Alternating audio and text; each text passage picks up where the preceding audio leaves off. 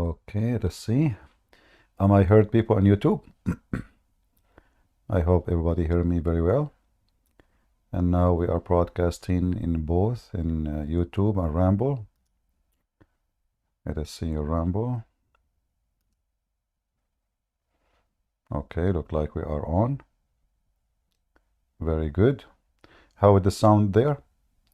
I'm watching in YouTube and Ramble. Please let me know if you have any problem. Sorry, I'm just making noise because my throat doesn't feel good.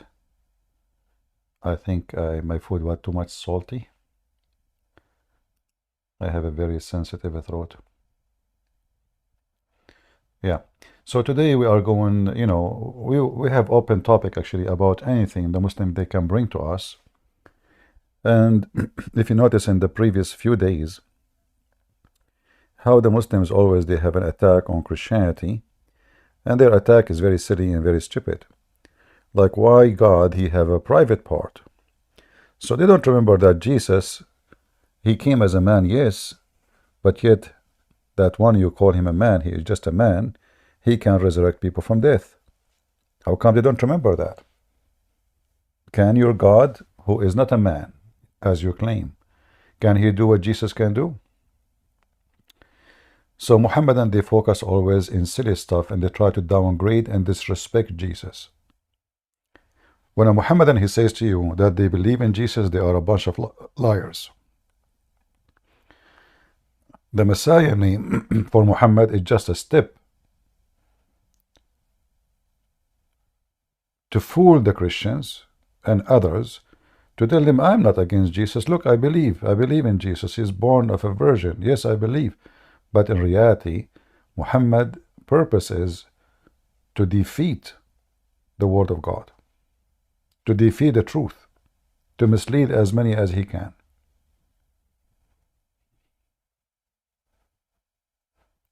The Muhammadan, they remember only that the Messiah was a man, but they don't remember that this man until now is alive. They don't remember that this man is the only one is born, yet he have no father from a human race. They remember only that he appeared like a man, but they don't remember that he have a command. Even their prophet, he said that the Messiah, he command the dust, the sand, to brought Noah from the grave. Noah, the son of Adam, and Noah came in front of the Messiah.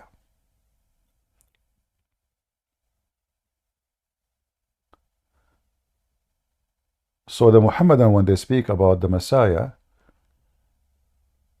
all the time their purpose is to insult him, to downgrade him, to disrespect him. According to the Muslims, the Messiah was a big failure. Yes, because he could not do anything. His book was corrupted. The followers are gone. He accomplished nothing. And who is the one who accomplished everything? Muhammad, for sure. I mean, come on. He have a very huge number of wives. That alone is an accomplishment. He is the one who married children. That alone is a victory for God. Who beside Muhammad can do those things? Sleep with all his wives in one night without even washing. Without washing. According to the Muslim, Muhammad, he had sex, or he used to have sex with all his wives. They say in certain time they were, like they are 13, but in certain time, like the maximum, they were 11. So imagine the Muslims are proud about a sex maniac who go and have sex with 16 women according to them, without even washing. So this is Muhammad, the one who Muslims, they say, he is a prophet of Allah.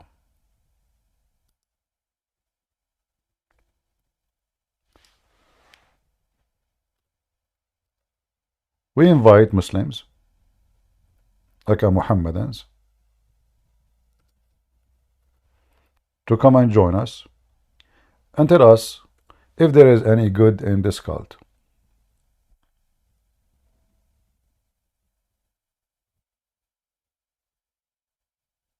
Any Muhammadan?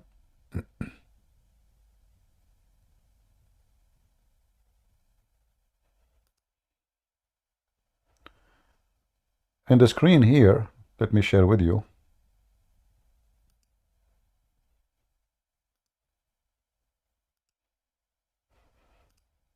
I hope it's coming to you clear.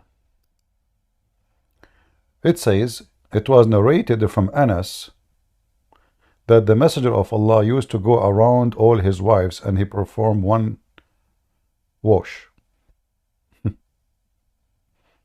I mean, even pigs would not do that. This is the recipe for sexual disease transmission. This is a prophet of God.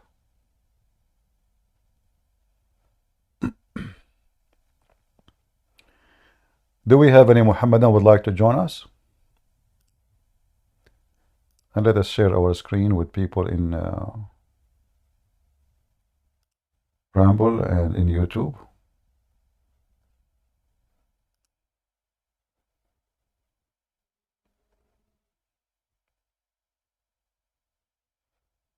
Any Muhammadan?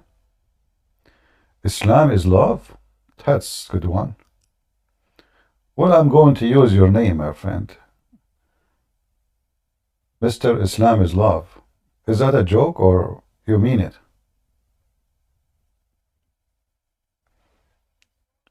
Are you there?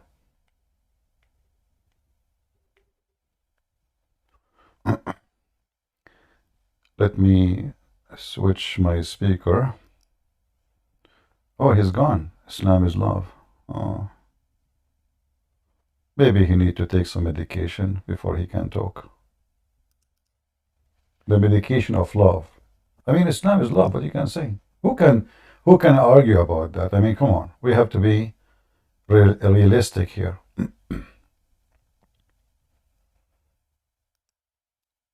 Who can say that Islam is not love?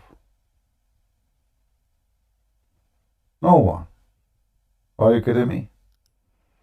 Obviously, Muhammad, he loved his wives to the point he wanna do boom boom to them all in one night without even washing. He cannot resist. He loved them all. And he loved the wives of his own son too. And he loved the wives of every Muslim. I mean, he's full of love. Any Muhammadan?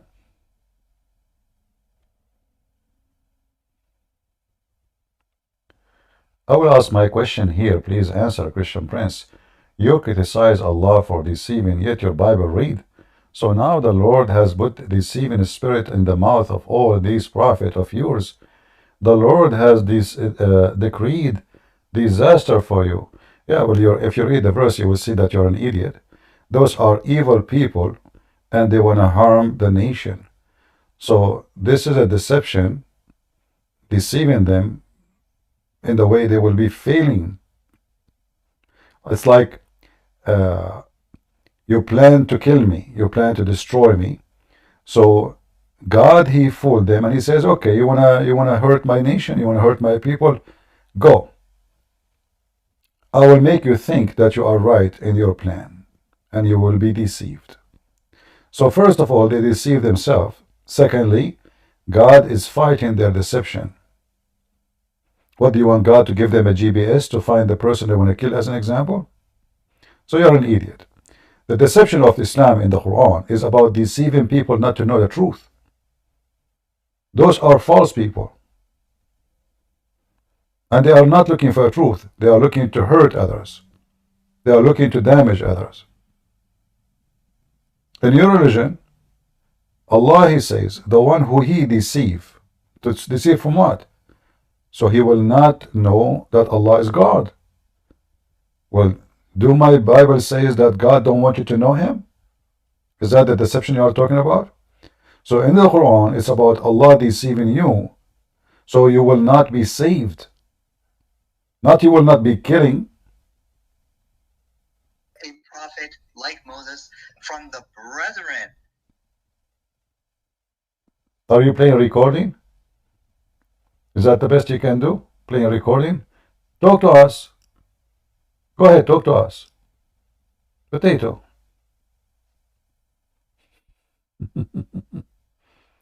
Muhammad is from the brother of the Jews. Why he's the brother of Musa? Somebody told you that he's a Jew? The Muslim, they go and they are looking, this is what happened to someone. He is a whore. He cannot find honor in his house, so he tried to attach himself to the house of somebody else. If Muhammad has honor, the Muslims will not look for his honor in different place. You look for honor only if you have none in your house. As simple as that. Suddenly Muhammad is the prophet who will be raised from their brothers. Muhammad is the brother of the Jews. He's the brother of Musa. And Muhammad was raised for the Jews. Is that why the Quran came in Arabic? Because the Jews, they speak Arabic and they are Arab? Isn't it the stupid Quran says Allah never sent a messenger except in the language of his people? And this verse alone is enough to prove Muhammad cannot be a messenger to anyone save the Arab, if he is. But even that is invalid.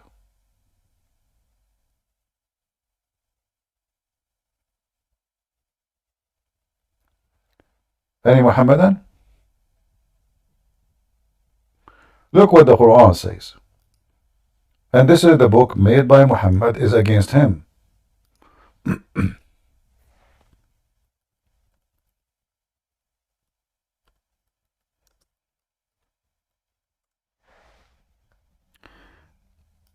In chapter 14, verse number 4, it says that we never send a messenger except in the language of his people, to make things clear for them. Do you see it? So if that verse given to Moses, well, that means the one who will come to them, he have to be one of them and he speak the language of them. As your Quran saying. Was Muhammad a person who speak Urdu? So how he is the messenger for those who speak Urdu? How Muhammad is the messenger for those poor Muslims in Pakistan and India? The Quran is so clear. Allah never sent, and he sent this message to Muhammad, which means Muhammad is included.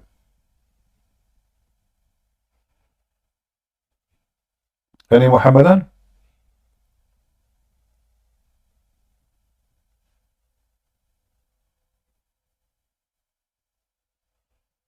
Hmm?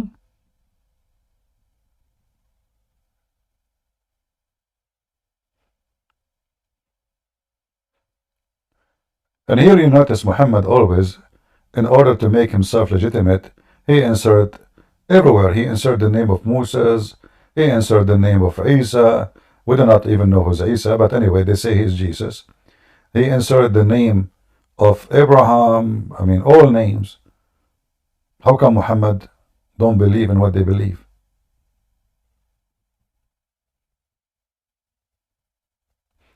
I saw a Muslim, by the way, he was making a comment in YouTube. I don't know if you guys read it. Long article. So he was defending what, if you remember the Muslim who left Islam just 2 days ago. So this Abdul, if you saw the comment, he was saying that when the sun set in a murky water, simply what Zulqarnain witnessed is a nice scenery. It is the view of the sun when it's set. This is not Allah saying the sun set. I mean the hypocrisy and the duct tape cult. It's in the front of you. What scenery? Allah reporting a find. He found it sitting. And it is not murky only. It is boiling spring. The Muslims, the Muhammadans, the worshippers of Muhammad,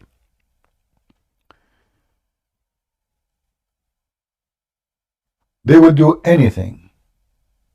You're a liar, CP. You're a liar. Oh, okay. Well, it's in front of you. It doesn't say what it says in the Quran. Read it. I'll debate you in 2 days, CP. In 2 days. You debate me in 2 days? Yes. Make it 3 days. Go ahead, answer.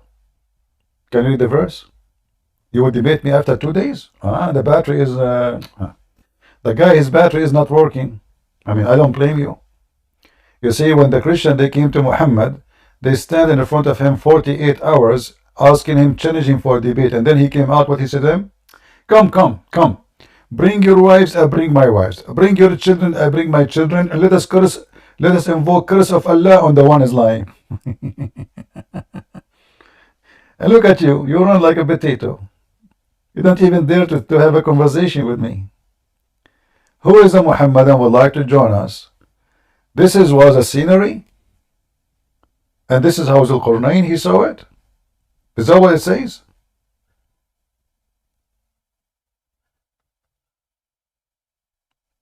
Any Muhammadan?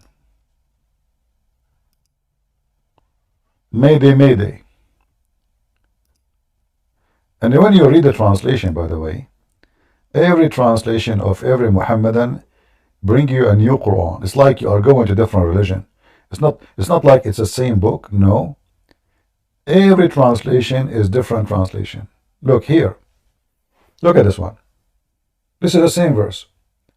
Enter when he reached the sitting place of the sun, he found it sitting in a spring of a black, muddy, between the bracket or hot water.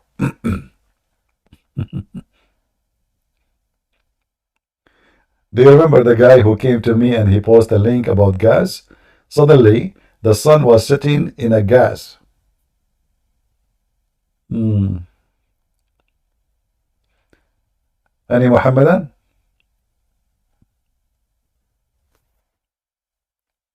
Mayday, Mayday. So their God is funny. His look is funny. His attribute is weird and stupid. He don't have a spirit. He forget. He sit on a chair. He have a shin. He put his foot in hell. He have 2 hands in the right side. He have 5 fingers. He have 2 eyes. And he don't eat. And he don't have penis, yet they call him he.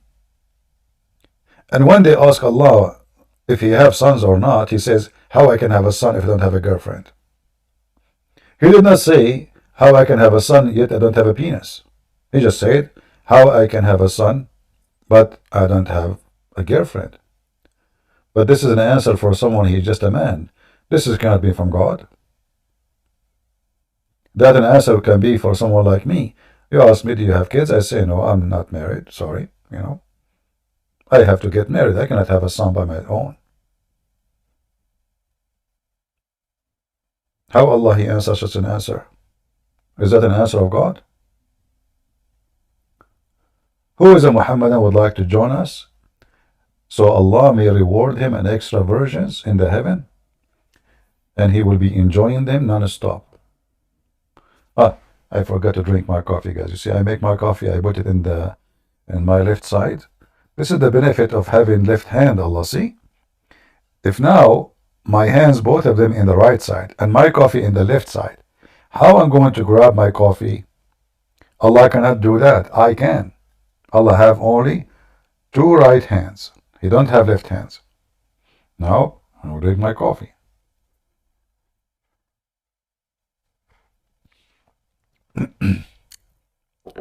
All right. Thank you, left hand. Allah don't have one. Any Muhammadan?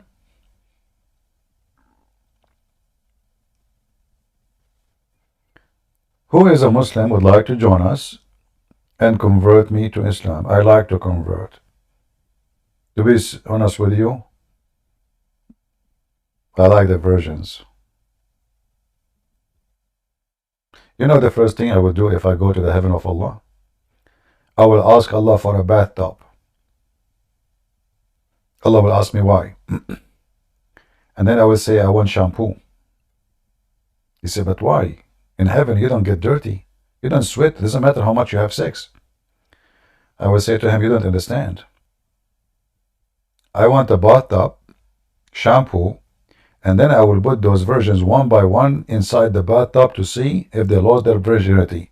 If there's any bubbles coming up, I will return it for you. You said virgins, they have to be virgin. I don't take your words for granted. I don't even trust you. Isn't it the Quran says if Allah wanted to have a partner, a wife or a son, He will take it from us? So what we do now, like how we know what Allah is doing right now with those virgins? He cheat. He can even, make them virgin again. So we have to examine them. LP3, go ahead. Oh, good evening. Go ahead. I was debating with some Muslims, All right. and I had they brought up a resource, Farid Response. Have you ever heard of him? Yeah, he's a little girl. Yeah, what about her? So that's funny, but they kept saying if you would do a react to his videos and then debunk him, because he's basically made a whole playlist debunking you. My So I friend, wanted to know, would you my ever do friend, this? this guy, supposedly he is debunking me. So how I'm going to debunk him if this guy don't dare to let me call him? He don't dare to let me to call me. This is what I said. Same time. If you go watch any of his videos, this guy is an idiot. All what he say, this hadith is not authentic. It doesn't say that, CP. This hadith reported by Susu. Susu told Mumu to see Fifi, and Fifi is a well-known liar. Therefore, your argument is false. What is a debunk? You cannot debunk that. We have the hadith. It says authentic in their website. Same time, a person who can debunk me, shouldn't he be? Why he is hesitating to debate me? He can record the debate. He can be proud about it because he will debunk me, but because he is so much intimidated, he knew he's no match. So anyone can refute anyone talking to himself. I can refute myself too. But do he dare? I offer him to call him. I called Mimi Hijab, he hung up on me 7 times, the Kawa son of Mata. And he was there. Fifi himself. So I am the one who called them. I am the one who challenged them. They don't dare to talk to me. How come those Muslims, they are willing to debate with anyone except Christian Prince? They talk to anybody. But I'm the only one. They are willing to debate me only face to face. Do you know why? Because this is an excuse. They knew I go nowhere. They knew I don't open my camera. They knew I'm not looking for publicity. So, okay, this is the excuse, and we know that he will not do it, so we make it impossible. Otherwise, they will be so happy to come and debate me if they knew they can win a debate. And not only that, I said, I will debate you on your channel. It's not him calling me. I will call him. Do he dare? He will not dare. And that is telling you who is the one afraid. Right? Yeah, I mean, this is what I told them in the server. I said, why don't you go ask Fahid to join the server and then debate him? He's live every day. But they tell them if they dare. This Fifi have a Skype. If they dare, give me his Skype and I will call him right now. Right now, anytime. Yeah, I know. This is what I said, but they responded with they were so convinced by what Fahid said, and my friend, let me show you. I made a video. Hold on. I made a video. Fifi and Mimi Hijabi post a video, and the one who is speaking is Fifi, but Muhammad Hijab introduced the video. In the video, Fifi, she said, she posted this hadith. I will put it for you on the screen, so we can laugh together. And supposedly they are refuting apostate prophet. And Fifi, he said, and the video is there, the one I made and the one he made. Muhammad, he was going out of the mosque, and he said to Abu Dhar, do you know where the sun goes? He said yes. Sorry, the guy, he said no, Allah and his prophet knows best. So he told him that the sun goes every day and sit under Allah's throne and ask for permission. And Fifi, the one they are talking about, he can refute me. He said to Apostate Prophet, he was not talking to me at that time, he said, yes, this hadith is sahih, and this hadith refute you. So according to Fifi, The sun goes every day. I'm just trying to find the hadith, the exact hadith, so we can love. And this hadith alone is enough to destroy all of Islam, and he agree about it. And this is the same guy, Fifi, by the way. You can search right now. She said it's okay. It's looked like in the Quran it says it's okay to be a pimp. The video is there, you know, and he was reading it, explained. So this guy can debate me, but he will not dare. This was Fifi that said this? Yeah, actually, this is the hadith. Fifi, she said that this hadith is sahih, and the video is there, and even posted in the channel of Mimi Hijab until now. Until now, I made a video about it. You can find my response and his, and his argument against the Prophet. And he said, yes, this hadith is sahih, but this hadith alone, the stupid idiot, he was trying to fix the story of the sun set in murky water. So he ran from that one. He approved this one. By approving this one, and he's right, by the way, this is sahih, this is authentic, absolutely. I mean, this is al-Bukhari. And he said, yes, this hadith debunk you, crush you. But what the hadith saying? The sun goes every day and prostrate under the throne of Allah. How do people believe this stuff? Because in his comment section, there's like Muslims that say that they were ex-Muslim, that Farid saved them.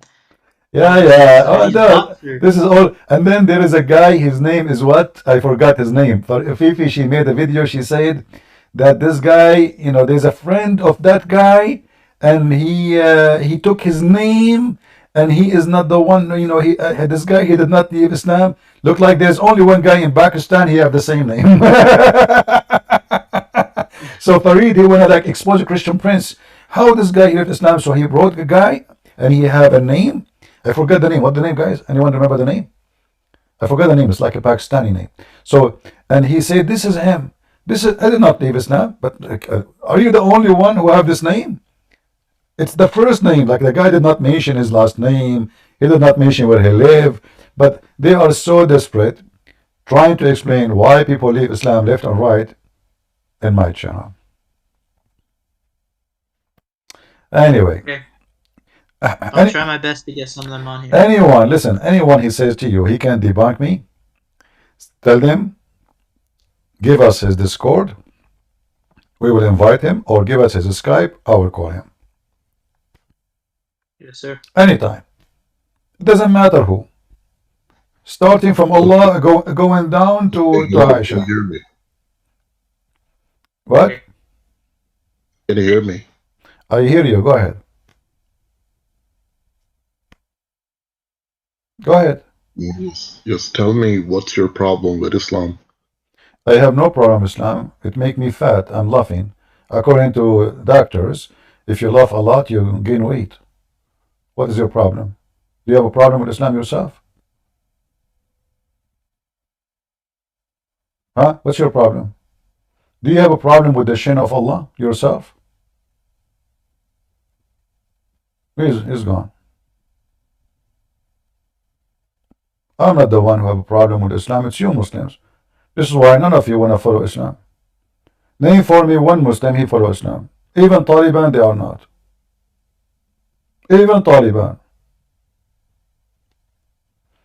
Well, if you keep coming and leaving, we will block you. So this is the last time. We will invite you to talk.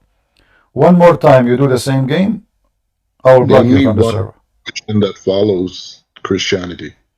Name for me who follow Christian. I follow Christianity. I follow Islam. You don't. Do you use the 3 rocks to clean your ass? Do you worship 3 gods? I don't worship 3 gods. We don't have 3 gods. Do you? You're not a Christian. Who is the stupid? He told you we have 3 gods.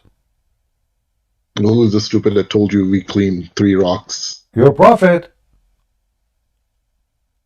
Your prophet in the hadith, he used 3 rocks to clean his ass. Do you want me to show you a reference? Well, Huh? Bible says you have 3 gods too. Even your Quran say we have 1 God, you idiot. The Quran says don't say Trinity who become 1. The Quran says that. Obviously you're not a Muslim. You see, you don't even know what your Quran is saying. If you know your Quran and you know what your Quran teaching, you will not say this statement. You will not say Christian believe in 3 God, because even the Quran Say clearly. Don't say Trinity who is one. Don't say that. So the stupid you, how you say we have three God when your Quran agree that the Christian believe in three who they are one God? You are a fake Muslim. No, I'm not. Okay, well, as long as you are a true Muslim, can you explain to me how the sun set in murky water?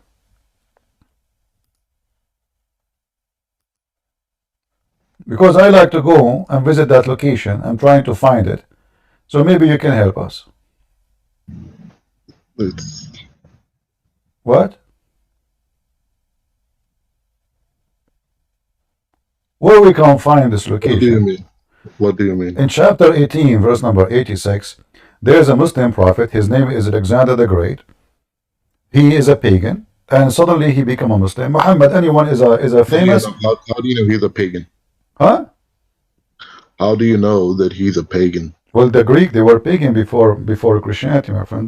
Don't you know? There were a lot of prophets that were sent. Okay, name for me one Greek prophet he was sent to them. Their books got destroyed. Ah, the books of Allah get destroyed? Yes. According to your God, he sent 124,000 prophets. Is that correct? Yes. So And he one of sent them with, and he could sent be- with them 124,000 books, correct? we were not told if each prophet came with a book. So what they come with what? With cell phone? What they came with? With message to follow one God. But Muhammad, he did not come with a book too. It was a message too. Muhammad did not write a book. Allah did not give him a book, did he? Was the Quran given to Muhammad as a book?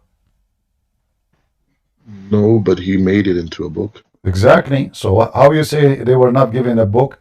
If your prophet himself never been given a book, you see the Quran says that the Christian and the Jews are people of the book. So officially, we are the only two faiths in this earth who are called the people of the book. You Muslims are the people of Muhammad. You don't have a book. You have nothing. This is why you are not called people of the book. Now listen, as long as you are here, explain to me chapter 18, verse number 86, how the sun set in a boiling hot water spring.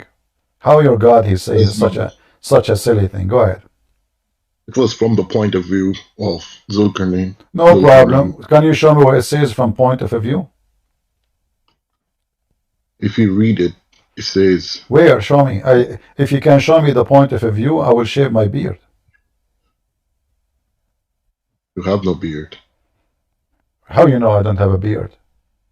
I've seen your photos. Those are false photos, my friend. If Muslim, they have my photos, do you think I will go on camera right now? Potatoes, they are potatoes. They put photos everybody. So now answer. Until we reached the sitting place of the sun, he found it sitting in a spring of a black, muddy, or hot water. How he found that from his point of view, as you said. Is that possible? Is that possible to see such a thing? From the point of view of the person watching, yeah. The spring of water is small. How the point of view will happen this way? So I am standing in front of a spring of water. Wait, I have the answer. Give me one moment. Okay.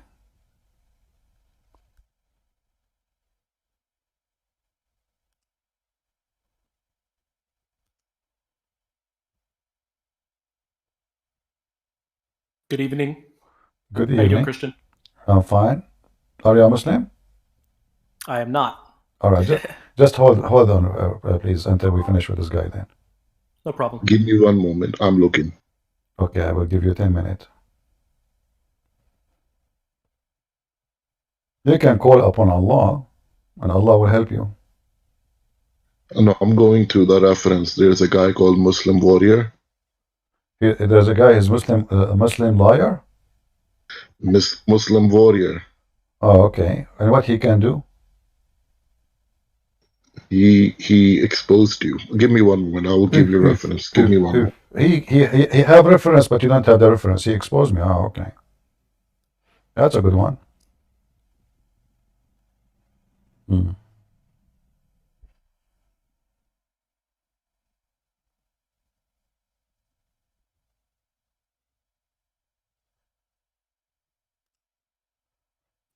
You guys can talk. Hold on. Huh? Yeah, you guys can talk. I'm looking. Give me 5 minutes. Okay. Well, I will give you 10 years. No problem. Go ahead, Caleb. Okay. What do you like to share So with I us, was, Caleb? Yeah. sorry?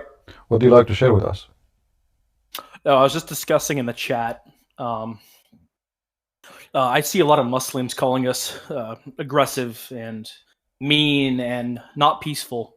But you see, all we want really is for them to leave our countries and go govern their own nations.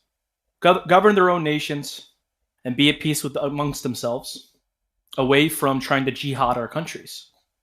Mm. So the fact that they like to think we're these like aggressive, crazy people online, it's not even historically accurate. First and foremost. Second of all, it just goes to show how out of touch they are with their own book and what their own commands as Muslims are.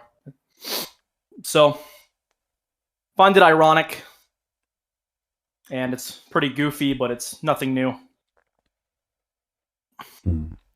All right. Well, I don't agree with you about your target. It's not. We are not here to make anyone leave or stay. If you don't want people to come to your country, we'll close your borders and change your government, and don't vote for someone stupid like Joe Biden. This is not. I'm not saying. Yeah, yeah. I'm Just not hold. saying that you can't let them come to the countries. All right. Okay. No. Okay. Hold on. Okay. Okay. No, you said we want them to leave and live in their country. No problem. But this is not their fault if they come here, because your country have no borders, have no doors. Anyone cross the street and he become a citizen. So this is a stupid country, have a stupid government and stupid people who vote for the government. So it's not the fault of the smart one if they take advantage of the fool. It's the fault of the fool. And the top of that, we are here to debate the Muslims about their cult, and we can make them leave Islam without leaving any country. It doesn't matter what country they are in. So our target here, we are not fighting with Muslims. However, if things go to violence, we will defend ourselves for sure. But we are talking here about debating. We are not here to be aggressive. This is a chat room. We are not here in the field with a weapon, and it's just a normal debate with the Muslims. The one who like to listen is welcome. The one who don't want to listen, bye-bye. All right. Thank you, Caleb, for your comment. Yeah, no problem. Go ahead, Muhammad. What do you want to say to us? Assalamu alaikum. Wa alaikum assalam. I just have a question. You remember when you were debated on Muhammad hijab? Yeah, I remember, yeah. Were the accusations true? What is the accusation? Remind me. The one where you were talking about all Muslim women in a bad way? Well, your sister, she said Christian Prince is still single because Christian women have AIDS. So I said Muslims are #1 sex tourists in the world. Is that false? If I go right now and search in Google, what is #1 country in the world? Search for rape. Are you there? You can search it up. Huh? Do you have the source for this? Sure. A second. Here we go.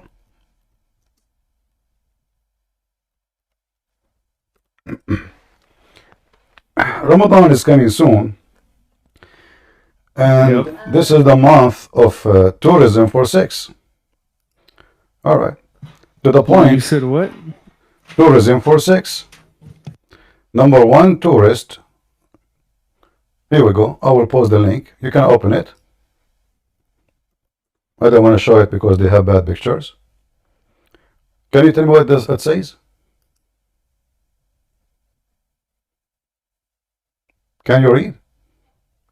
Yeah, I'm looking at it. All right. Bro, you sent me Fox News. Doesn't matter. This is Google search. This is literally liberal. Google. No, my friend. Of course, they've been doing this is not all. Listen. Number two. You Muslims are #1 who goes from Islamic countries, Saudi Arabia, etc., and you go for, you know, a sex tourist, number one in the world. Everybody knows. In the top of that, your sister accusing me saying that Christian women are having AIDS. So how come your sister, and not only that, your sister, she said that Jesus himself, he was having sex with his mother. The filthy Mimi hijab, he cut that video. So you are following a coward. Instead of he be upset from filthy women. She is a Muslim supposedly. How you defend a Muslim woman? She is saying that Jesus, he was playing with his mother boob. Do you accept that yourself? I don't really have any comment on that, but No. How come you don't have comment? How come you have comment about what I said, but you don't have a comment about what she said? Because you're a hypocrite. You're Muslim, you claim that you follow Jesus and you defend Jesus, and your sister, she said, and this is why I was upset. Okay, she was probably wrong in that. Yeah, she was wrong in that. No, what do you mean she's wrong? So why Mimi hijab, he cut the video, and he said, and then I said to her, I can play the video for you. People will die laughing. Wait, I have an audio that I want you to hear. It's the same one from the video. I have an audio. I can play the whole video for you. You Muslim, you cut the video. Wait, do you remember this? Do you remember this part? Idiots! You can't even speak Arabic. You can't even read your own mother tongue, boy. You're nothing, boy. Why you muted him? Listen. The one who do not know Arabic is him. We are dying laughing at Mimi hijab. He is the same. Listen. If I don't speak Arabic, how come he did not allow me to debate him? Why he hang up on me? Do you know? Is that true? Is that true? But I am an Arab, he is an Egyptian. I am the Arab and he is the Egyptian. Is it true? I mean, I guess. Also, I have a question. I have a question for you. Is it true that your prophet himself did not know Arabic? He was illiterate, yes. So why Mimi hijab saying that the one who do not know Arabic is busted? Is he busting your prophet too? That's the thing. Are you a prophet? So if you are a prophet, you can be a scumbag and you can be ignorant? Who said he was a scumbag? Who said he was ignorant or a scumbag? You said that. You said who's illiterate. You have access to knowledge, do you not? I have Muhammad, access to learning. Muhammad, he have access to Allah knowledge. So are you saying to me, I have knowledge more than your prophet? He didn't. The prophet said it for him. No, I mean Allah said it for the prophet. Like now listen. Muhammad, listen. Muhammad hijab, he said that when David Wood, he asked him, your God Allah have body part. Mimi hijab, he said to David Wood, he don't deserve to debate me, but he was debating David Wood. He said, who said so? Do you agree that Muhammad hijab is a Muslim when he refused to accept that Allah have hands? When his friend Fifi Farid, shut up. I refuse that belief too. Oh, you refuse to? You refuse to? Be quiet. Refuse, huh? So Fifi, you listen to me when I speak. Shut up, son of Muta, shut up. You're talking to Christian friends. You see, I'm the one who called Mimi hijab, and he got so much intimidated like a dog. 6 Muslims sitting and they could not debate me. Hang up on him. A bunch of dogs. I'm your master. Your God, Allah, fear me. Fifi, and the video is there, she said, yes, Allah have hands. He was debating a Muslim Shia. He said, why we are Qur'an's kuffar if the Quran says, yes, Allah have hands? And this is the same Fifi, Mimi hijab, he used him to refute me. I can play the video for you. Shall I find it for you? Now he will say Bibi is an idiot. And Muhammad, and not only that, by the way, Muhammad hijab himself, later he said Allah have hands. I mean, who is the Muslim here? The coward Muhammad hijab himself, later he said in the speaker corner, Allah have hands. I can find you the videos.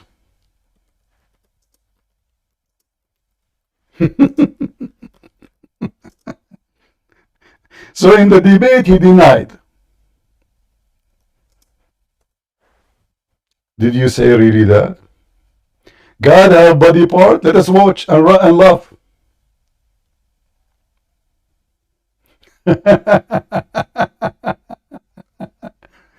Actually, there is a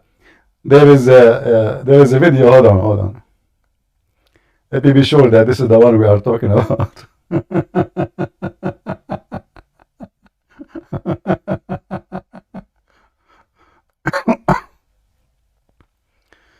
All right.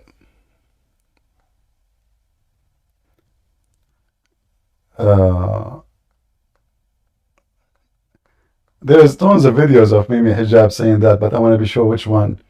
I don't want to play the whole videos. I want to play short, something short.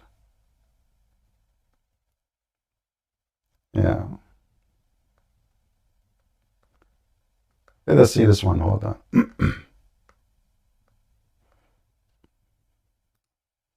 What's the first thing you do? Commercial. The first thing, we got Muhammad busted.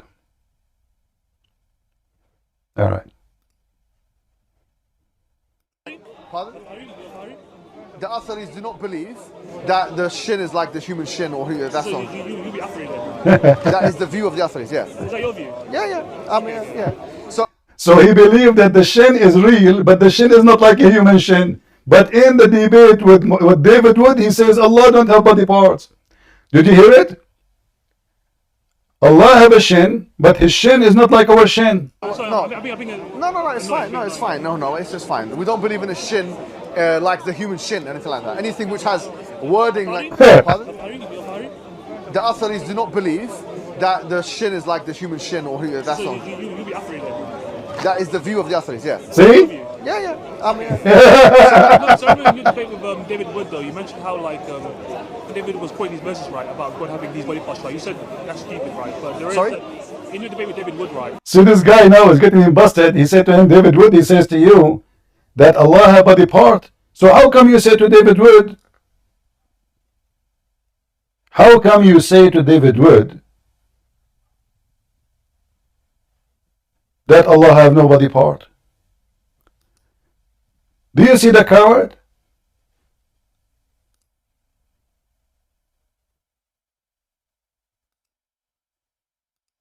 This is the video. Watch it and laugh.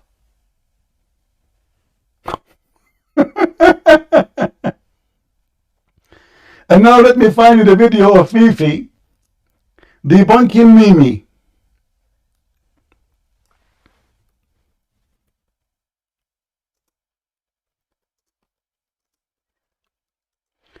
So Mimi, he refused Mimi refused what David Wood said. And Mimi, he claimed he can get me busted, and he knew Arabic.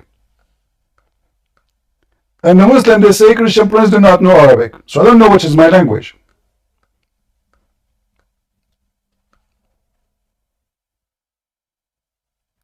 Let us see.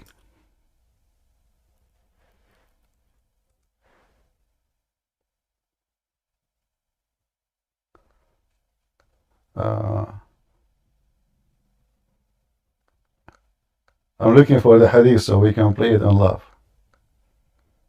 He was debating a Shia guy.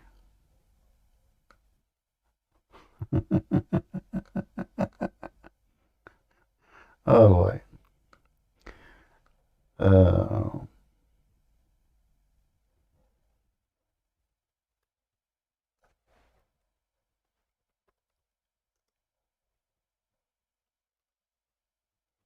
I think it's called Sunni Exposed something. Let us see.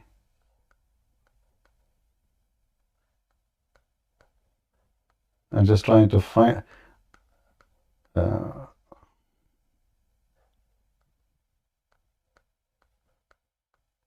us see if we can find it.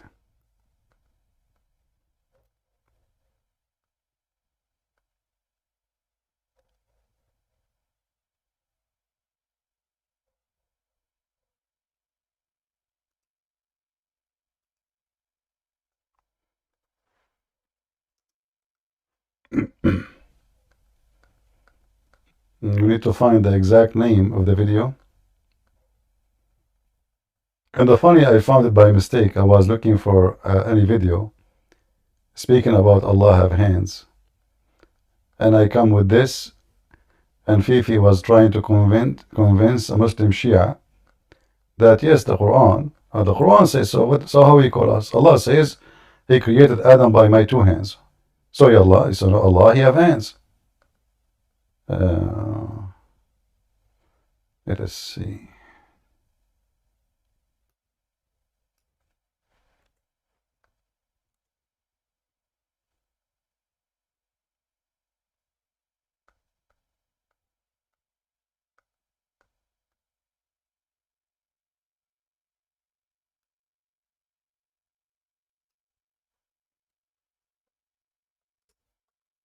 Anyone remember the name of the video?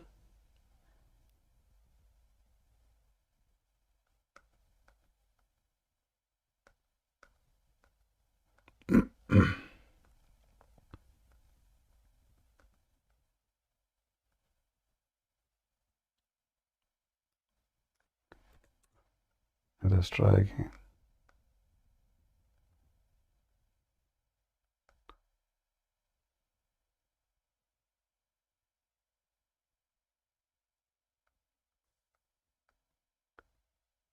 And then Leader Dawa, he agree. In the beginning, all of them, they were resisting. And then all they collapsed. They took off their panties. Let us see.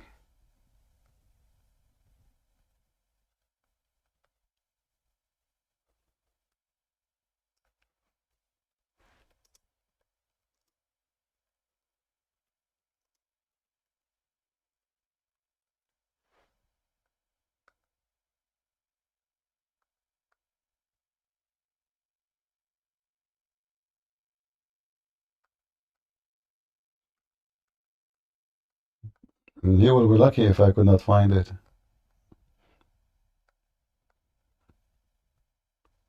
Let us see.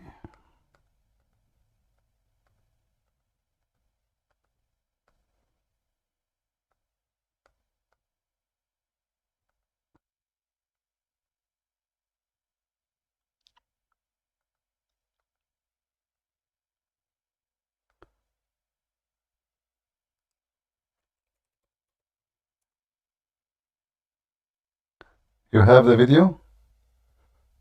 Well, if you have it, send it. Post it.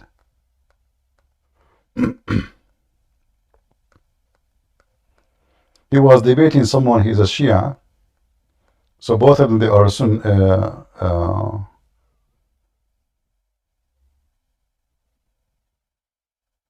This is the one. You are right. This is the title. Exactly. This is the title. Let us see.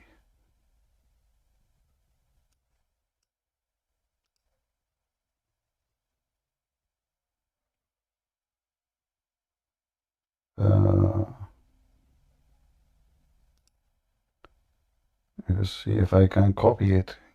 Okay. Because my security is not allowing me to open. Yeah, you see here the hypocrite? Look. In the debate, the cowards, he said, who said so? But when they are debating with Muslims, debating Muslims, what they say? That yes, Allah have hands. Thank you for posting this video. Let me play it. I want to wait for the commercial.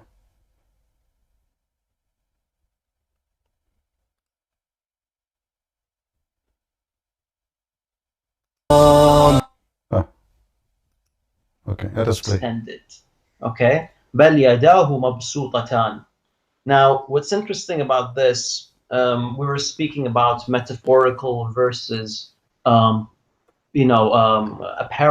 or what was the word? Or literal. Now, the term yadahu, again, what do the Jews say? They say the hand of Allah. All right, the hand of Allah. Specifically, they say the hand of Allah is chained. Allah responds, no, both his hands are extended. Both. What does this mean? Now, here's the issue, Yashie. If you don't want to accept this, that's fine. If you don't want to accept this, that Allah has 2 hands, I'm not saying it's completely fine, but I'm saying you can't accuse us of shirk. You can't accuse us of shirk for following the Quran. See? For accepting what we find in the Quran. Allah subhanahu wa ta'ala will put words like these in the like this in the Quran, and then we accept them, and then we will be punished forever in hellfire for accepting what we find in the Quran. This is very, very strange. See? But this is the same guy he don't accept in the Quran. The same guy he don't accept that the sun set in murky water. So are you there, Muhammad? This is your Fifi. And this is your Mimi, and both of them, they agree that Allah have hands.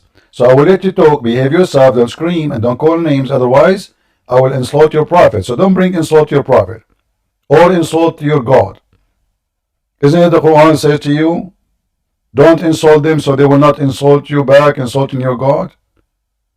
Why you are not following the Quran? Shame on you. So now I prayed for you, Mimi and Fifi, both of them, they believe Allah has hands. You said you don't believe in that. So what kind of religion this religion is? Every one of you have his own religion. Go ahead, Muhammad. Assalamu alaikum. You said Assalamu alaikum and then you curse us. Why you say Assalamu alaikum and then you curse us? That you're right. My bad. I apologize for that. Alright, so did you hear Salafi's belief? So what do you think about what Farid and Mimi Hijab they said? Both of them they agree Allah have hands. I haven't really heard of Farid or whatever. What do you mean? I was playing the video right now. No, I know, but I've never like seen him, you know what I mean? Okay, but I just and I played for you Muhammad Hijab too. Both of them they agree Allah have hands. Allah have okay. The thing is, there's like denominations in Islam where like they have different beliefs and different understandings, right? But you see, you said to me that Muhammad Hijab, he knew Arabic very well. And you claim, okay, you claim that I am the one who don't speak with Arabic. When I am the Arab, this guy is an Egyptian. He's an African, he's an Arab.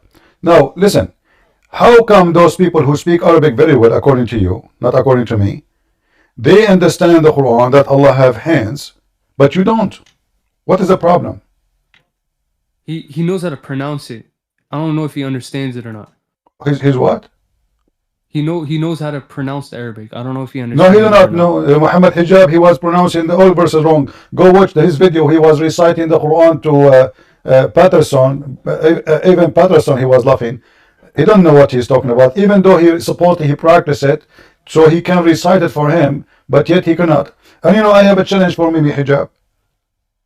I have a challenge. We have a debate. In the debate, he choose any verse he want for me to recite, and I choose for him any verse I want to him recite, and then it's going to be recorded anyway, and people will die laughing at the one who knows how to recite, even though I'm not a Muslim. I'm not a Muslim.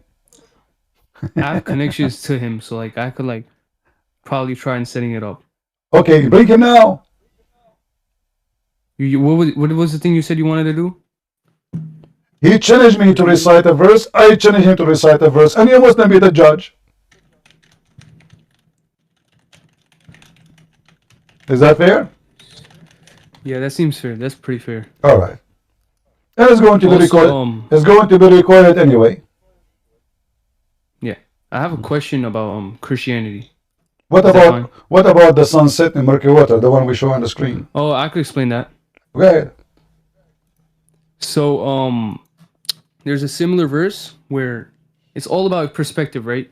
No. Where is the word perspective? Where is the word perspective? The way we look at things. No. It's not up to you. I can show you right now. No, it's not up to you. It's up to, are you saying to me that explaining the Quran is up to you, not up to Allah? Is that why you is that why you Muslim you have many denominations, each one of you, like you said to me, maybe Hijab, he believe that Allah have hands and his foot, and the Farid he said the like same. Extremist belief. Okay, but isn't it the same book? Yes, there's different understandings of it. Isn't it the same words? So are you saying to me that Allah could not explain himself very well to the point he made Muslims very confused? This is a test, by the way. So what kind of test is that? I mean, if all of you are you saying to me the Salafi will go to hell? Yeah. No. So what? This is not a test then. If they believe in Allah and the Rasul, it's the Shahada. Okay. It's the Shahada. So that means anyone who believes in that, they go to heaven. That means your statement of this is a test is a failure, because a test is, either you succeed, you go to heaven, or you fail, you go to hell. So this is not a test. You are going to heaven anyway. Right? So this is a failure. So are you saying to me now that Allah could not explain to him in a clear Arabic to the point each one of you he think about the same verse, the same word, the same sentence, the same letters differently? You did get me there, but I didn't mean it like for all of them. I meant for like some of them. It doesn't matter some or not. Either the Quran is a clear book. Isn't it the Quran keeps saying that this is a Quran فصلناه تفصيلا? We made it in the clear details. How it is in the clear details, yet you Muslims cannot understand any details about it. Either this book is in clear details or it's not. And if Allah, He is the best of writers, how come Allah, He make Muslim more confused about simple things like what the sun said? Should we even be talking about it? No, this is not. Look, it says it was made to appear by Dhul Qur'an. My friend, if you can show me. You have tafsir of the tafsir of the ayah? Tafsir who? The tafsir is trying to debunk. Do you take any tafsir? Do you take any tafsir? My friend, the tafsir. Yeah. If I say I take tafsir, yeah. Do you accept tafsir? Yes. Okay, so you accept the tafsir of that book. You promise me. Which means if I show you from that book any tafsir, you will not say no. Do you promise? It depends on what tafsir it is. See? No. Either you say... I said I accept tafsir, but I didn't say that I accept all is tafsir. No. I said you name for me a tafsir. You name for me a tafsir. And tafsir have to be from someone who's a scholar, not those people today making an article, correct? Okay. All right. Who is the tafsir you want? You have Ibn Kathir. Alright, do you accept Ibn Kathir? Yes. Do you promise me that any tafsir I show you from Ibn Kathir you accept? Yes. Alright. Guys, he accept Ibn Kathir and you promise, you swear by Allah that whatever Ibn Kathir he say, you accept and you don't regret. You will not change your mind. I mean, if it's like daif, then... A second ago I said to you, you see when I insist now, you are scared. Either you accept Ibn Kathir to because when explain you the say Quran. like that, you bring up doubt. When you say like that, you bring up doubt. Listen. Either Ibn Kathir is a qualified and you take what he say for granted or he's not. So do you take what Ibn Kathir says for granted? Are they infallible? Are they infallible? So why you are quoting for me someone infallible? It depends, because I could go back and how that can be depend? Authentic. Listen, first of all, Ibn Kathir he did not quote anything. Go read Ibn Kathir. He did not quote a single hadith saying that this is wrong. This is not what the Quran is saying. In fact, I can get Ibn Kathir busted in 2 seconds. Here we go. Who knows the Quran better than Muhammad? Read with me. Can you read this hadith? Yeah, go ahead. All right. Look at it in the screen. Okay. Is that your prophet saying, or this is Ibn Kathir? Who is your prophet? I was sitting behind the messenger of Allah who was riding a donkey while the sun was setting. He asked, "Do you know where this sets?" I replied, "Allah and His Apostle knows best." He said it sets in a spring of warm water. That's what it appears. Where he says appear, the guy he don't have ocean there. He live in Mecca. All right, you know what? So you know have the ayah 1886. My friend, first of all, do you see the word ocean in the Quran, or you see the word spring? I could show you the tafsir right now. I can show you tafsir right now, and you will regret. Trust me. Don't go there. If you promise me in front of everybody that you accept, I'm looking at a translation. No problem. I will accept translation, no problem. I'm saying to you, do you accept Ibn Kathir to explain the Quran? Yes or no? Yes. Okay. So if I show you the tafsir of Ibn Kathir for different verse, you accept? Yeah, sure. All right. Can you for me open, please, the tafsir Ibn Kathir? Okay. Of chapter 86, verse number 7? 86, number 7. Uh-huh. 1 sec. 86.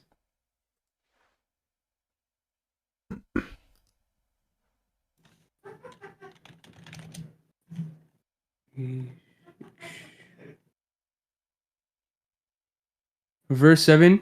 Mm-hmm. Okay. Stemming from between the backbone and the rib cage. Okay. All right. Yeah, what about it? Read Tafsir Ibn Kathir. Okay, hold up. Tafsir Ibn Kathir.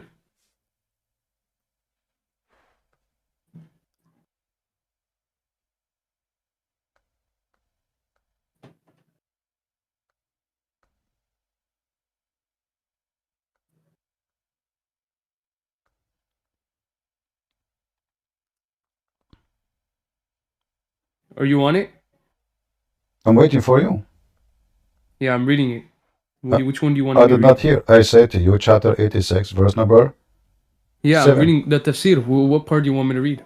Read explaining chapter 6 and 7. Verse number 6 and 7. 6 and 7. Uh-huh.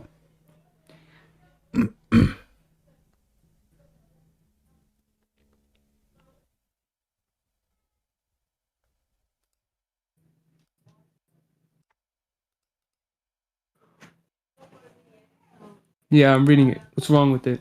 You did not read. I did not hear anything. Anyone heard anything? Proceeding from between the backbone and the rib. Uh-huh. Hold on, one second.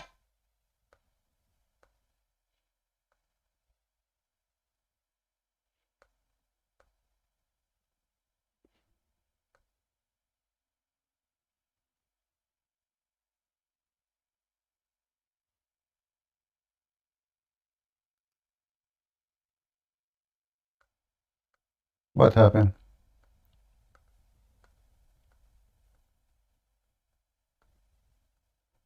Do you want me to put it in chat or do you want me to read it? Read it, so we can read, you know. We need to read together. Okay, proceeding from between the backbone and the ribs, meaning the backbone or loins of the man and the ribs of the woman, which is referring to her chest. So do you agree with that? Sahib? Do you agree? Yes. You agree Yes. that It all comes down to perspective. what perspective? He just said medical. I was talking to this. Do you know who Daniel Haqiqat is? yeah, this is the kid. He don't. I mean, you are the one who says to me, "Do you know how to read the Quran?" And you are asking me about a guy who does not know how to read his prophet name. My friend, listen. This is Ibn Kathir, the one you chose. So, do you believe that the man have a sperm coming from his backbone, and the woman she have a sperm coming from her ribs? Can I explain it? I thought Ibn Kathir explained it already. Okay, can I explain what he means so that it could simplify? So you want me to simplify or not? Because clearly you're not understanding. Why Ibn Kathir? So Ibn Kathir could not simplify? That was, bro. The fact that you're not understanding it just shows proof. Well, here we go in the front of you, showing the proof that you are not being honest with me. It says in the front of me in the screen, and I'm showing everybody. It says here. Let us go down.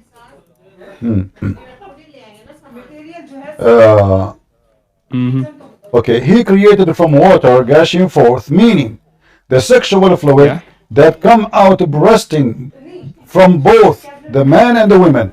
I want to ask you now, what is the sexual fluid burst from the women when we make the baby? I don't see anything wrong with it. I am asking you, what is the sexual fluid burst out of the women make the baby? Repeat that. What is the sexual fluid burst out of the women? Burst out, orgasm, that make a baby. Yeah. Yes. What is? What is the sexual fluid which burst out of the women make the baby? The one that I'm reading. The one that I'm reading. Let me read it. The backbone or loins of the man and the ribs of the woman. My friend, read exactly what I'm seeing now. What you have in your screen is the same as I have in screen. Okay. What is? I'm repeating, my friend. The sexual fluid comes out, bursting forth from both the man and the women. So what is the sexual fluid come from the women make a baby? It's all about perspective. What perspective? We are talking about fluid. Even this one, this is about murky water now? Well, this is a murky orgasm. Okay, that was a funny joke, but listen. No, it's not a funny joke. Listen, what the perspective? It is about a physical If you object. look at it from a specific, let me tell you something. It is If you about look a at it from physical. specific It's angle, about it a looks as if it's physical. going- It's about a physical please, thing. Bro, you're not letting me explain, bro. You don't explain. He explained it. I'm asking want me you. to explain? Don't explain the explanation. That is a shame, my friend. Do you want me to answer your question then? So, what is the sexual fluid come from the women? Would make the baby.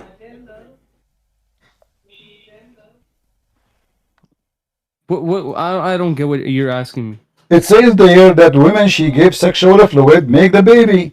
I'm asking you, what is that sexual fluid? I never heard of such a thing. Women, they have sexual fluid for sure. But how did it to do with the baby? The egg is not a sexual fluid. The egg of the women is not a sexual fluid and is not a bursting forth outside. Okay, and what does this have to do with anything? Well, this is me, and the Quran is wrong, and Allah is wrong, and you accept the Kathir. Look at the last line. Look at the last line. What? Does it say specifically that the child was born from those specific fluids? Or does this read it? Read it. It says yes, it says the child proceeded from both of them by permission of Allah. And what is that? Sexual fluid.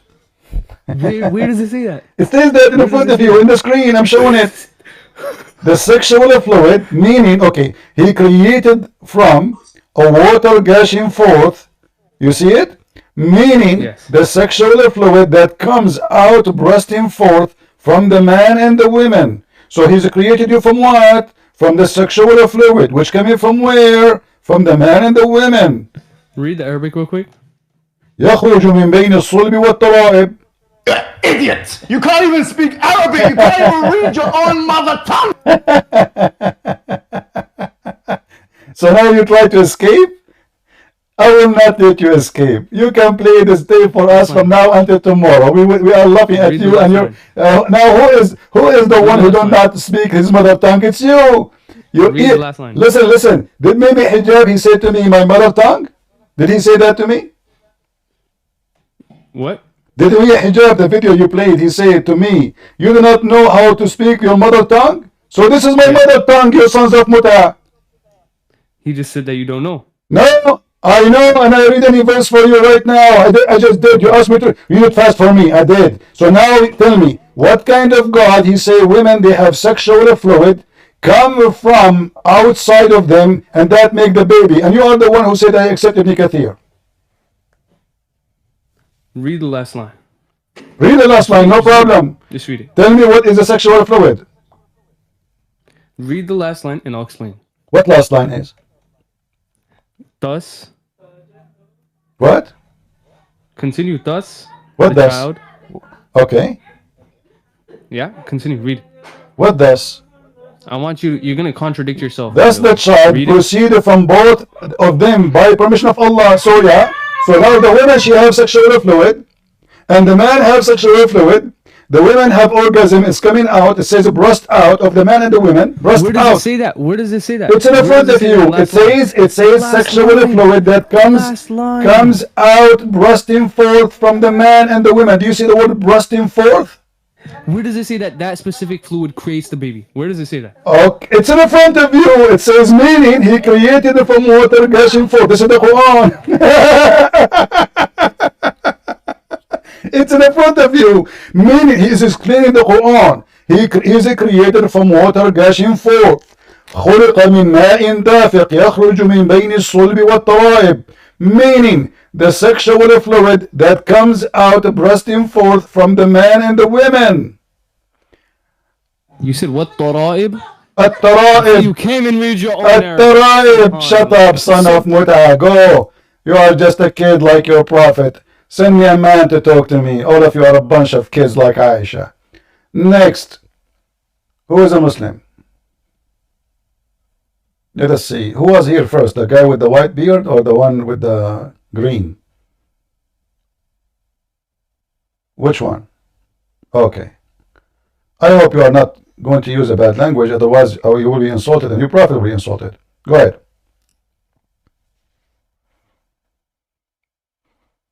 Go ahead.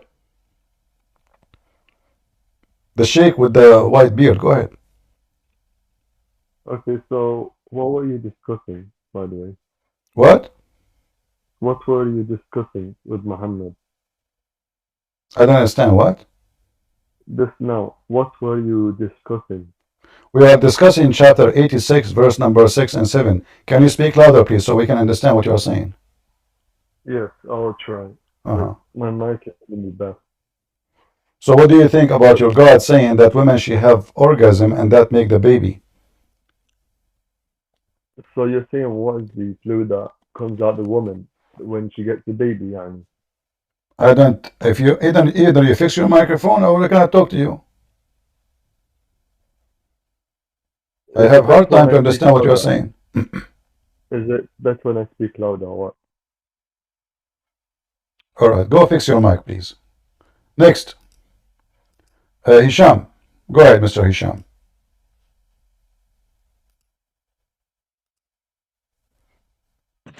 Okay, thank you. All right, so what tara'ib? What does it mean? الترائب, not طرائب. ترائب. What tara'ib? Okay, what does it mean?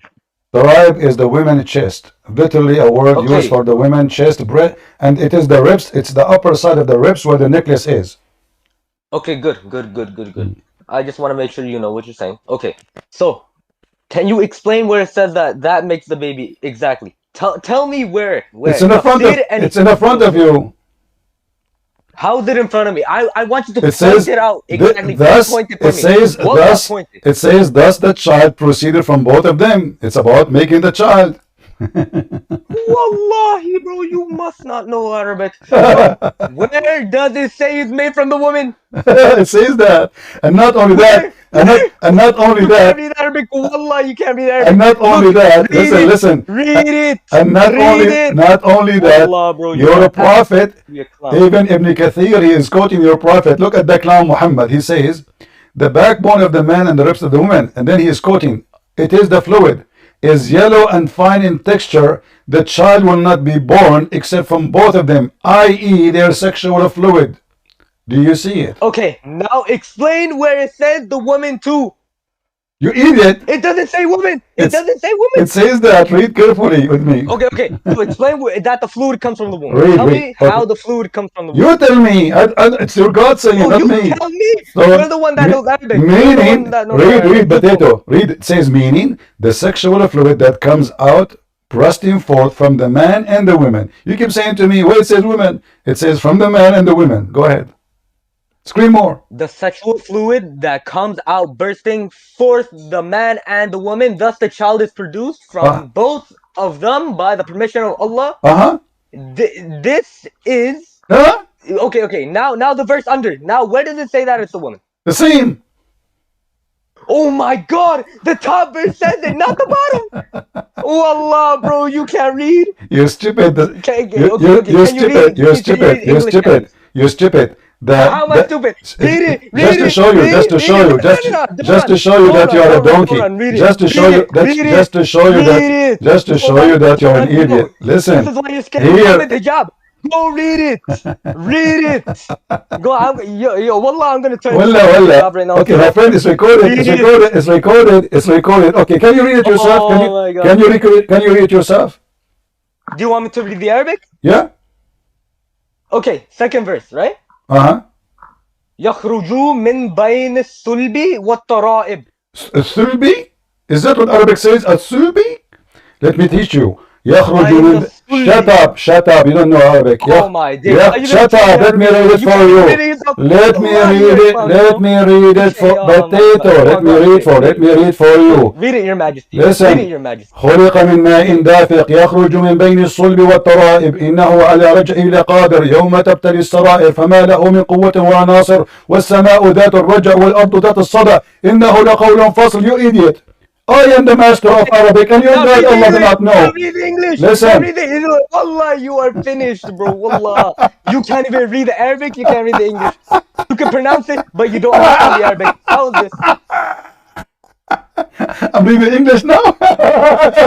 Yeah, go on. Read the English and read the Arabic and compare it. It's where did it say that? It's from in Arabic, point it out where it says it's from the Guys, our Friday is fun. Honestly, I love this day. This is a nice day. Yeah, I'm loving so listen, let us go back to zero. Mr. Arabic, listen.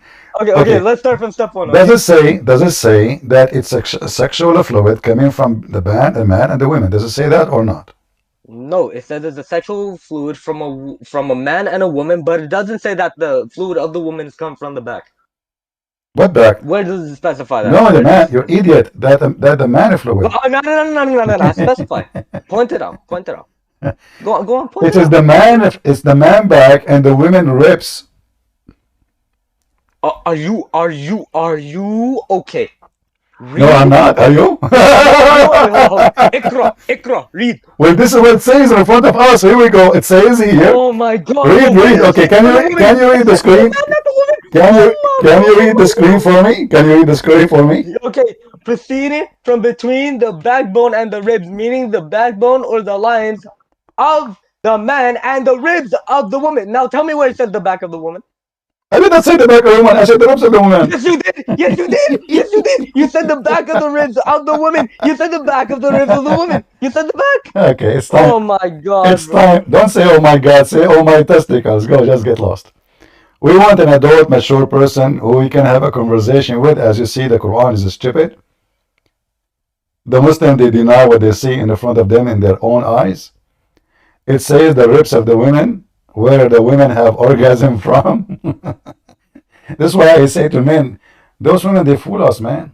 They say they have a breast, but those are not breasts. Those are breast testicles. I'm telling you. Allah, He found how the women and the man make babies. Nobody ever found that before. It's a discovery. And this is Discovery Channel of Christian Prince. Sheikh, did you fix your microphone, my friend? Did you fix your microphone? I am trying. Okay, now let us see. Okay, what do you think about what we are reading, my friend? Go ahead. Can you hear me? I hear you, but you know, it's not too much clear, but it's okay. Go ahead. I am connecting on my laptop now, on my different mic. All right, it's okay. So what do you think about what we are showing in the screen? Can you see it? Oh yes. Simply, I want to just present what I follow, the method I follow. So of course, Ibn Kathir is not a tafsir which I take from. Tamam? I don't understand what. I don't take from that tafsir, Ibn Kathir. You don't accept Ibn Kathir. So in the Muslims, it's like, you know, it's like a restaurant. Everyone his own. He have his own book. Everyone he accept this. He don't accept that. Okay, do you accept the Quran? Oh yes, of course. Okay, the Quran says that. It's not Ibn Kathir. The Quran says من بين الصلب والترائب. ماء دافق. It is a water gushing forth. What a human being is created from? Created from a water gushing forth from the backbone of the man and the ribs of the women. Can I tell you something? This is just based on low ma'rifah. You need to understand it. Now I'm just bringing my tafsir and I will read from what the tafsir says. What is your tafsir? What is the name of your tafsir? Oh, we have many. We have like scholarly. What is your tafsir? Give me the name of your tafsir. What is the one? What is the one you like yourself? Majmu' al-Bayan. You are a Shia? Or Tafsir Mizan. Yes. Oh, you are a Shia. Okay. Why are you gonna say you are a Shia? Okay. All right. So what tafsir Shia say about that? Go ahead. I will get it now. I am reading. Tell me. Allah. Is there anyone else to discuss with? Because I am still logging onto my laptop. I have hard time to understand what you are saying. What? Sorry, never mind. So this is chapter 86. 86, what ayah? Ayah 7. 6 and 7. 6 and 7. Okay.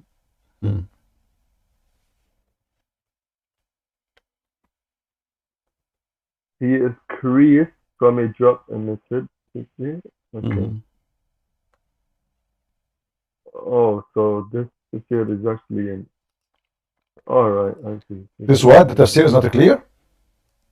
No, it is not that. It is the fact that usually the tafsir would do it individual ayah, individual verse. My friend, you are not being honest. I had a tafsir in front of me and it says exactly the same as Ibn Kathir. I have the tafsir of the Shia exactly in front of me, and you are not being honest. It says the ribs. It says from the backbone and the ribs, and this is the ribs of the women. What is it called? Huh? What is it called? What is it called? The one that you have. Any tafsir you want. You want al-Bayan. You want al-Majlisi. Here we go. This is al-Majlisi, and I can use Google Translation in front of everybody. Here we go. I will use al-Majlisi. Listen, no. This is Shia. You are the one who mentioned it to me, and this is your Shia, and this is your Shia library, Bihar al-Anwar, al-Allam al-Majlisi, volume number 57, page number 230. Do you know Arabic? It's in front of you. It says here, read with me carefully. It says here, can you see the screen? Can you see the screen? No, yes. All right. So here it says, طرائب المرأة عظام صدرها حيث تكون القلادة. And now I will use Google translation so everybody will see if I am telling the truth or not. A woman's bones are the bones in the chest where the necklace is located. So according to your Quran, and this is the Shia interpretation, the book you choose for me, the Shia interpretation is saying that the woman, she have a semen, and her semen is coming from the ribs, and that is not only all the ribs were the location of the necklace, which means the top of the ribs. And now I will translate the whole page into English. Tamam, can I speak now? Go ahead. I want to clarify that this Bahar and Anwar, it is a secondary, it is Mursal. It is like, what Mursal? What Mursal? There is no hadith here. This is Quran. What Mursal? No, listen, because we only take some specific tafsir, like tafsir Mizan. My friend, it is you who said to me, this is the tafsir you accept. No, I didn't say Bahar al-Anwar. I said tafsir Mizan. Okay, here we go. Tafsir. Okay, I will put for you tafsir al-Mizan. Are you ready? Here we go. This is tafsir al-Mizan. Here we go. I have them all. I have all the laundry of Muhammad. Here we go. This is tafsir al-Mizan. Read it. Did you fix it now? No. Did you fix it? No. This is tafsir al-Mizan. Read with me. Tafsir al-Mizan. What tafsir al-Mizan says? What tafsir al-Mizan says? Huh? It was created from question. Okay, so what do you want me to prove? I can explain this, but you're not letting me. You got to explain. What explain? Your God is wrong because women, they don't have sperm, first of all. And the sexual fluid coming out of them is not what they create the baby. This is number 2 mistake. Number 3, who in the world will believe that women have sexual fluid coming from their ribs? You have, look, this, when you discuss this, you're going to come understand it in a scientific way. This is, I could give you a tafsir, but you're not letting me. You're just explaining your own way. I got tafsir Majma' al-Bayan. It explains it. Well, it's in front of you. It says this is ribs. It says on the ribs of the women, and this is where the semen coming from. So how that can be from God?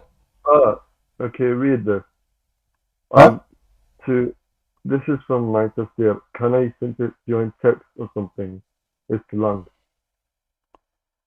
I have a very hard time to understand what he's saying. I don't know. Can you go and text? Sorry, I am connected. My friend, am I showing you the screen, the website, the tafsir you asked me to show? This is your tafsir in front of you on the screen. What do you want now? I am connected on my laptop because I can't speak to you properly. I'm on my laptop now. Okay, I understand. But now, did I put in the screen the tafsir you asked me for? I did. Yes. Okay. Yes. So now, how your God makes such a mistake? Go ahead. What's the mistake? Explain it again. Mistake number 1, the women's sexual fluid. Yes, women, she have a sexual fluid, but have nothing to do with making the baby. Do you agree with that? No. When the woman gives birth, there's a fluid called amniotic fluid. When women give birth? This is about women giving birth? Or this is about the baby is being made now? What about women giving birth? This is about women giving birth. This is about a man and women having sex together, and this is how their water is mixed together. Women, she have orgasm, the man have orgasm. Are you talking about the making of the baby? Yes, this is what the Quran is speaking about. How you are created. This is not about the women giving birth. Okay, so I'm trying to zoom in. Alright. This thing, he was created from water. We all know this. The sperm, it goes into the egg. It's all a liquid first. It comes out as a liquid into the woman. It says ma'in dafiq. It come out of the body. This is not a water staying inside the body. This is an orgasm. Okay, what are you trying to prove from the amniotic fluid? That's what comes out from the woman. Check yourself. Women, your prophet explained that. He said the women sexual fluid is thin and yellow. And when a woman she see it, she should wash. So obviously this is something she see in the vagina, not something inside her stay there. This is not an egg. It's just a water. This is why it's called water. Yes, this is natural. Of course, everyone knows about this. It's called amniotic fluid. Okay, my friend, it's okay. Thank you. Thank you. I don't understand what you are saying. And I prove my point. Sorry, you know, you are not being rude, but first your microphone is not working. Secondly, the interpretation in front of me get Islam busted. Everybody knows that women fluid have nothing to do with the baby. What women fluid? And we're talking about the women coming out. Flood of gushing forth fluid. This is the orgasm. That's why it says gushing forth. It's not only coming out.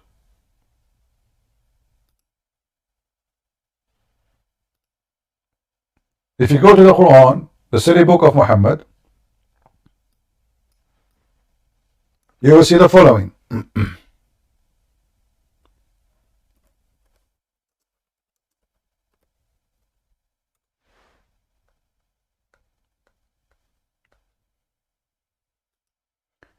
That this water is not only a water, it's gushing forth outside. And in Arabic it says يخرج. It's coming out. But from where to where? Coming out from the backbone to outside of the body of the man, and coming out of the ribs of the women to outside the body of the women.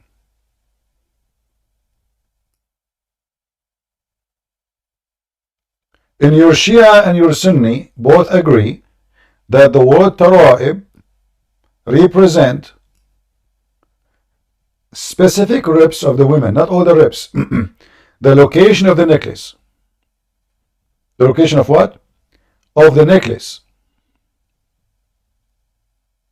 So this is the top bones of the ribs, not the whole ribs, not all the chest. It is the ribs itself. It is the location of the necklace. And I show you that from your own Islamic website. Let me put it for again in the screen. And we will use Google translation again. Because Muslims are illiterate in their own Islamic religion books. We go down here.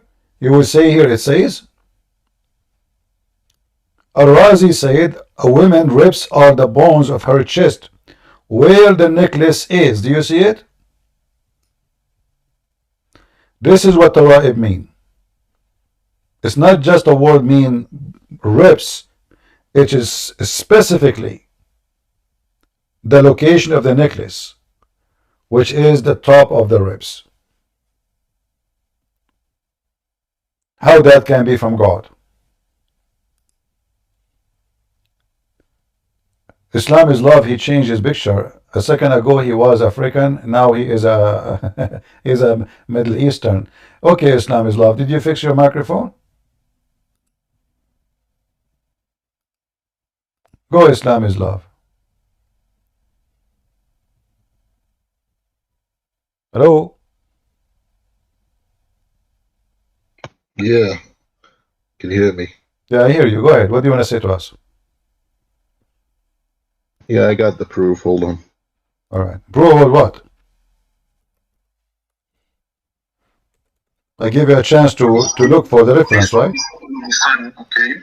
He found it, or it appeared to him that the sun was setting in murky water, although known also as dark water, dark murky water. And this location, Ibn Kathir has said this location is in the Black Sea, because the Black Sea is actually, why is it called Black Sea? Because the water there is kind of like black, or like murky, not black, but like, you know, it appears dark. The water appears dark.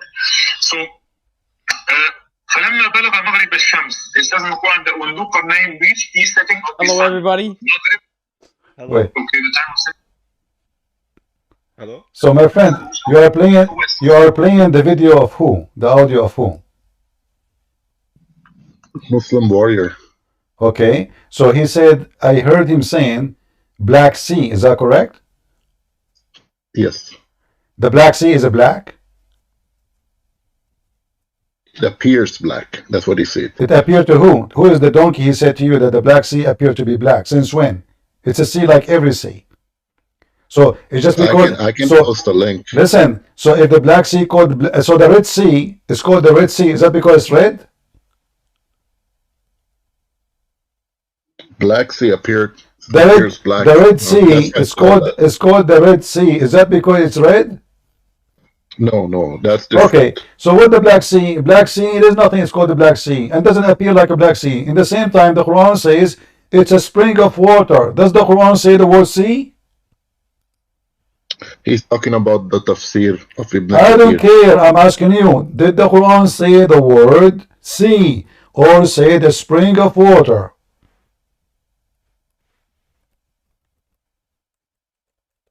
Waiting for the answer. Okay, let me read it. Read it. Go ahead.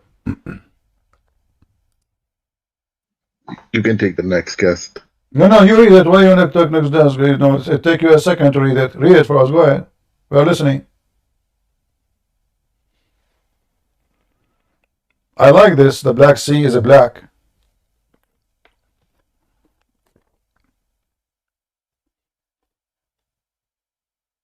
The Indian Sea is Indian. What do you see inside the sea? Indian people. Like you dive in the sea, there's Indian.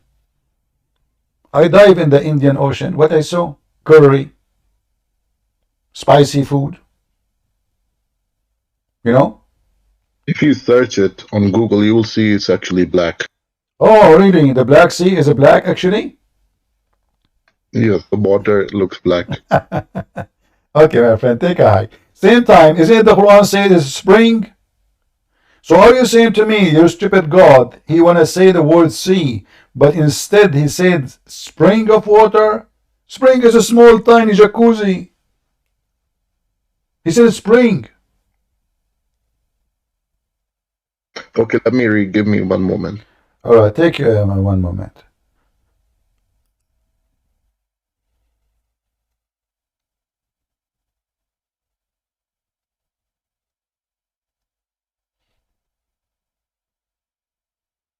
Okay. And he marched westwards till he came to the setting of the sun. It appeared to him that it was setting in a dark, turbid sea, and nearby. Where it says that? What translation? It appeared to him. What is the word appear to him? What? I'm reading the translation. That's false translation. Here we go. Show me the word appear to him in Arabic. Where it says appear to him. So you see, we prove that the Muslims, they are corrupting their book. Not only it's corrupt originally, they are corrupting it more when they translate in order to duct tape the mistakes in the Quran. So here in Arabic it says حتى إذا بلغ مغرب الشمس وجدها تغرب في عين حمية ووجد عندها قوما قلنا يا ذو القرنين إما أن تعذب وإما أن تتخذ فيهم حسنا. So where is the word he found appear to him? Where? So you think this guy who's an Arabic expert is lying? He's a big fat liar. I have it in front of you. And isn't this your translation too? It's Muhammad Asad. He's a liar. Muhammad Asad is an Arab? I thought he's a Pakistani. He's an Arabic scholar. What? A Pakistani is an Arabic scholar? Okay. Yeah, he has a.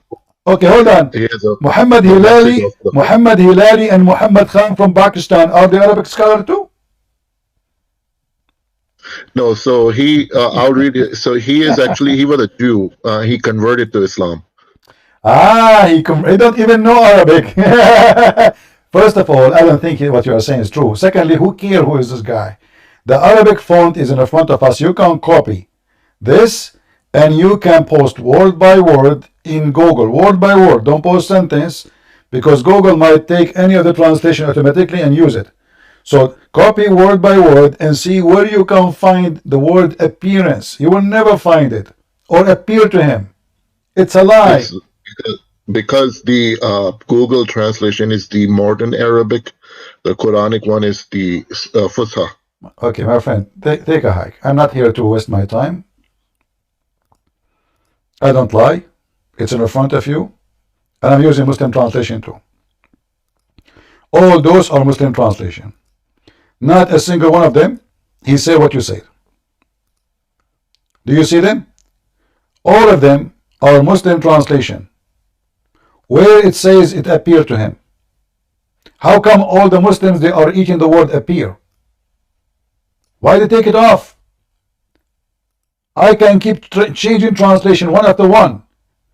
Muhammad Biktal, Yusuf Ali, where is the word appear? So don't be stupid. So all of you Muslims agree to take the word appear to him. And this is Muhammad Asad, the one you said, he is the one, you are reading his translation. Let me show it to you. So we can laugh at him. And march westward, where it says westward. Where? It says he marched until he reached the sitting place of the sun. When he came to the sitting of the sun, that's false. He did not say that. It appeared to him, that's false. He did not say that. It was sitting in the dark. It doesn't say that. Nowhere it says the word dark.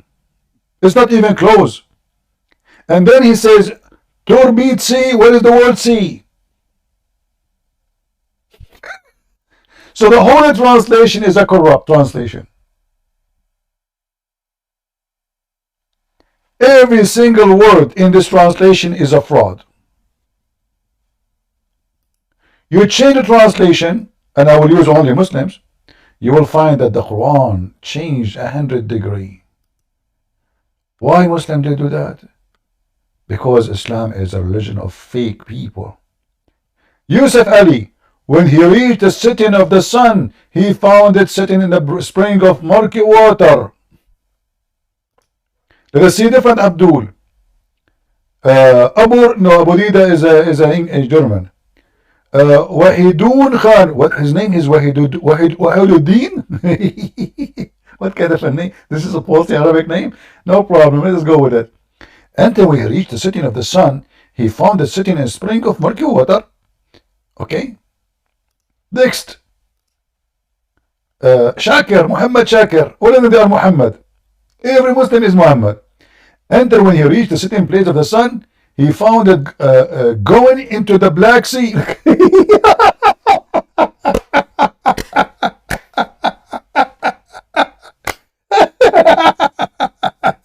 He found it going into the Black Sea. Brother, hold on. Look, the sun is going in the Black Sea. You know, as I know that the sun set in the west, the Qur'an must be was in Russia, in Crimea. Actually, even in Crimea.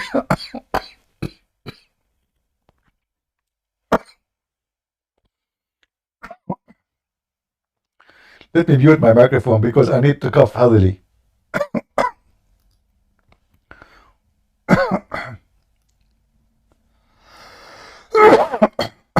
Sorry, guys. Did I apologize.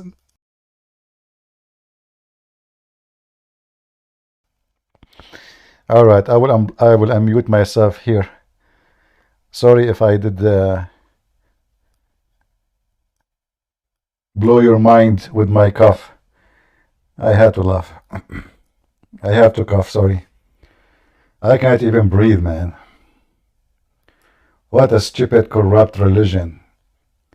The followers of it are so much insane. Adding words is not exist in their book just to fix the stupidity of Allah. This is Sahih International. Until when he reached the sitting of the sun, he found it as if, look, he would have been into it, guys, As Allah, he forgot to put the word as if. I mean, Allah, he's busy. Do you know how many phone calls Allah receive every day? He forgot to put as if.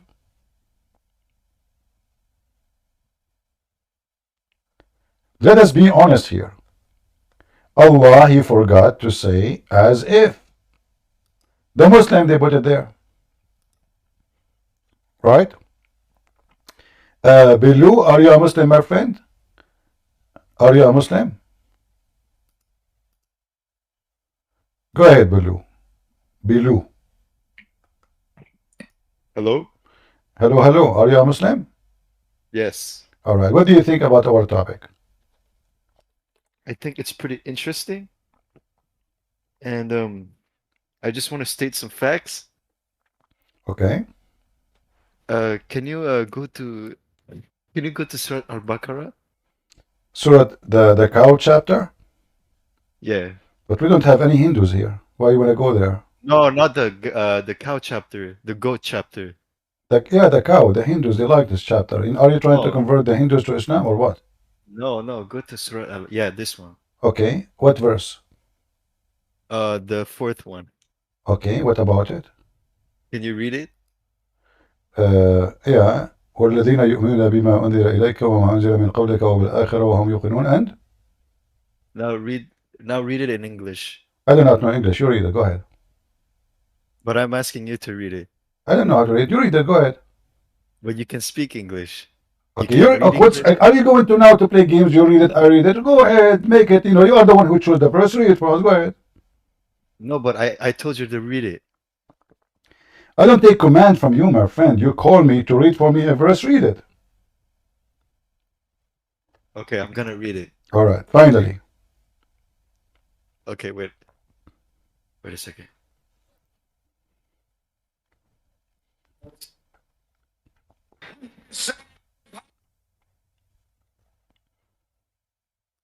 What happened?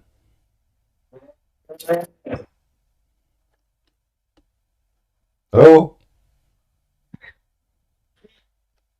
I support LGBTQ, Black Lives Matter, beyond. What? Black Lives Matter? Islam is anti-black, you idiot. Don't you know? Muhammad, he says only white people do go to heaven. The Muslim, they quote a hadith says there is no difference between red and black.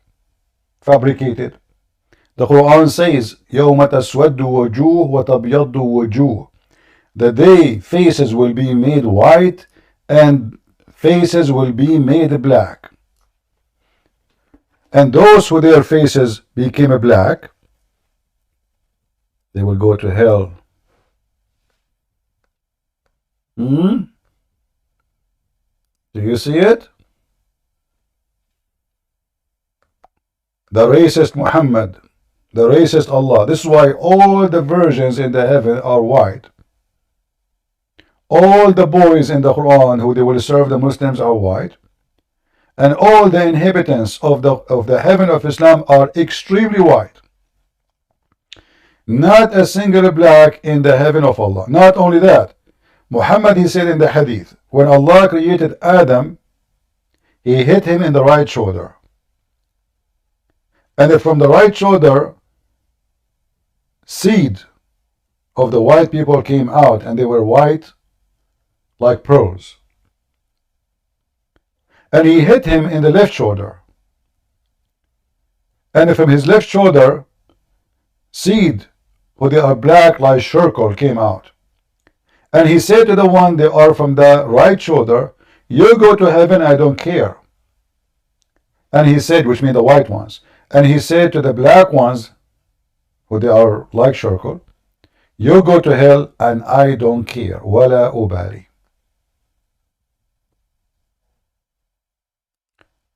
Mr. S, go ahead, my friend. Sorry, we made you wait for long.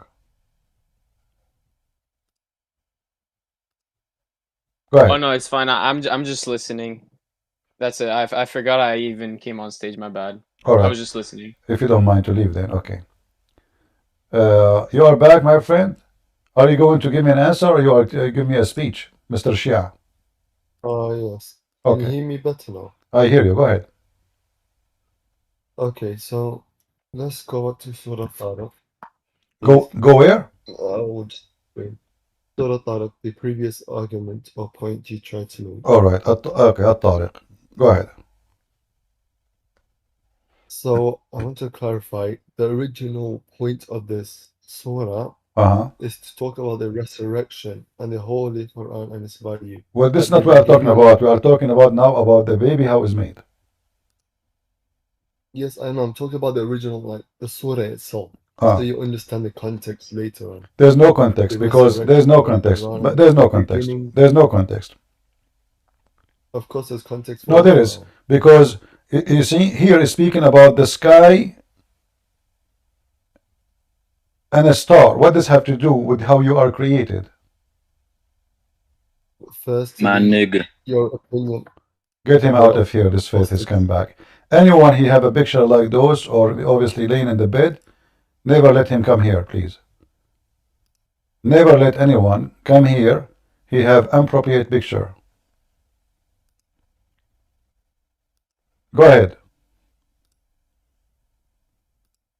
Okay, so this will be long, but I'll state all my sources. Okay, that perfect with you. It's just What the star have to do with the judgment day, and what the star have to do with your creation? If you just go anywhere, the interpreters of Quran have You see, agreed. you keep saying the interpreter. We go there, they got you busted. I'm asking you. You said there's a connection. What is the person's star have to do with the sexual fluid? Okay, listen. This is irrelevant. It's Quran. You can't say, oh, All right. why Sorry. No, I lost my patience with you. What irrelevant? It's you who said read the verses before it because I want you to see the contact. Guys, isn't it him who says to me, read the beginning so we can understand? Isn't it him who said that?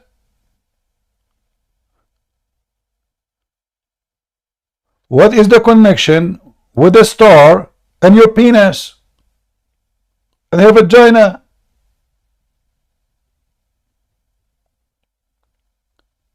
What kind of Quran this Quran is? So now I'm going, I mean the guy who keep posting tuner. Guys, why you don't block him? What is tuner for? Anyone who will post any website have nothing to do with our topic, you will be blocked. I'm warning you.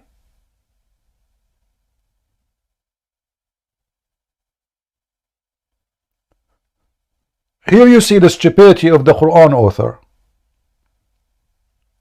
One verse we are talking about the star. This is how we started. If you read in Arabic, actually you will laugh. وَالسَّمَاءُ وَالطَّارِقُ. What is that? By the sky. Allah swear by the sky. What the heck is that?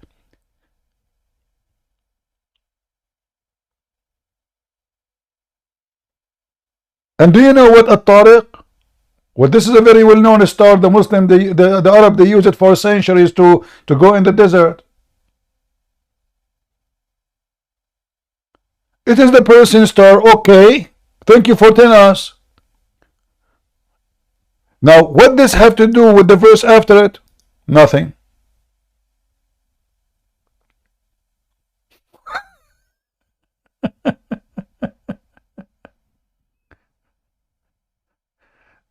Do you see the stupidity? What is the connection between this verse and this verse and this verse, this part? And then what is after it? Nothing. So I'm going to give you the mic for the last time. Can you tell me, please? Don't make me lose my patience. What is the connection between talking about this star and your penis and her vagina? Go ahead. Okay. It is talking about the original creation. Is the original creation? Is the original creation have to do with the original creation of what? The star? Yes. I mean, it talks about the humans. No. Hold on. What is the connection between this star and sexual fluid? Does it have to have a connection? What does direct mean? We translate it. Yallah. What yalla? You tell me, Mr. Yalla. He know Arabic. He know an Arabic word. Tell me what is the connection between. It's you who asked me to read the beginning of the chapter. It's your fault. So now you're in trouble. What is the connection between the verses in the three verses in the beginning and the sexual fluid? It is divided. I told you resurrection and the What connection. resurrection? This is not about resurrection. Allah, He swear by the star. The star is there. Nothing happened to the star. Do you know what is the person? Do you know what is a tariq? It is the person's star. Thank you very much. It's over. Now he jumped to a different topic. Okay, let's go to the point that you were talking about before. Okay? What? You're on the same page. Let's talk about the topic that you were talking about before. Okay, so he's created from a fluid, ejected. Do you see the word ejected? Yes. Okay, so what is the ejected fluid? What is the ejected fluid? Come from the women, make the baby. Okay. And I just give this here for like this specific 5 ayahs because it builds up and you'll get deeper understanding. Okay. So give me the answer, my friend. Don't give me a speech. I like to get the answer. I'm talking to you about this topic for it became boring, my friend. So what is ejected? What is ejected? What is ejected? Ejected means it's out of the body. What is that thing is ejected out of the body in the form of a water will make the baby? Simply this. It's a long answer. I'll just explain it because it'll give the content. No, give me the summary first, and then you explain it. What is ejected? Give me what is ejected. It is created from a fluid ejected. This is what I mean. You can't just focus on one ayah and reject the whole surah. My friend, we are rejecting nothing. You read the whole surah. Okay, give me the summary. What is the ejected? Make the baby. So I'll go straight. So the possibility of resurrection. It refers to the first stage of man's life and its creation from a sperm drop. And then it draws a conclusion that the creator is able to create him from such a lowly life germ and give life again. So the women she have a do you agree that the women she have a sperm, it's ejected from her? I'm not going to give answers because what is this going to prove? I will. Okay, my friend, just take a hike. What that will prove? That prove that you are an idiot trying to duct tape a stupid Quran. That's what will prove. I keep asking you what is ejected. It's coming from the women and the man, and we agree about that. And I open for you the Shia books. You said to me Al Mizan, I open Al Mizan. You want other tafsir, I will open a tafsir. All of them they agree, and the Shia agree that this is about something ejected from the ribs of the women and the backbone of the man. And by the way, the backbone of the man don't make semen. They don't. So according to the Quran, two body part. One is coming from the man, the backbone of the man, and the ribs of the women, specifically the location of the necklace. Those are responsible to ejaculation, and that ejaculation will make the baby, which is absolutely false.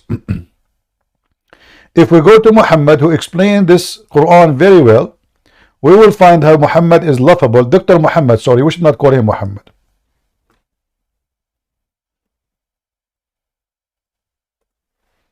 So Dr. Muhammad, he said that when Allah, He created the baby, how the baby is created, Muhammad, he teaches us.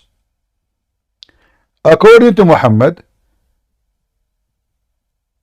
the baby is collected in a form of a sperm for 40 days. How many? You see, all those hadith are authentic. All of them. Al-Bukhari, Sahih, Muslim, you name it. When a drop of semen remain in the womb, if you read in Arabic, by the way, for those who know Arabic, to see we are not making things up, the angel, he entered into the semen. Imagine the angel, he entered the semen. Who? The angel entered to the semen.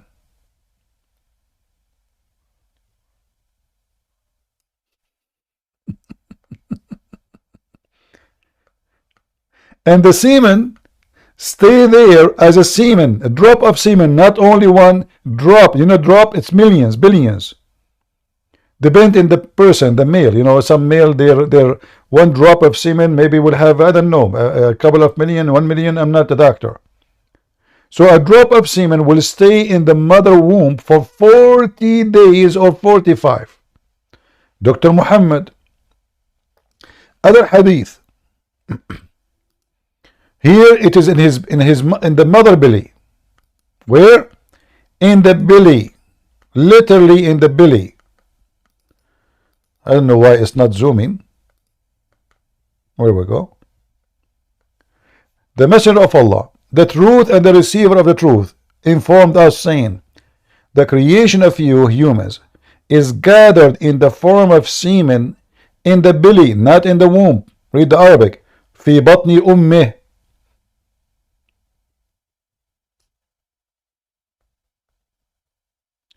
So he is collected in the form of a semen in your mother for 40 days. So the woman, she keep having sex for 40 days, and each time she collects semen. Like, give me more, give me more, give me more. I like it before, you know. And the Abdul, he keep giving her more semen because now they want to make a baby. One time, boom, boom, it's not the wasn't work. 40 days, brother. She's collecting. Then it become a clinging thing.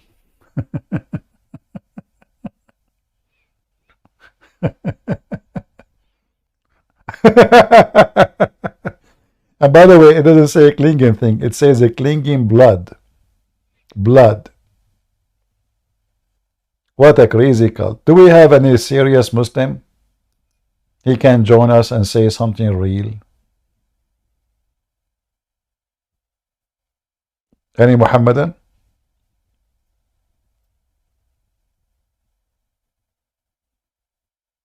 By the way, Christian women, they do not 40 days. They do not need 40 days to sleep with their husband to have a baby. Once or two is enough. Only Muslim women. They need 40 days because Muslim women, obviously, they are different species.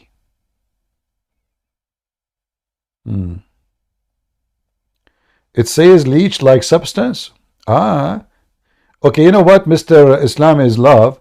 If you can show me the word like substance, I will shave my beard. Can you? Can you join us and show us where it says like substance? I like substance. Oh boy, like, it's like.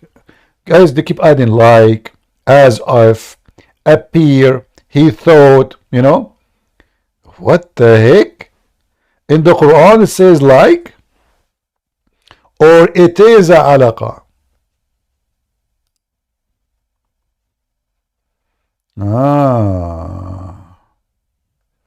Do you see the word the clot? It's a congealed dead blood. Do you see it? Look at the fast translation. They keep fixing and correcting. Each one of them, he give you different fabrication for the same book. Look at this. Then we made the nutfa into a clot between two brackets, a piece of thick dead blood. Then we made the dead blood a little lump of flesh. Amazing miracle.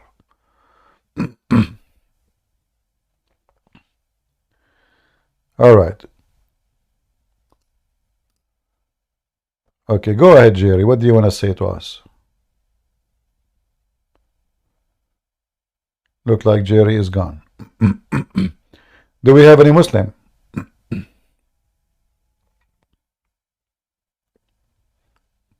Any Muhammadan? Mayday, Mayday. How are you doing, guys, in Ramble and YouTube? Are we doing good? Are we having good time? People of Rambeline, how are you doing? Are we doing good in Rambeline? Or we are sleeping there? Are we sleeping in Rambeline? Not sleeping yet? That's very good. Say Ameen. What about the people in YouTube? Are you doing good? Okay. Today you learn how you make babies. Tomorrow you have no problem. Listen carefully. You have sex with your wife for 40 days because your wife, she is cheating on you and she is collecting your semen without telling you. She keep collecting. You put semen, she collected.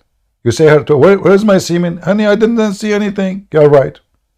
Not only they eat our food and our hamburger, and they take our credit card, and they spend it for shopping, they are collecting your semen without your permission. 40 days collecting semen. Imagine how many kilos we'll have after 40 days. She might put them in eBay, you never know. She's collecting them. But according to science, semen can live only for 5 days maximum. How Muslim women they can collect semen for 40 days? Do you think she have a freezer inside? Now I know why some women they keep drinking ice cream, eating ice cream and drinking icy drink, because they are collecting semen. They want to keep it cool and frozen.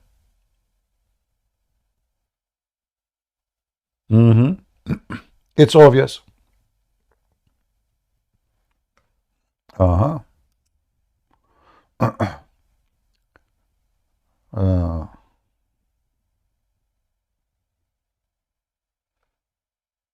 Do we have any Muhammadan have little dignity to and be honest to explain to us why the Quran is messed up? Anyone? Yeah, otherwise explain to me why women they keep asking for ice cream. Do you have explanation? No. Obviously they are collecting semen and they want to keep it alive for 40 days. So, and actually this is how women make milk. How women they have milk in their breast? They drink milk. They drink milk, they milk come out from their breast. Science. Dr. Muhammad. Actually Muhammad he spoke about that in the Quran.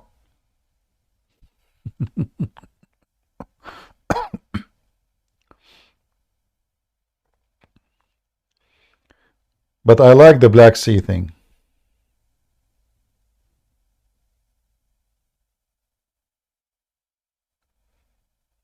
I will not let you talk because you are wasting my time, my friend. You are just wasting my time. Your prophet explained it very well. You asked me to show you the Shia interpretation. I show it to you, and then you reject. You don't want to talk about it no more.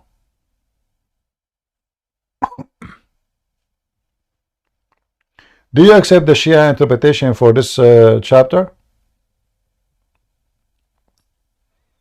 Do you accept it?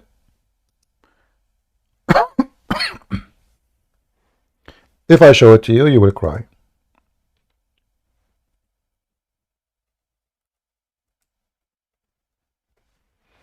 I mean, you are a Shia. You believe in all kinds of fiction stories, and you are telling me about.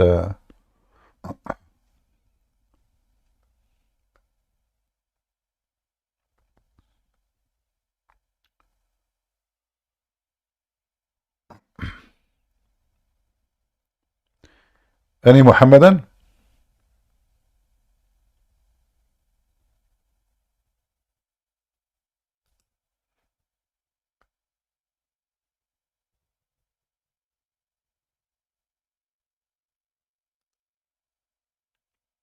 Islam is love. Are you going to talk like a man or you will talk like a kid? I will give you one more chance. Let us see. After that, I will block you if you do play games again. Go ahead. What do you want to say to us? I'm not the one who's playing games. I'm showing you Arabic experts, but you don't accept them. This M. Farouk Malik. Who? His translation. Who? M. Farouk Malik. Who is this guy? Who is this guy? The one who do not know how to say his name. No, he has a book on Amazon. Hold on. I have books on Amazon too. What does this have to do with He's it? an expert. He's an expert. Yeah. He's an expert and you are an idiot. Bring him to me. Go ahead. So we can laugh at him. He's an expert. He have a book in Amazon.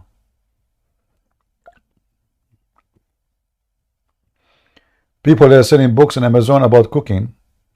So anyone can make a book and sell it in Amazon. He's an expert. Well, I have your Islamic interpretation. I have your Prophet interpretation.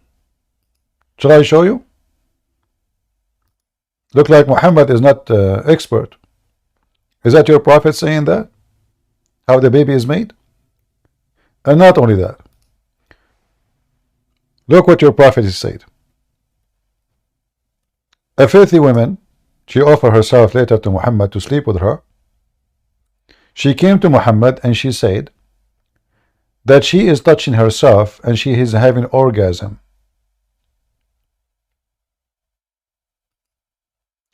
Read what your Dr. Muhammad he said.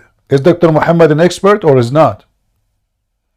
Salama said that Salim said, Allah Messenger, Allah does not refrain from saying the truth. What does have to do with the truth and Allah? Well, it's her vagina, it's weight. Is it obligatory for a woman to take a bath after she got nocturnal discharge? The wife of Muhammad, and he said yes. If she notice the water, i.e. discharge. Do you see it? It is a water coming out. She can see it. It is discharge out. Salama, the wife of Muhammad, who never have orgasm all her life because Muhammad don't have a penis. She said, what? Does a woman get discharge? Allah Apostle said, yes, yes. Then why does the child resemble his mother?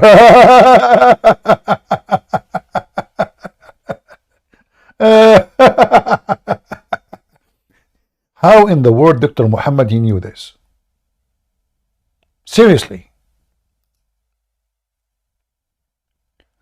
So the Dr. Muhammad, he was able to find out why the baby resembled his mother because the mother she have discharge.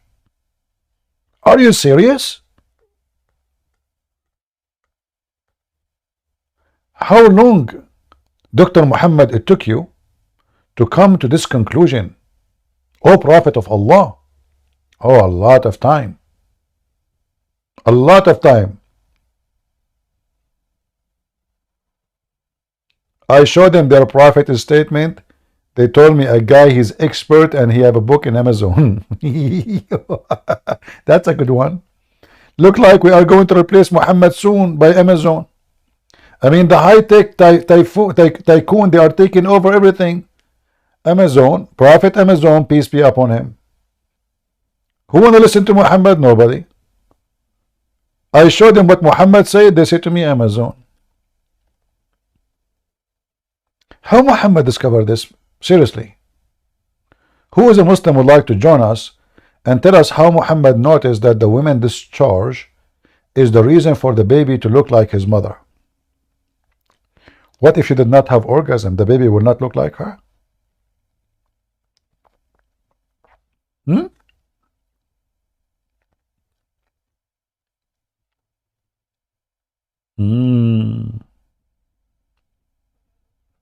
Oh boy.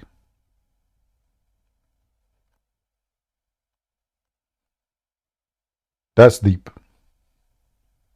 That's very deep.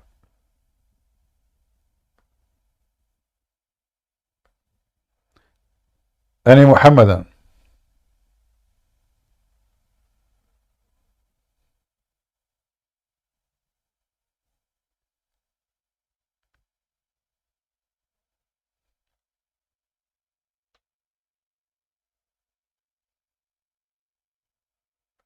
Anyone?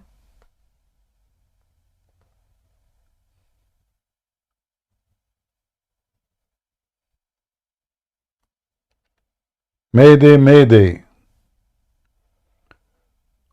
Do we have admin in the chat? I see people posting non-stop.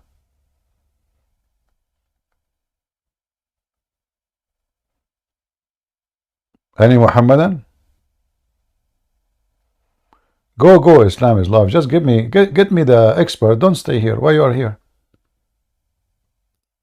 Why you're here? Just go. Don't give me expert. You're a joker.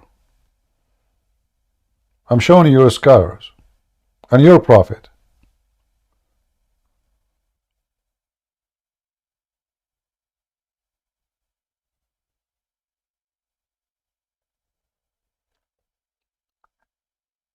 Do we have any Muhammadan he dare to come and tell us what kind of a prophet he says such a silly statement? Is it true that the women ejaculation is responsible for the baby look?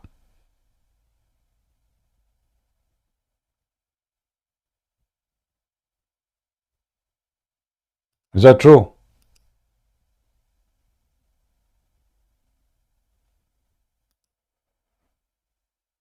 Mayday, mayday. Anyone?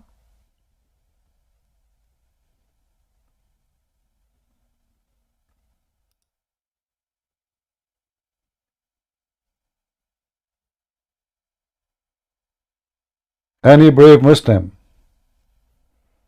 who agree with Muhammad? Not a single one of you agree with Muhammad? Are you really ashamed of what Muhammad is saying?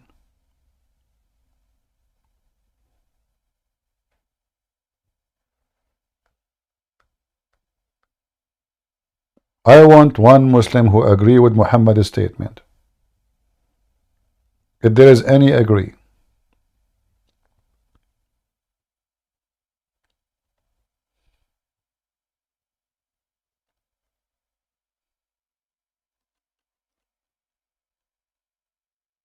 Nobody?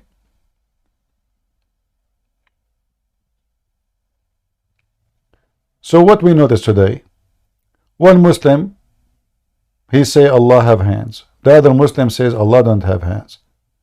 Other Muslim says no, Allah have hands. Other Muslim, he says, you know what, I'm not either Sunni like them, I'm Shia. So Sunni themselves don't agree with Allah body part. They deny him one day, they recognize him the other day. They are confused about how Allah look like. They are confused if Allah have an ass or not. Allah have hands, but his hands is not like us. Who care? He have hands. They are confused about the gender of Allah. They know nothing about Allah. Allah know nothing about them. He do not know how the baby is made. Allah don't remember which one he created first, the stars or the mountains.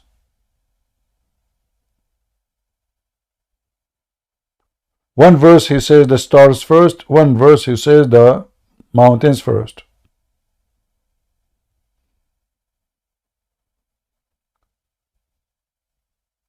This God, he have all his information messed up. He do not know how the baby is made. And as you see, Muhammad, he claimed he received knowledge from his God.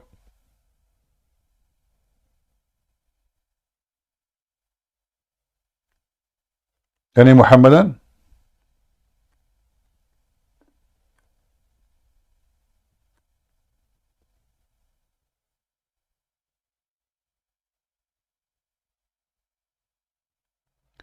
I need to slow down at the rate of apostasy. You will run out of customers. Oh, don't worry, there's a lot of customers, you know. There's many, they are listening right now, but they don't dare to come. And if one of them he come, he will tell me, like, this guy he said and that guy he said. But they don't dare to say to me, Prophet Muhammad said. Do you know this? Even when we challenge them, like the guy who said to me, I asked him, do you promise me you accept Ibn Kathir? And when I showed him Ibn Kathir, he refused to read.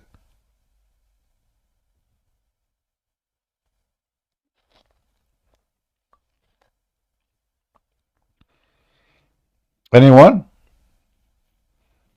Any Muhammadan? Well, in TikTok, if I go there, they will block me in 2 minutes. I posted 3 videos only. I did not even go live or anything. And you right away, TikTok delete my videos.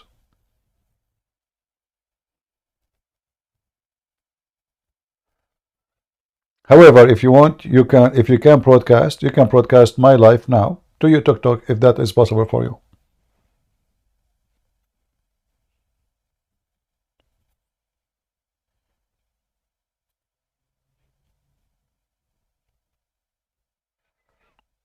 Anyone?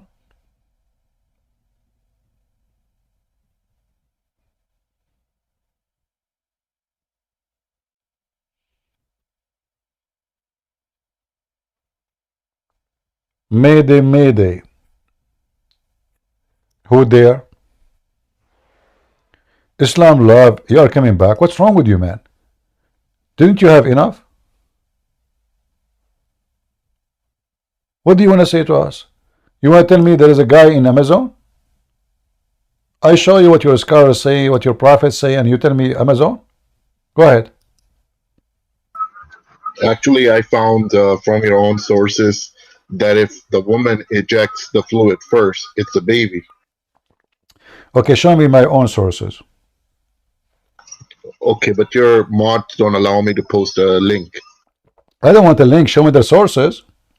How do I show you, man? What do you mean? What do you mean my sources? If when you say sources, you say the Bible. Is that the Bible? Talmud. Talmud is the book of Shaitan, you idiot. Your prophet is copying from them. Talmud is my book, my sources now. You're an idiot. Okay. So go to Leviticus 12. So listen. You just to prove to us that your prophet is copying from a stupid book. It's called the Talmud, the book of those Jews rabbis who hate Jesus, who say Jesus is not even a prophet. He learned how to do magic in Egypt. He came back to practice magic. You are copying. So your prophet is copying the book of Antichrist. Funny, stupid stories. Thank you. Give us the reference so we can laugh. Go ahead. Go to Leviticus 12:2.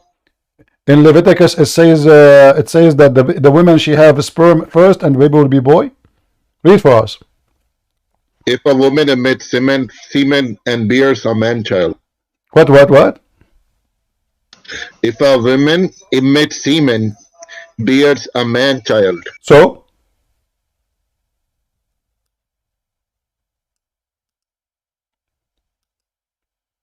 And according to one of the translation in your Bible. Well, let us read together so we can laugh together. Hold on.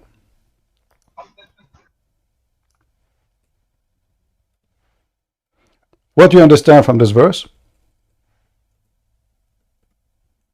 The same as the Hadith says. Really? Explain to us. Just give me one moment. Let me get the accurate translation. Oh, okay.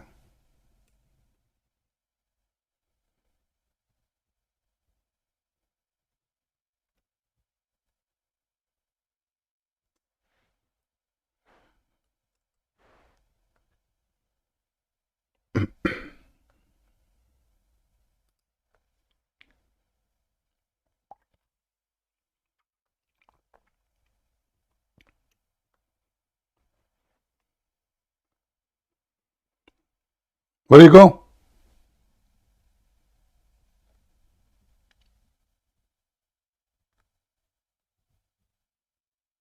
Okay, it's in Nida 28a in Talmud. Hold on. You said the Old Testament, and you mentioned to me the book, and you said chapter number 12. Read for me and tell me why you are lying. It's like a Jewish Bible. No. You said to me Leviticus chapter 12. Why you are lying and posting? Yeah, it's the Jewish translation. Jewish translation. This is Jewish translation. Jewish translation. Yeah, Rabbi Ami. No. Let me play the verse. Everybody will laugh at you. Shut up. Don't talk. Leviticus 12. And the Lord spake unto Moses, saying, Speak unto the children of Israel, saying, If a woman have conceived seed, and born a man-child, then she shall be unclean 7 days according to the day. So do you see why you are stupid? Aren't you ashamed of yourself? Where it says that the women she have semen. I'm reading the tafsir of Rabbi. You are reading tafsir? You are reading tafsir? The explanation. Listen, if a woman, she got pregnant, this is what the verse saying. The woman, she had sexual intercourse with the man. It is not her who is making a semen. Your Quran saying that women, they have semen, they make semen. No, it's saying water. It's not semen. It's discharge. Listen, this is not, what are you talking about? Here, let me play it for you again, Potato. Let me play it for you again. Listen. Here we go. Leviticus 12. And the Lord spake unto Moses, saying, Speak unto the children of Israel, saying, If a woman have conceived seed and born a man-child. Did you hear it? If a woman conceived seed and born a man a child. Did you hear it?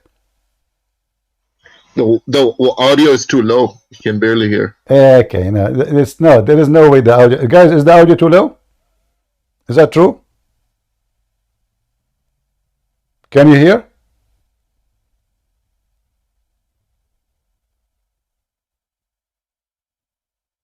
Oh, it's a little low. Okay, no problem. Hold on. Okay. Open the link and read it from your and play it from your side. Go ahead. Play it for me from your side. Okay, give me one more.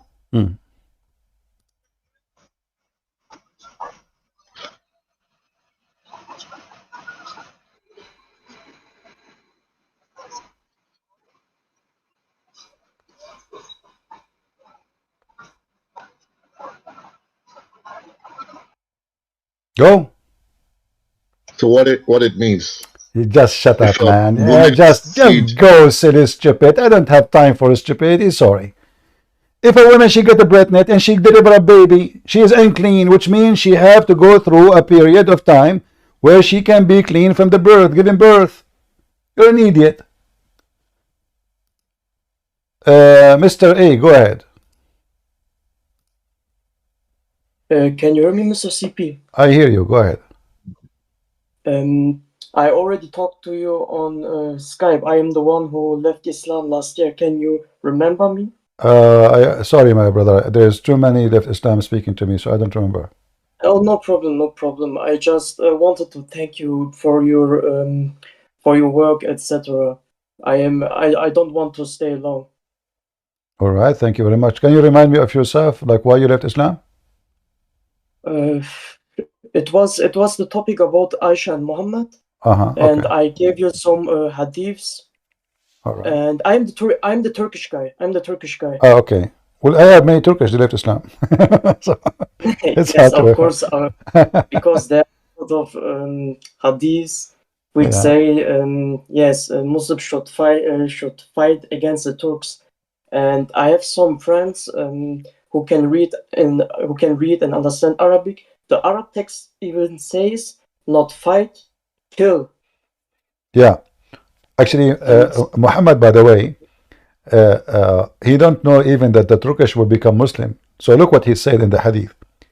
He said, "Utrukut Turk ma tarakukum." Don't stay away from the Turkish, because he believed that they are Gog and Magog.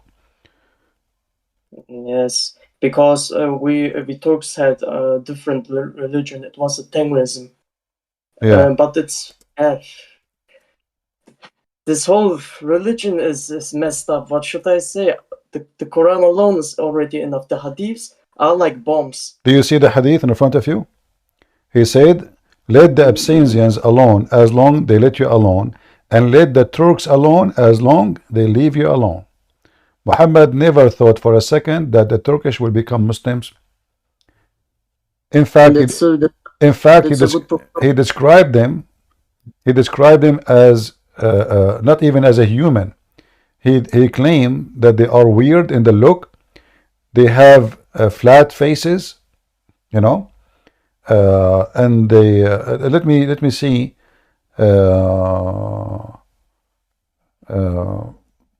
Let us see here the hadith. I think it says Kil Majan. Is it from Al-Bukhari or Muslim? I think we will find it in Al-Bukhari. Okay. Let's see. Here we go. It's The mutawat. hadith says, the hour will not establish till you fight with people wearing shoes made of hair. And the hour will not be established till you fight with people whose faces look like a shield coated with leather. Abu Huraira, they will be small-eyed, flat noses, and their faces will look like shield coated with leather. Do you see it? Yeah, I see it. He is but I talking. cannot understand. He is talking about the Turkish. I cannot understand how he knew it, because he was Middle Eastern, and Turkish people at that time was in Asia. And Slavery. There's always slaves come from here, from there. The same as there is Roman slaves are sold in Arabia. People, they travel in the for trade between countries, pirate, they attack them, they capture them, they sell them. no, that's it. Yeah, That's really the same as Salman like al-Farisi. Salman al-Farisi, he was a slave of Muhammad, correct? yes, All as right, far as I know. but he is the Salman the Persian. So what Persia have to do with Muhammad? Far, they captured the guy, they sold him in the slavery market. All of those, Also, speaking yes. about the Turkish, the Asian specifically, making fun of their look. Remember, the Turkish at that time, they were just a pure Asian. They are not like now mixed with the European after they invade the land of the Greek, right? The land of the Greek, it was during the Ottoman Empire in the 13th Yeah, century. this is but why now they are totally mixed. If you go now to Turkey, you will see blondies and etc. But those are not really the Turkish. The problem is, I also did a DNA test on me, and it says that I have 60% Turkish descendants in Turkey, okay, but also 26% Greek roots. See? And 10%, how should I say it, Kazakh. Let's say just Kazakh roots too. I'm also mixed. Yeah. See here. Help. Yeah. See here, it says clearly who are they, and he is making fun of them. Look at this. Allah Messenger said, the hour will not establish until you fight with the Turks. People with small eyes, red faces, and flat noses. Their faces will look like a shield coated with leather. The hour will not be established till you fight with people whose shoes are made of hair. And this is supposedly the sign of the hour. But as you see, this is absolutely the opposite from what happened. The Turkish, the Mongol, they came and they destroyed the Islamic State. And then when their king was convinced, they told him, if they will not rebel against you, those Muslims, just say I'm a Muslim. He said, okay, I'm a Muslim. They advised him, convert to Islam, you will make them all obey you forever. They will die for you. He said, okay, I'm a Muslim, no problem. And this is how all of this came to exist. So Muhammad, he think that the Turk will stay non-Muslims until the day of judgment. Do you see how clear evident that Muhammad is a false prophet here?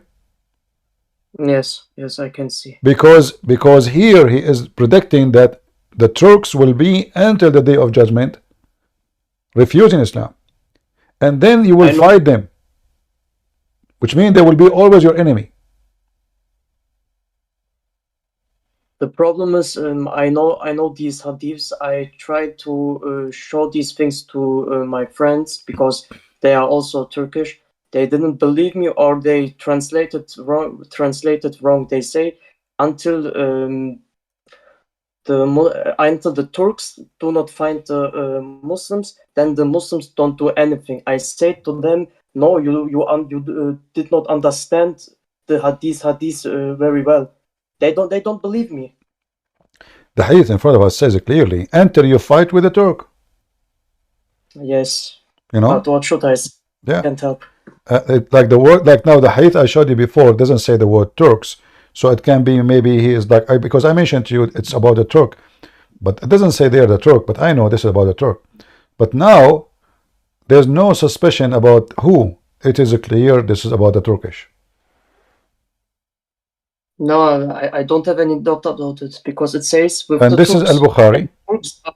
Yes. Al-Bukhari, very authentic. They cannot say this is weak, this is rejected, all the garbage. No, You know? no, they cannot say that. Also in book and essay, it is also Sahih. I mean, this thing is also mutawatir. So Yeah. I cannot say it is daif. Yeah, it's Sahih. repeat hundreds of times. It's not like one, twice, thrice. You know, it's all over. You will find Yes. you will find this everywhere. I mean, if I flip the page back, you will see how many times this hadith repeated. Look, all of this is the same. Look, this is all is the same. This is not I one know, time, but not twice, not five, not six, not seven. Like we are talking about hundreds of times. yes. All of this is the same hadith. It is also not on the Sunnah hadith. It is also in Al-Kafi. It says the same. Shia, Not yeah, only Shia and Sunni, Even all they Turkish. agree. Yeah, the Turkish are the enemies of Islam, and actually I agree. You know, because if you notice what happened to the Islamic State as a caliphate, since the Turkish become involved, like if you go back in history and you check the state of Al-Abbasiyin, You mean the Seljuks? the Abbasiyin state in Iraq. Okay, happens. Yeah, the Abbasiyin, the caliphate at that time, especially at the end of the Abbasiyin, he involved in his ruling a lot of Turkish because he was having sex with Turkish women. So they brought to him women who they are like sex slaves from Turkey, and they are Turkish, not Greek women. And he bear children from them, and then those children, because they are the children of the caliphates, you know, or the rulers, so now they became leaders, and slowly they took over everything. The same as happened in Egypt. In Egypt, the king of Egypt, he was an Albanian. The Albanian came to Egypt as a missionary, you know, a gang. The caliphate, he brought them to kill anyone, you know, oppose him. He don't trust the Arab. They always plot against him. So he brought foreigner slaves from Albania. And later, they themselves, they became the kings.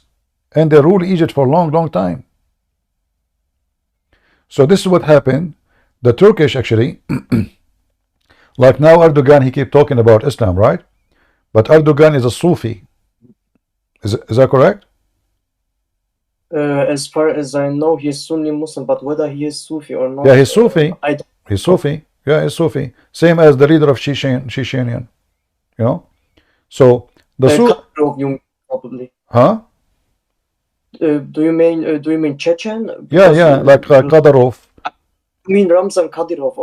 Yeah, all of them, they are Sufi. All those. Yeah. So yes. The Sufi, maybe most of Muslim Sunni consider them, they are not Sunni, even though they call themselves Sunni. Sufi, they consider themselves Sunni. But most of Muslim Sunni, they consider them false Muslims. But yeah, because Sufis, they do things which has not anything to do with Islam, according to the Salafis. Yeah, and so they let us say they make Islam more rotten, more than it is rotten already. So they become like the worms inside what is left of Islam. So nightclubs is okay, dancing is okay, music is okay. I mean, everything have a solution. Prostitution is okay. Sorry that I interrupt you. Music is, as far as I know, forbidden according to Sahih al-Bukhari 5590. I know, so but the Sufi, they cannot even pray without the music. Yes, that's true. And they dance and they jump like monkeys in the mosque, you know, and you know, crazy stuff. And they believe in spiritual leaders, you know, they kiss their hands and their feet, and you know, they are the same. They are the same as the Shia. Actually, the Sufi are very close to the Shia. You know, they have a form of a spiritual leader, the Imam, and this Imam who he led them, he is the guideline for them. And Erdogan is part of this, like a Golin, the enemy of Erdogan. He was the Imam of Erdogan, And later the student of Imam Erdogan himself, he was a imam of a mosque, right? So he was a student of Golan, and then after he became a president, he wanted to get rid of his master, and he tried to kill him, and that's why Golan right now he is in America hiding from him. The problem is that this topic is a little bit complicated, and don't get me wrong, I don't want to say anything about it because I'm a little bit scared, so that I know. Okay, sorry. You can leave right now. It's okay. I No, understand. it's Okay. no, it's okay. No, But it's before okay. I don't want you to be in trouble. It's all right, my friend. It's okay. Here we go. I will No, mute. no, I will mute you. It's okay. It's okay. I understand. No, I understand. Yeah, I know. Maybe you live there. It's okay. So, but it's me who's talking about it, not you. But Sufi have nothing to do really with Islam. But Muslims, when you ask them, is Ramazan Qadarov is a Muslim? Yeah, they say we are proud of him, but this guy is absolutely have nothing to do with Muhammad. He don't follow anything Islamic except being a drug dealer.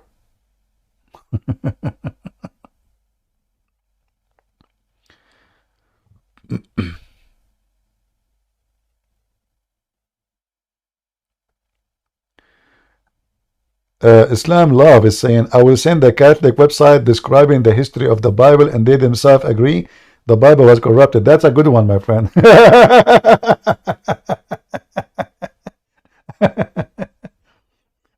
My friend, you can say as much you want, but I can get you busted in 2 seconds.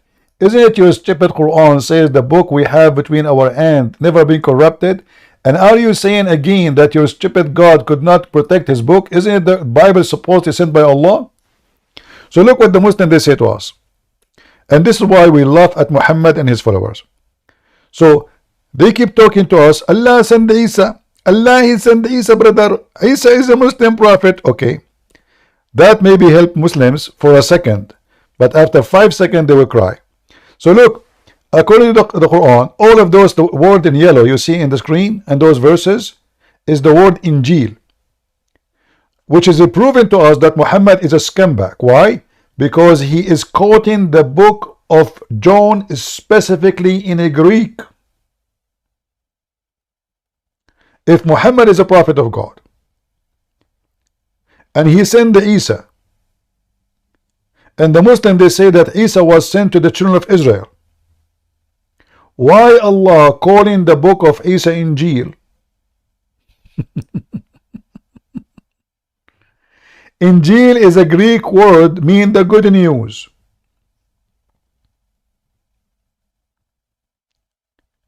Why Allah is quoting a language to use it to call his book which he sent to Isa? I will tell you why. Because Muhammad do not know better. He heard the Christians saying Injil.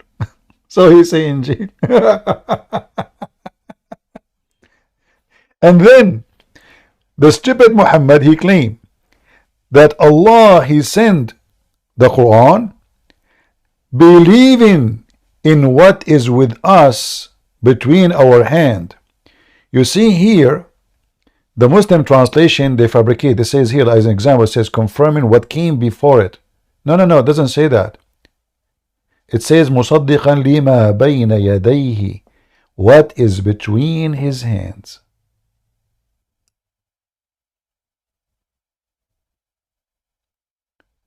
So when a stupid Muhammadan he claimed that the Bible is corrupted, that's number one. That means Allah cannot be God, because supposedly this is the book of Allah. Was Allah able to protect his book? The answer no, according to Muslims. That means Allah cannot be God. If Allah is Almighty, who can change the word of Allah? The Quran says, لا مبدل لكلمات الله. Nobody can change the words of Allah. Who? Nobody can change the words of Allah. Are you serious? Yes, brother.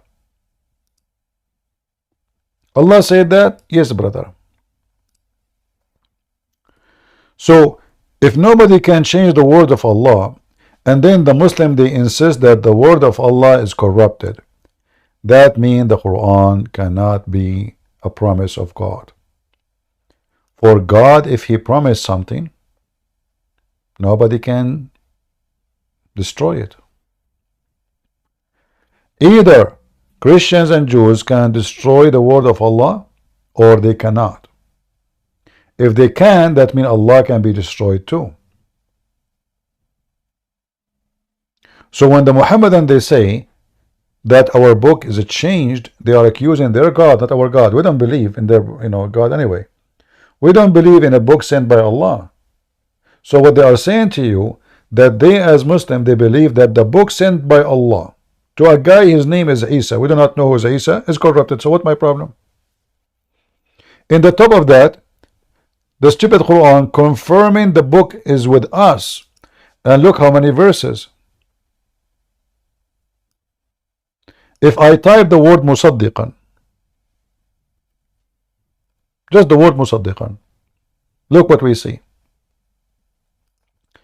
Believing in what is with you. Now,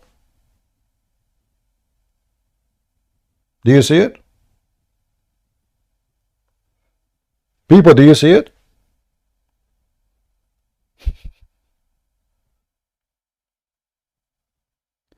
And the Muslim themselves, they add what book he's talking about. The Torah and the Gospel. Do you see it? So the Muhammadan, they come to you, they say, oh, your Bible is corrupt, but the Quran says the opposite. So who you trust? Same time, you idiot. Christianity spread around the earth before there's anything called connection like internet, etc. So Ethiopian, Indian, Greek, Syrian, Iraqi, Assyrian, Chaldean, Persian, it's around the world. North Africa, Egypt, these Bible, they spread everywhere, and there's no connection between them. And then if we compare between the book given to the Indian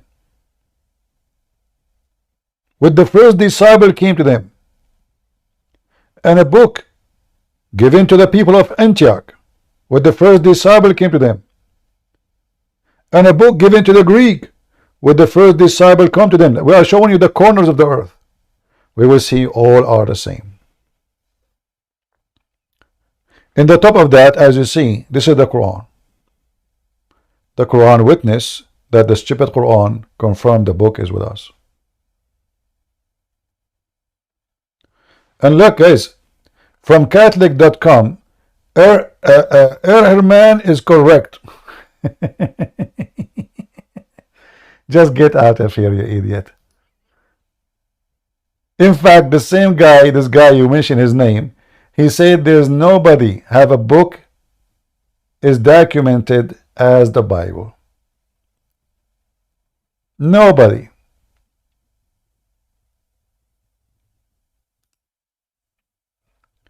Mayday, mayday.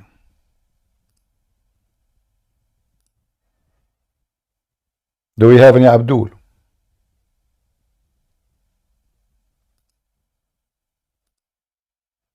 Any Muhammadan? Do you see the Quran confirming the Torah and the Injil, and those stupid Abdul, they keep saying to us, your book is corrupted? What's wrong with those people?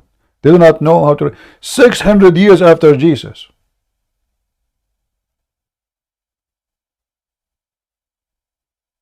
This is almost in the 7th centuries.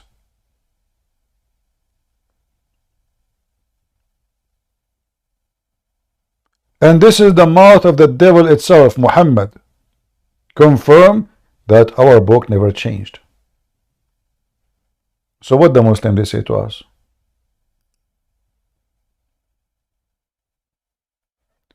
Abdul saying to me that you know that Jesus was an Arab and not a European. Another donkey. So are you saying to me your stupid Quran say that Isa was sent and he was an Israeli, not Arab? Was wrong? Guys, Isa was an Arab. Let me block you, man. I don't have time for stupidity. Just get out of here. I'm losing my patience. Jesus was an Arab. I don't have time for kids. Get out of here. Potato.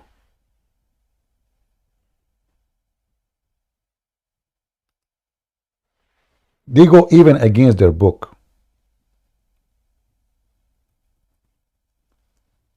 They make fun of their book just to make an argument.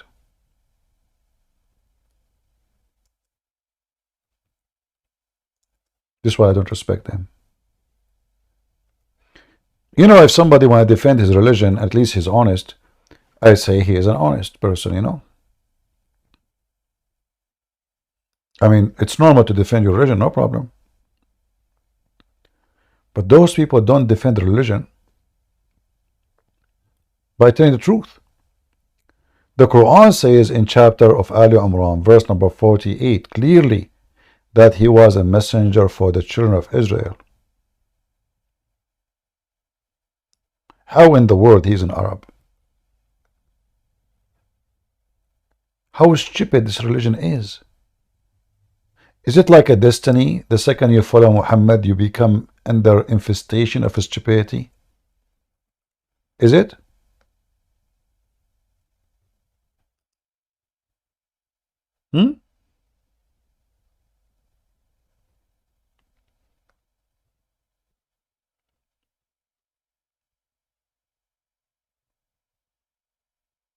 By the way, Trump is an Arab too. Zulqarnain is Arab.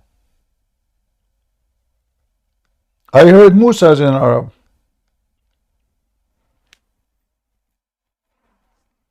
Zakir Naik is an Arab. Christian Prince. First of all, I am an Arab and I can confirm that. How you can confirm it? My mother, she went to Saudi Arabia to do Hajj. Okay. And then she lost the direction with her husband, which is my father. Okay. So she was away for 5 days. And then my father reported to the police that he is missing. Okay. And then, Alhamdulillah, we found her and she was married to a new husband. Okay? But she's married to your dad. How is she married a new husband? First of all, my dad is angry from her. And he divorced her the night she was missing. To marry another guy. To an Arab. This is what happened to you when you go in the... Actually, you don't need to get married around the Kaaba. Women wearing no underwear. They are just wearing long dress. And men, they are not allowed to wear a pants, the underwear. They are naked. They are wearing a sheet. This is why the Kaaba is the biggest location for molestation. If you go in the time of the prayer around the Kaaba, you will see all the teenage of Mecca, especially in the old days. Maybe now, like, there is more solution for their horny business. They go and they do tawaf around the Kaaba. Why? Because this is the place a man, he can't touch a woman and nobody even notice. It's very busy, crowded. He attach himself. Even they sometimes even not necessarily he is dating someone, anyone, a woman. You know, he's just put himself behind her. But sometimes they date, like the girl, she say to her family, I want to go and pray around the Kaaba. Nobody can say no. Sure, go. She tell him what time she will go. He go and he stand behind her. By the time they do tawaf, he's done. This is why, if you go in the hadith, you will see this. That the Muslims, when they go around the Kaaba, their penises was dripping semen.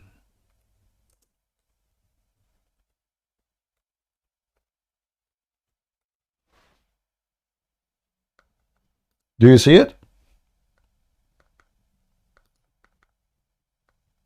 Read with me carefully.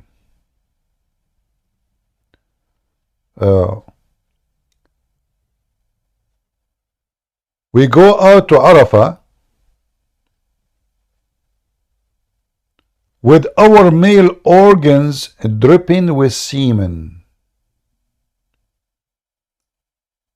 Do you see it? Am I making things up?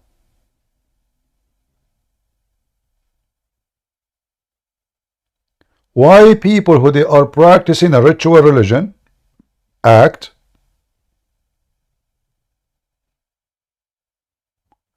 their penises dripping semen during the practice.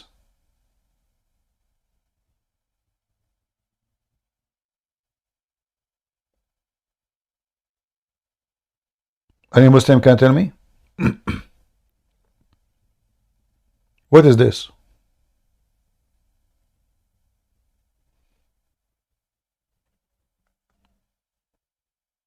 Any Muhammadan would like to join us? What is exactly the practice the Muslim they do which make a believer penis dripping semen while he is doing it?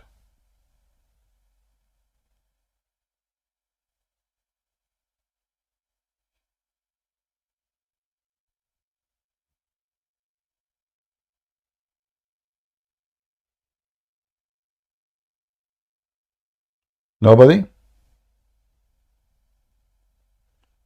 All right.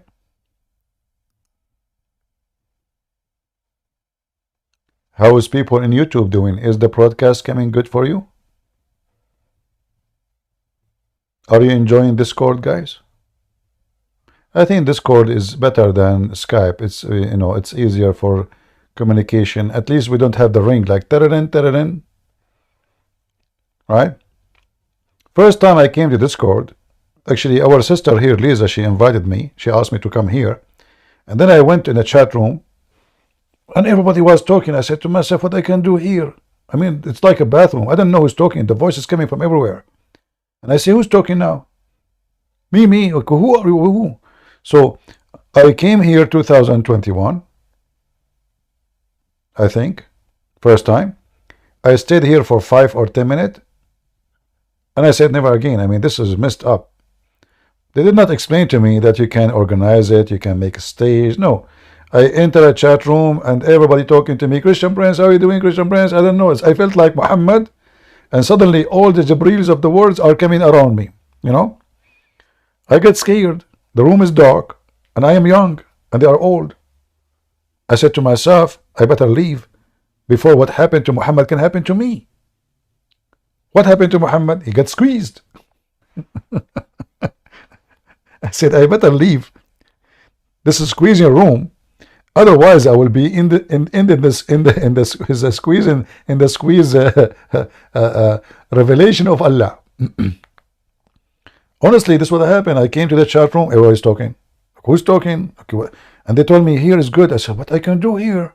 Are you serious? How we can talk to people? I mean, everybody's talking at the same time. But this time, I don't know what actually made me come to Discord. I'm not. What is the reason I made me this time come? Yeah, I think I saw somebody receiving calls. So I said, let me how I can do that. I think I saw a video or something about Discord. So I went in Discord, and actually I found messages sent to me from 2021.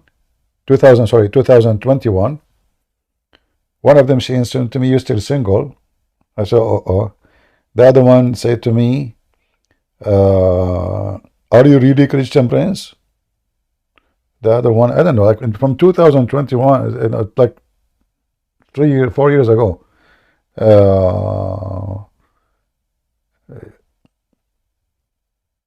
And I don't know how to read those messages. Yeah, anyway, we are here and look like it's working fine. And now we found a software we can broadcast to multi direction in the same time. Do we have any Muhammadan? Okay, who is a Christian would like to join us? As long as we don't have Muhammadan, let us enjoy our night. Today is a Friday. It is March 1st. Man, time go fast. You know what? If you are a Muslim, you will not feel the time. Do you know why? Because March, if you are a Muslim, will come in December. And December will come in August. Do you know why? Because Muhammad, he screwed the Islamic calendar. So if you search right now when Muhammad was born, you will see that Muhammad born in January, February, March, April, May. This is a song actually. It's a poetry. It's Shakespeare, I think. January, February, March, April, May. So Muhammad, he changed the dictionary, the calendar, and now Muhammad is born in every month in the year.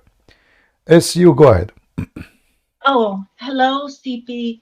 Yeah, I was thinking every time Abdul shows up to speak to you, you know what they bring with them? Duct tape.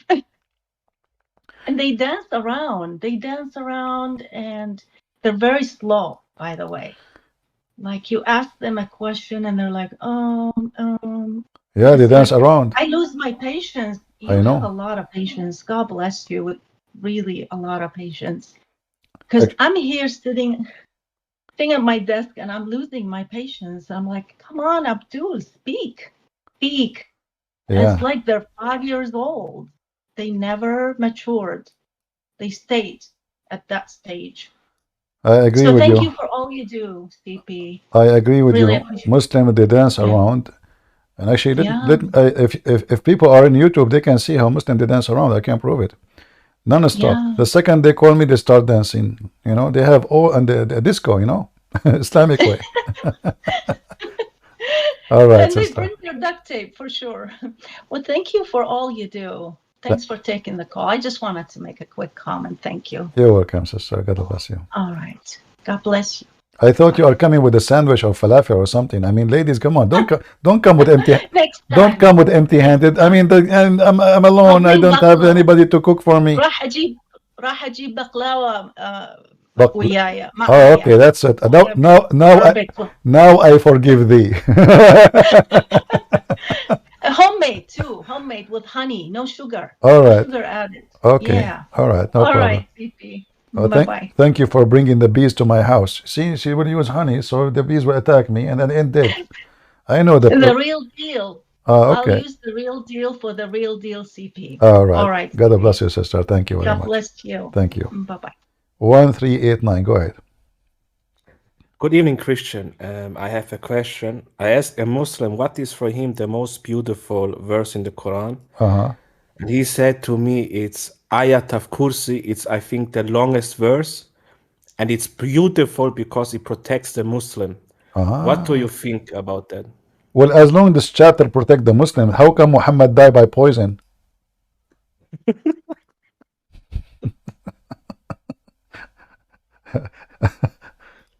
I don't know. Sorry, my answers are so fast. You know, I don't know what to say.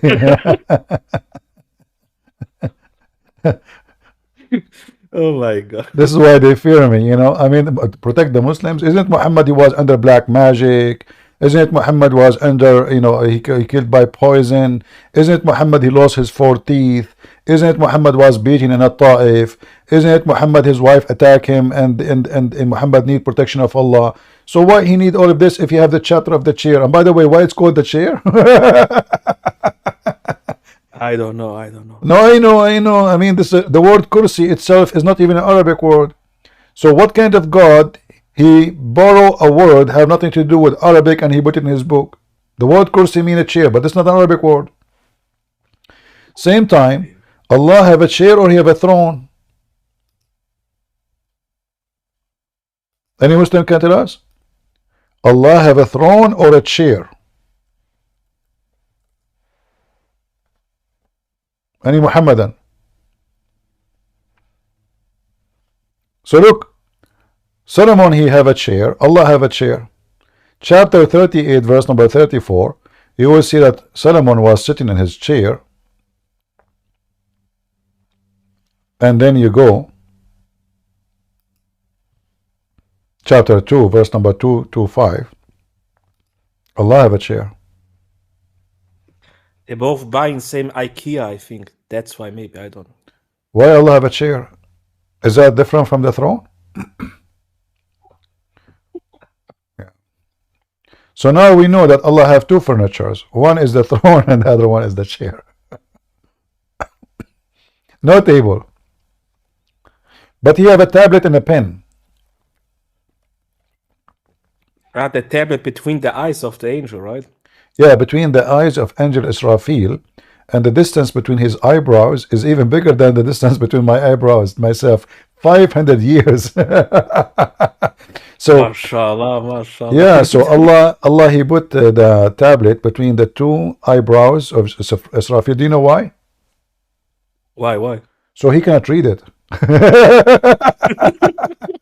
I mean, look at this smart Allah. Well, he can go on. Okay, he's an angel. He can go to other angels. Says, can you read for me what is between my eyes? I mean, there's a lot of angels there. So if he cannot read it, what about the rest? I mean, this is the most. What about making like a fingerprint password, etc. Somebody can read it. Like a screen will not open unless. So he put it between his two eyes, between his eyebrows, so he cannot read it. And the tablet is so massive, huge, like distance 500 years. Yet the frame is made from flour and decorated with rubies. Like those iPhone, you see girls, you go like travel in the airport, you see girls, they have a case for their phone. I mean, I don't know, weird.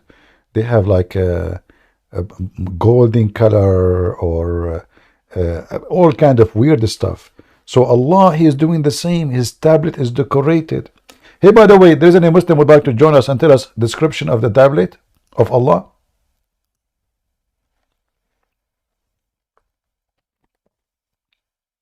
Any Muslim?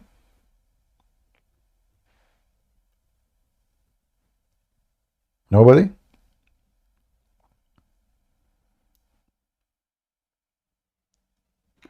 They are shy today. Normally they come in and scream and talk, but when you hear, they're all shy. Yeah, it's okay. Well, and not only, by the way, like in the tablet, Allah, he wrote all the disasters. All the disaster, which means, let me explain that to you. Let us see who is the one we can you know Lisa, the admin here, her name is written there. I told you all the disasters. Lebanese Christian, his name is there too. Who else? SUJ, her name is written there. A Christian prince name is not written there. I'm not a disaster. No. Absolutely not, especially for Allah. So all your names are written there. All the disasters. It says clearly. I'm telling you, all the disasters is written there. I mean, this guy is. He have a chapter, a special chapter. Okay, today, Lisa, she is born in Indonesia, and she is a disaster. Her nickname is a volcano. Oh boy.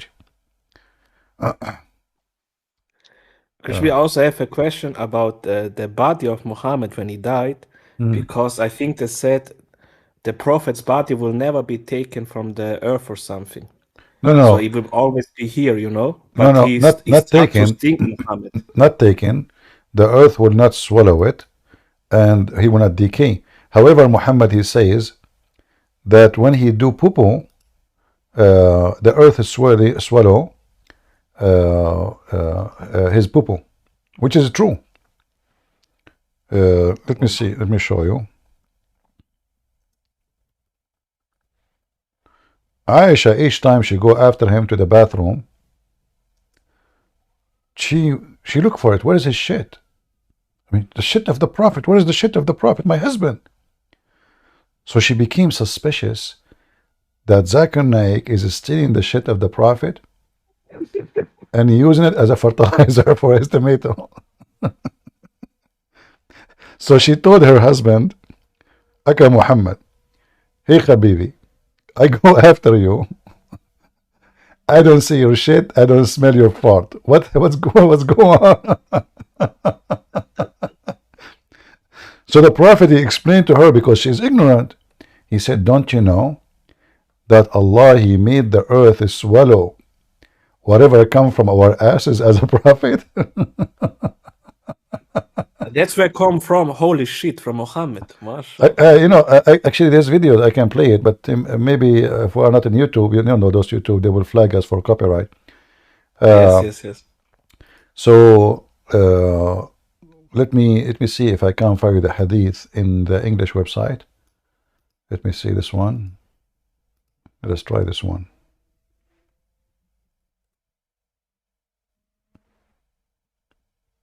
No, this is a different one.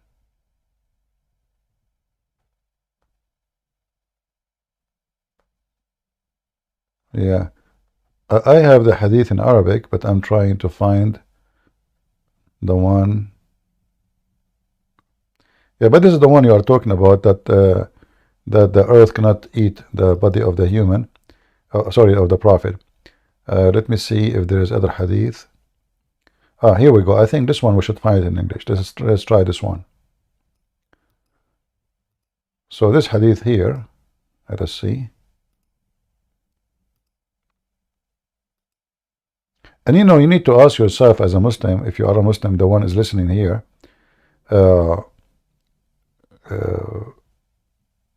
why the earth is swallowing the poo-poo of Muhammad. I'm trying to find it here. No, I didn't find it. Let's see.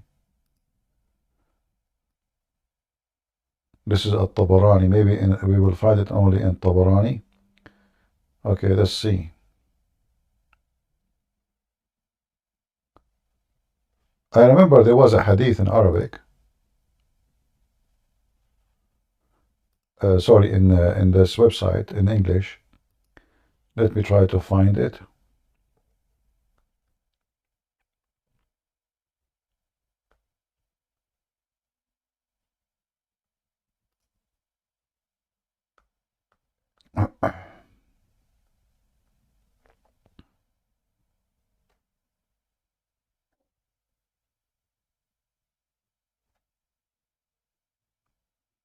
All right, this one is.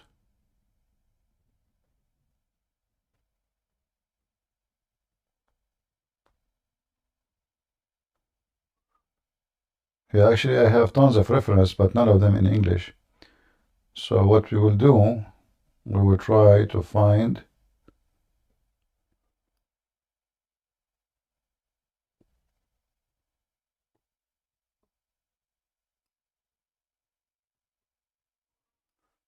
let's see this one. Yeah, this is the issue. Like, you know, actually now it's a lot easier to show proofs. When I start exposing Islam, there was zero website in English about Islam. So anything I want to do, I have to translate myself, show Arabic, just Arabic on the screen. Like we don't have at that time Google Translation. You click at the page, you saw it. No, none of that.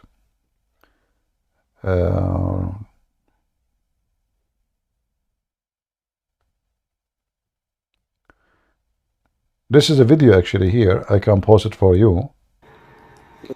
Yes, yes. It is in Arabic.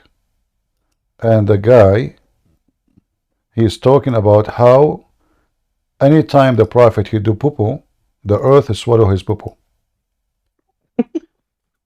I'm serious. The video is there. Yeah, the video is there. Actually, you can translate the page. You know, like even if you do not know Arabic, right? You can click at the page or in your phone and translate YouTube. You can translate the title, especially if you are using a Google browser. Yeah, and then it's going to say the khasa'is. What khasa'is mean in English? A privilege of prophet, like it's a thing special about him. The earth swallow his urine, and flies don't land on it. My God. People read this and they believe in it. Oh my God. Oh yeah, I mean, this is true, by the way. I mean, there is witnesses for that. Are you kidding me? This is true. Actually, me myself, the earth swallow my urine too. I look back, I see nothing. I must be a prophet too. Yeah. Guys, did you open the link? Let us post the link for those who are in YouTube. You can click at the translation. You can translate the page, and you will see it says clearly that special things about Prophet Muhammad. Let us post it for those who they are in Rumble.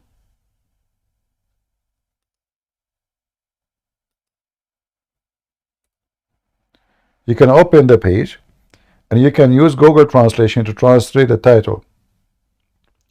So the privilege or the description of something special about Prophet Muhammad: earth always swallow his pee, and flies never land on it.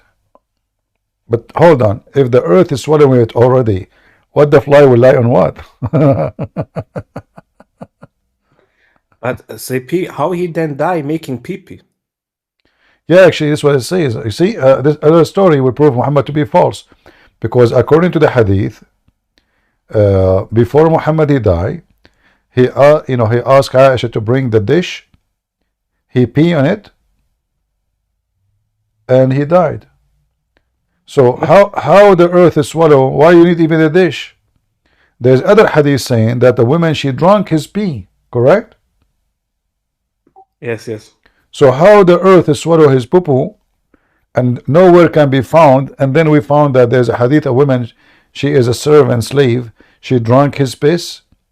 And the other hadith speaking about Muhammad, when he was dying, the last thing he did, instead of saying shahada, he asked Aisha to bring him the dish, so he pissed, and then he died immediately. I know, Christian Prince, I listened to you for 4 years, and every time a Muslim talk, I have already the answers. He says, I know it's B, it's wrong. It's so funny. Thank you really for that. Thank you that you every day here and teach us. Really. You're welcome, my friend. Lebanese Christian, what do you want to say, my brother? Go ahead. I wanted to ask you a question about a contradiction in the Quran. Guys, this guy, he is paid by the Mossad. They told him there's a contradiction in the Quran. Can you believe it? I can show you my bank account. There's not much, my friend. No. I mean, okay. Let me expose you now. Let me expose you. Are you sure there's a contradiction in the Quran? Subhanallah, no. It's a miracle. There's See? no So why you are lying, brother? You are lying. Okay, go to. I will make a channel to response for you. I will call it Lebanese response. Actually, remind me. How many times do you have to say Bismillah to be forgiven of your sins? Is it 33, 100? 100. Bismillah wa bihamdi. You have to say, not only Bismillah. Bismillah wa bihamdi. If you say Bismillah, no, sorry, it doesn't work. It's like iftah ya sumsum. You have to say the same sentence to the cave door will open. Open or simsum. Yeah. So what the contradiction? It was just the story about Malikat al-Maut. The angel that was sent by God to tell Moses it's time to die. Right.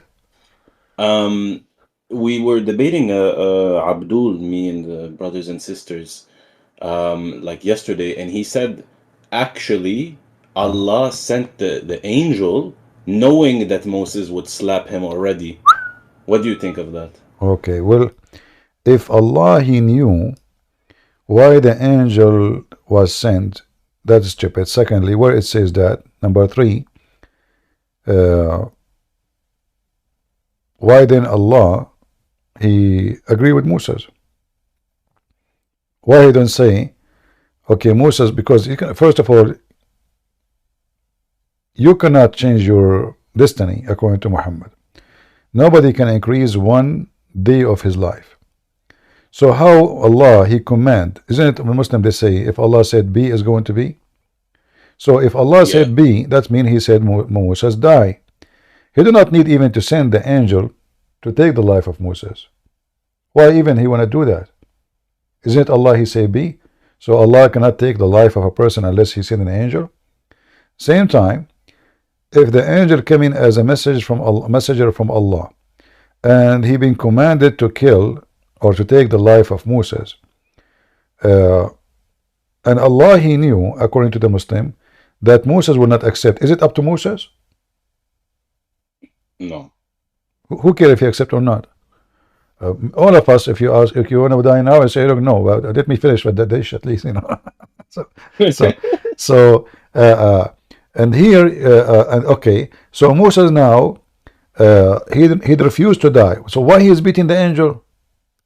And how you can beat an angel of God? You know, how you can beat him? You're just a prophet. And not only that, he make his eye came out, and he broke his wings. So how the angel went all back to Allah? Allahu alam. Yeah.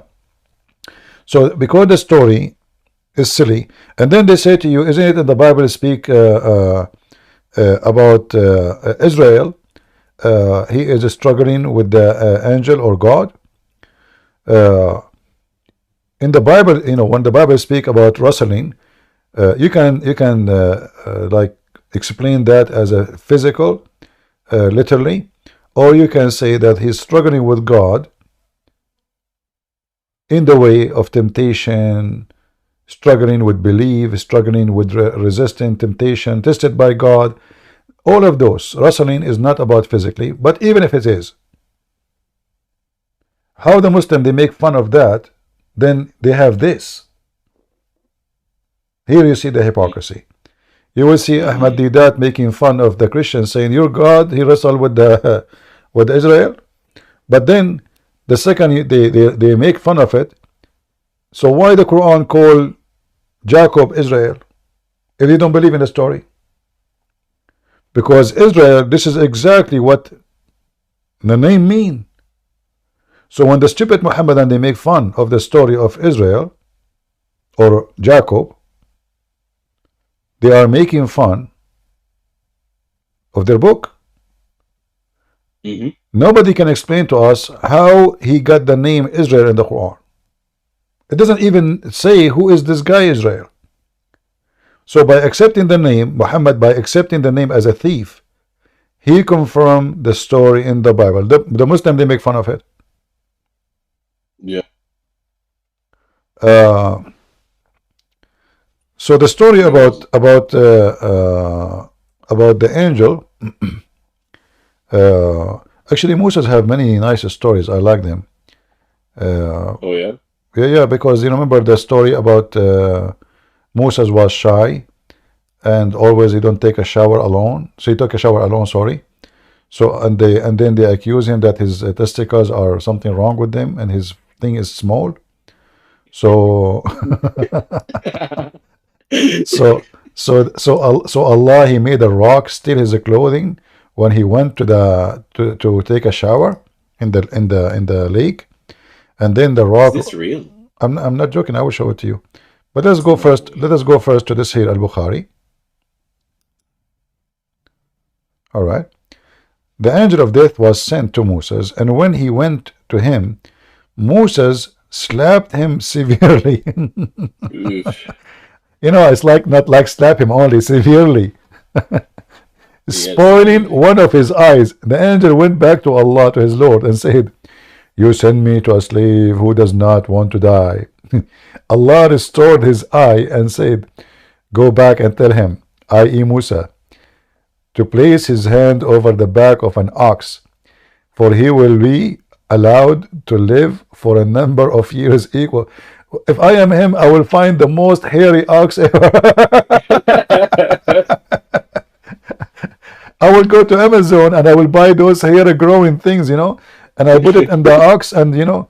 But now let's go about Moses, the stone stealing his clothing. And by the way, this is why when I go to if I go like, you know, to country have beaches or etc., I will never put my clothing on the stone. Never put it in sand. So I'm serious. Look at this. So the stone, it's a miracle of Allah. Allah wanted to prove that Moses' testicles are fine and they are beautiful. So it says here.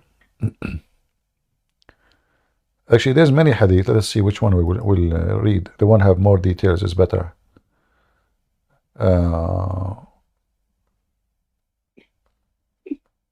You see, all of those are authentic. They cannot say this is, you know, this is very much repeated.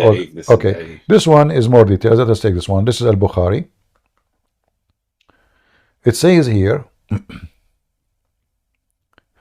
Allah Messenger said, the Prophet Moses was a shy person, and he used to cover his body completely because of his extensive shyness. One of the children of Israel hurt him by saying, he covered his body in this way only because he have some defect in his skin, either leprosy or scrotal hernia. I'm saying it correctly? I think I'm saying it wrong. You agree with me?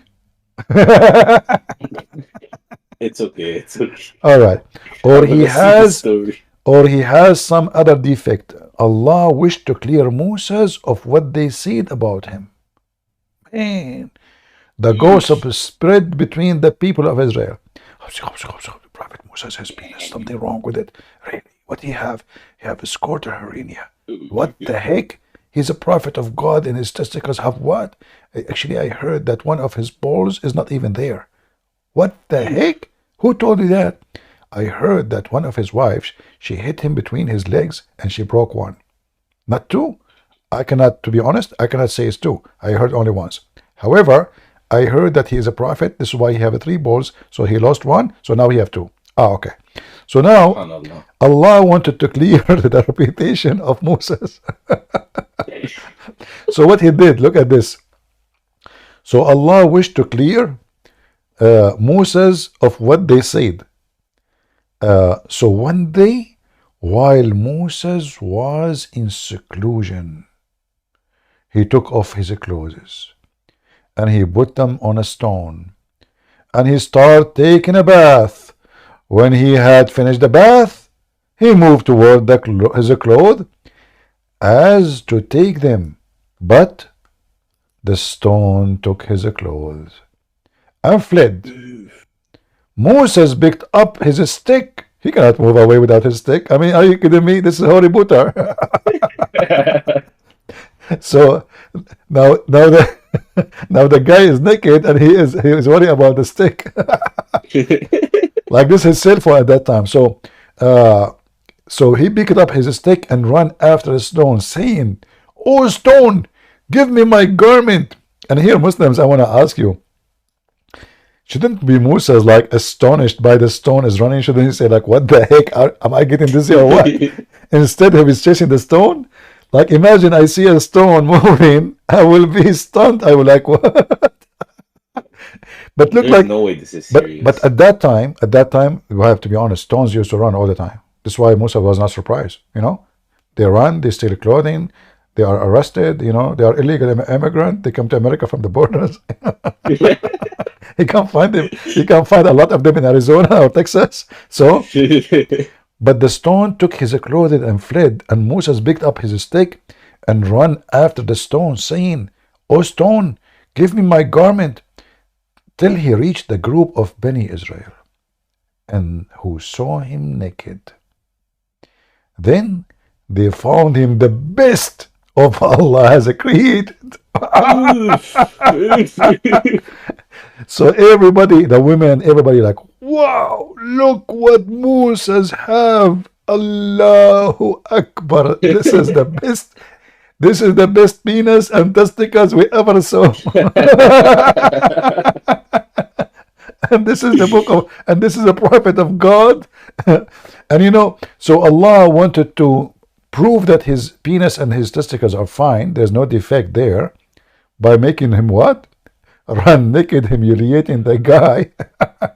And not only that, the story is not over. Anything over? No, Moses have to punish the stone. So look, Allah cleared him of what they had accused him. The stone stopped there, and Moses took and put his garment and started hitting the stone with a stick. And look, Muhammad's story is not even finished yet. And Muhammad now he swear by Allah, the stone still has some traces of the hitting. 3 or 4 or 5. Look, Muhammad is not sure, to be honest with you. I mean, I have to be honest. Allahu Alam. I'm not sure how many mark left, but I say to you 3, maybe 4, maybe 5, maybe 6, maybe 7, maybe. But look, this Moses, man, his stone, he is hitting the stone, and it leave marks. Look like Musa did not understand that this is the stone of Allah. Why you are punishing the stone, you idiot? Isn't it Allah who made you? But you don't know.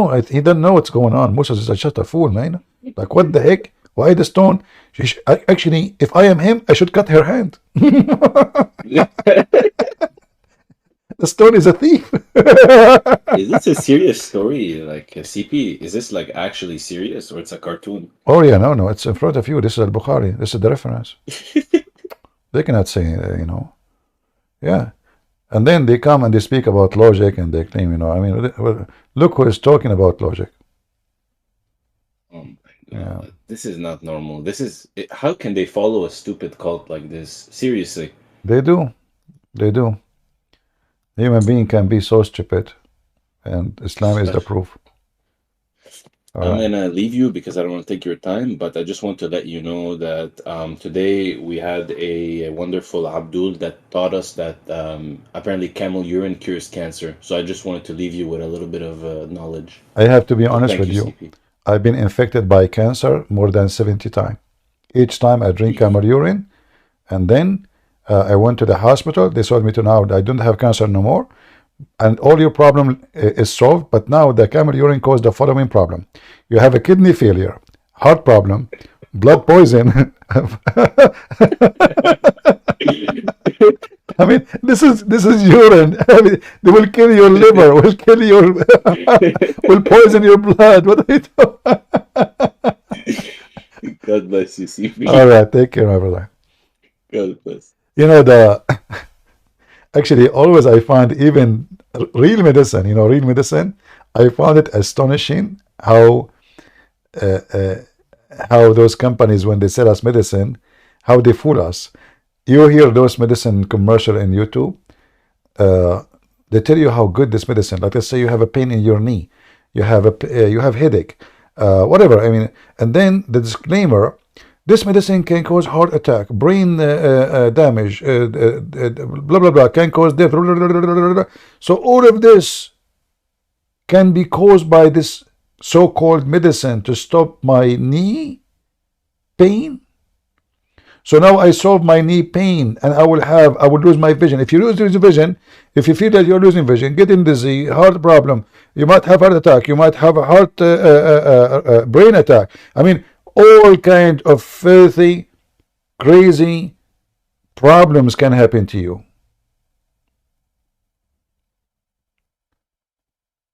And this is a medicine done by professional pharmacists and doctors. And now they say to us, camel urine. So why you Muslim, you go all the way, you fly around the world, to Europe, to America, to Korea, to do all kind of surgery? As long as the camel urine. Why you need why you need the UNRWA? Why you need the hospital and the surgery room? Just to give him the camel urine.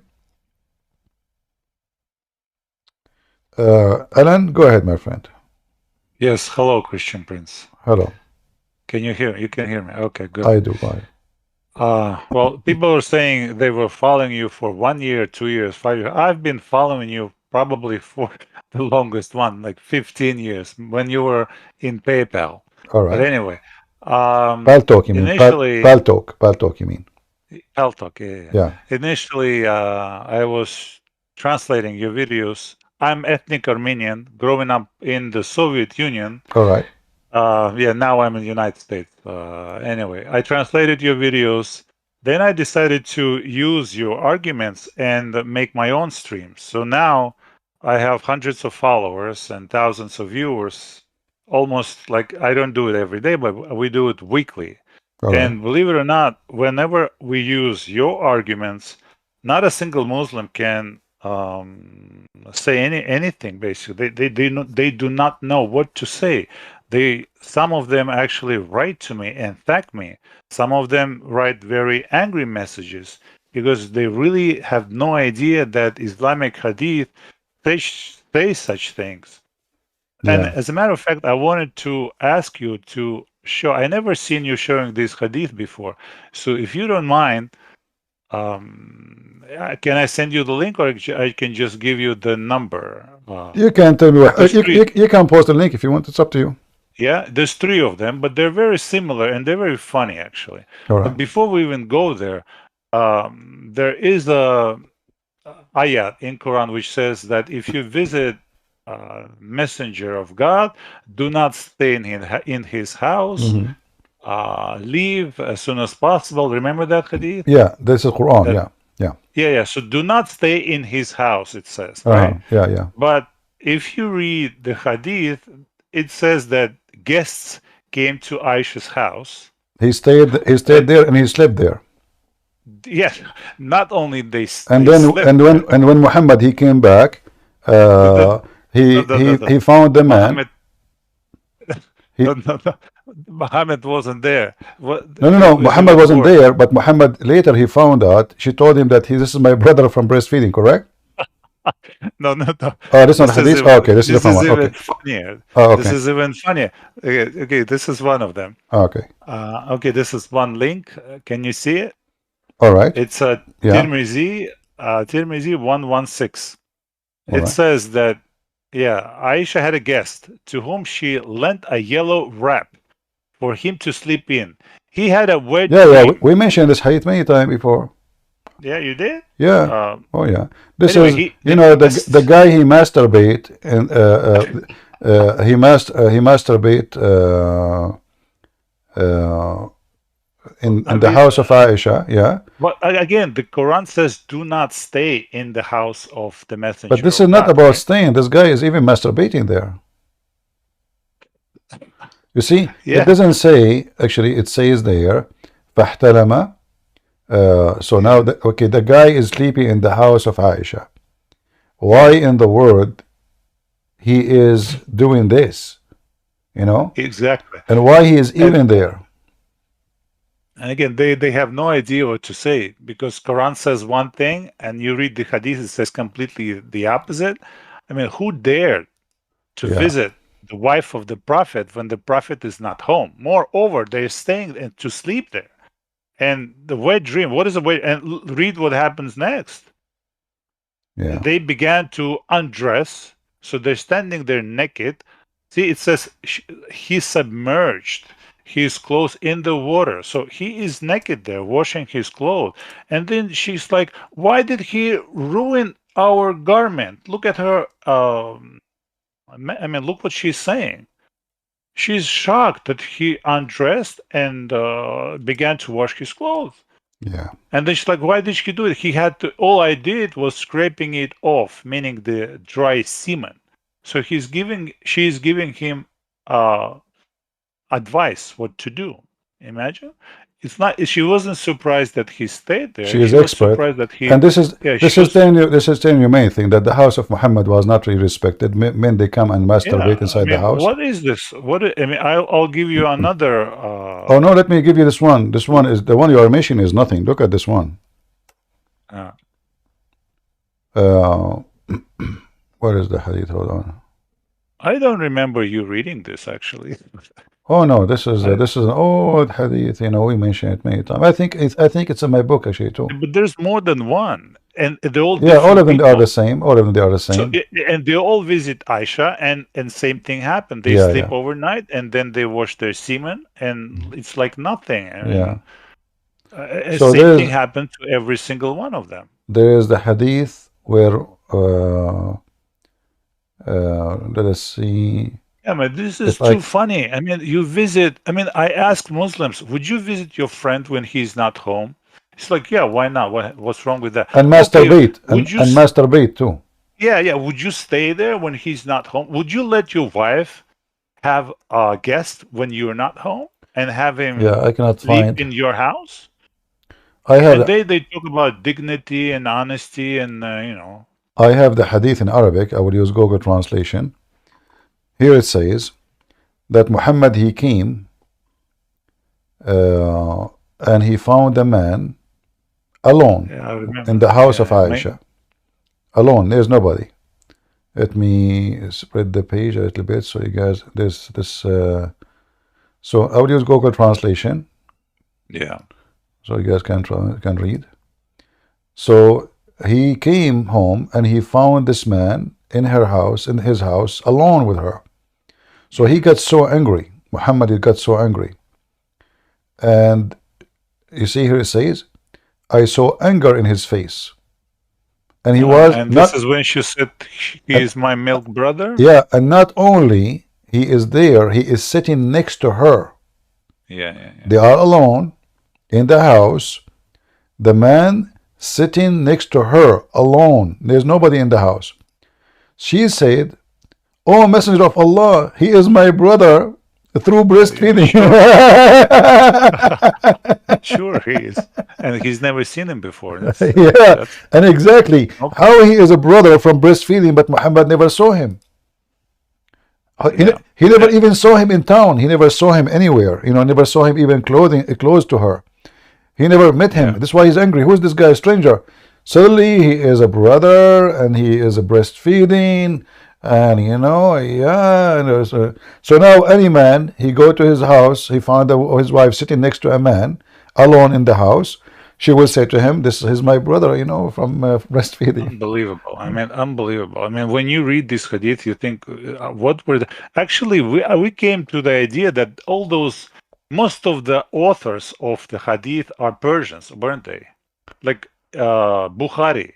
No, he is not the author, really. Al-Bukhari is just collecting. Yeah.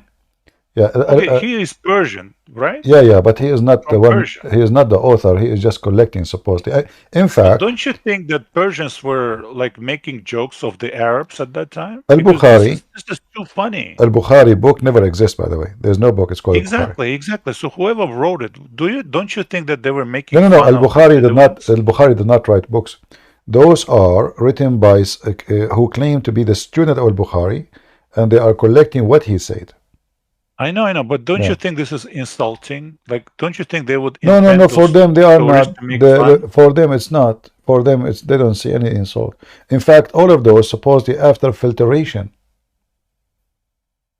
If you go with like the book of Ibn Ishaq, he's like they made it clear that any hadith does not be fit with the honor of the Prophet, we delete it. We took it away. So this is after the filtration.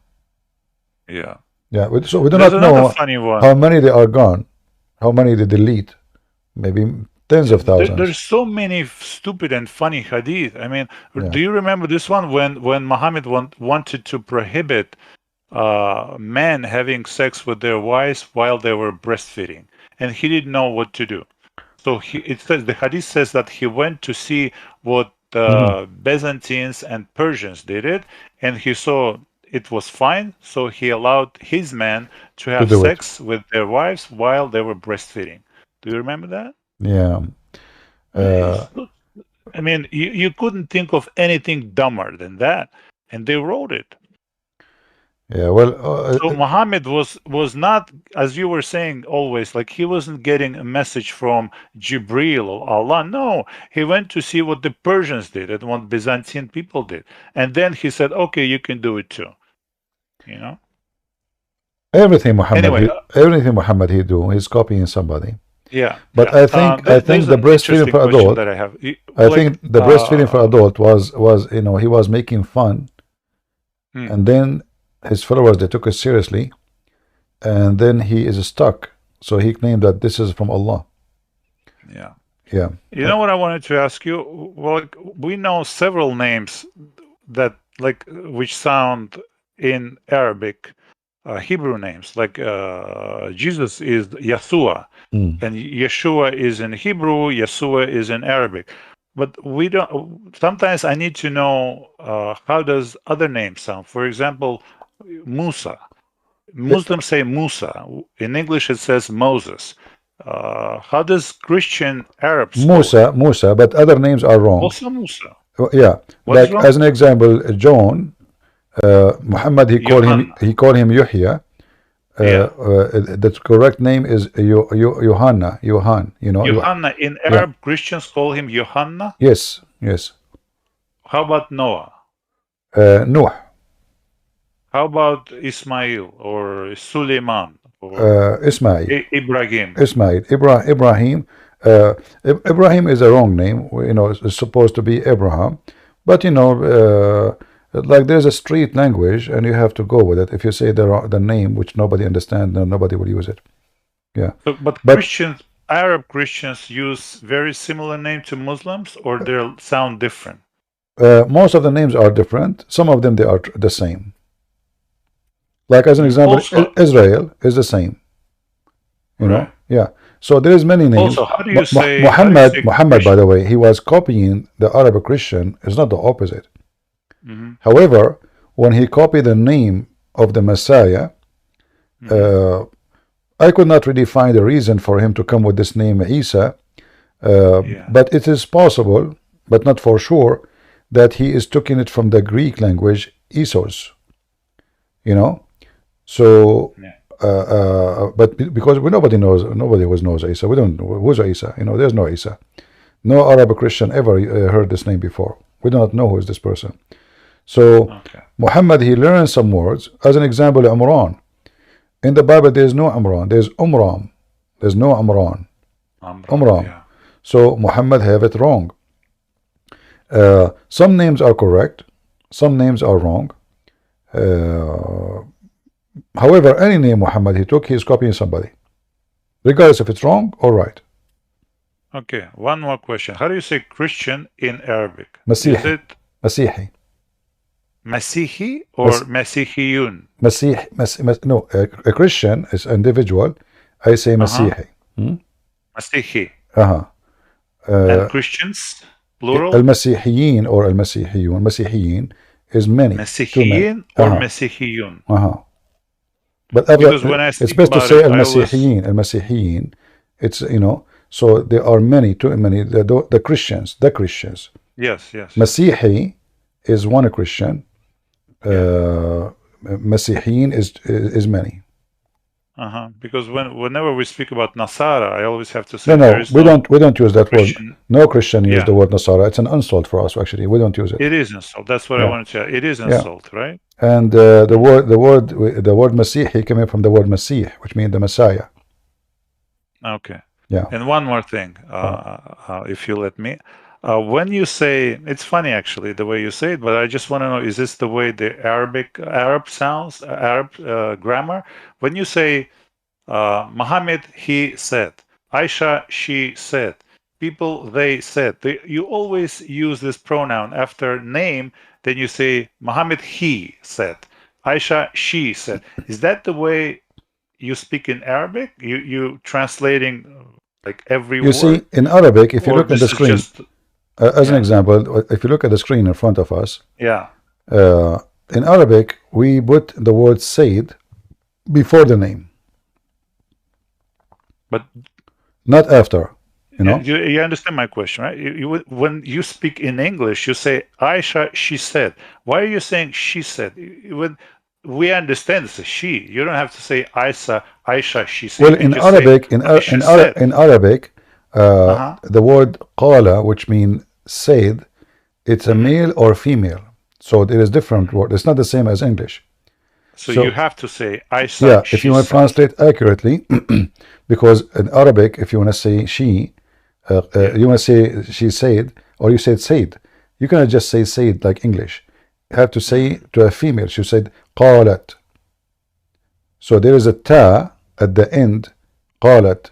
That will make it for sure a female is talking. If it's a male, you say qala. There's no t.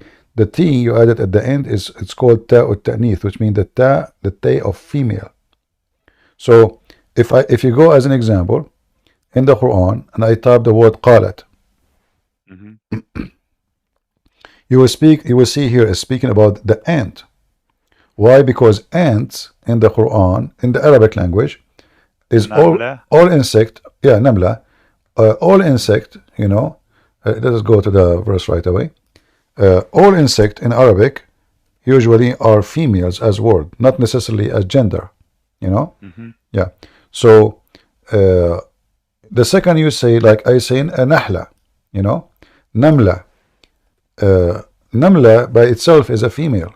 We don't have a male for the insect. We don't have a name as a male. So when you want to say the ant, she said, you have to say ant, she said. You always in Arabic, this is how you say right. Ant, she said. Right. You have to say it this way. Interesting. Yeah, Okay. yeah. This is why in Arabic is different. Said, it's about gender. Like you can make definition. Is it a male or a female by the word said itself? Yeah. So here you see it says قالت نملة. قالت, the word قال is a word means he said. If you say it alone, قال, it's mean a male. Yeah. But the T at the end, you see my screen, right? Yes. The last letter is called the T of females, ta or ta'nith. So the second you add it to anything, that will make it a female word. Yeah, I mean, I understand. We have the similar grammar in Russian. Yeah. Yeah. So by the way, whatever you said about Russian is everything is correct. Sometimes I'm surprised how well you know the situation there. Yeah, just a few words. I know you had some Russian commentators like pro-Putin idiots. Putin is a killer, dictator. Yeah, right? I don't know why would anyone. And he sold out the Armenian. Absolutely, you know, absolutely. He sold the Armenia, and not a single country in Europe those actually foolish government of Armenia, they trusted this filthy man.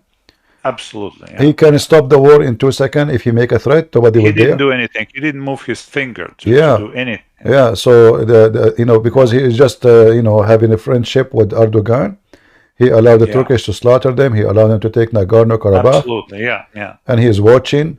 And he is controlling Armenia right now. Armenia, they have no freedom. They became captured. No. They are all under Russian control. Yeah.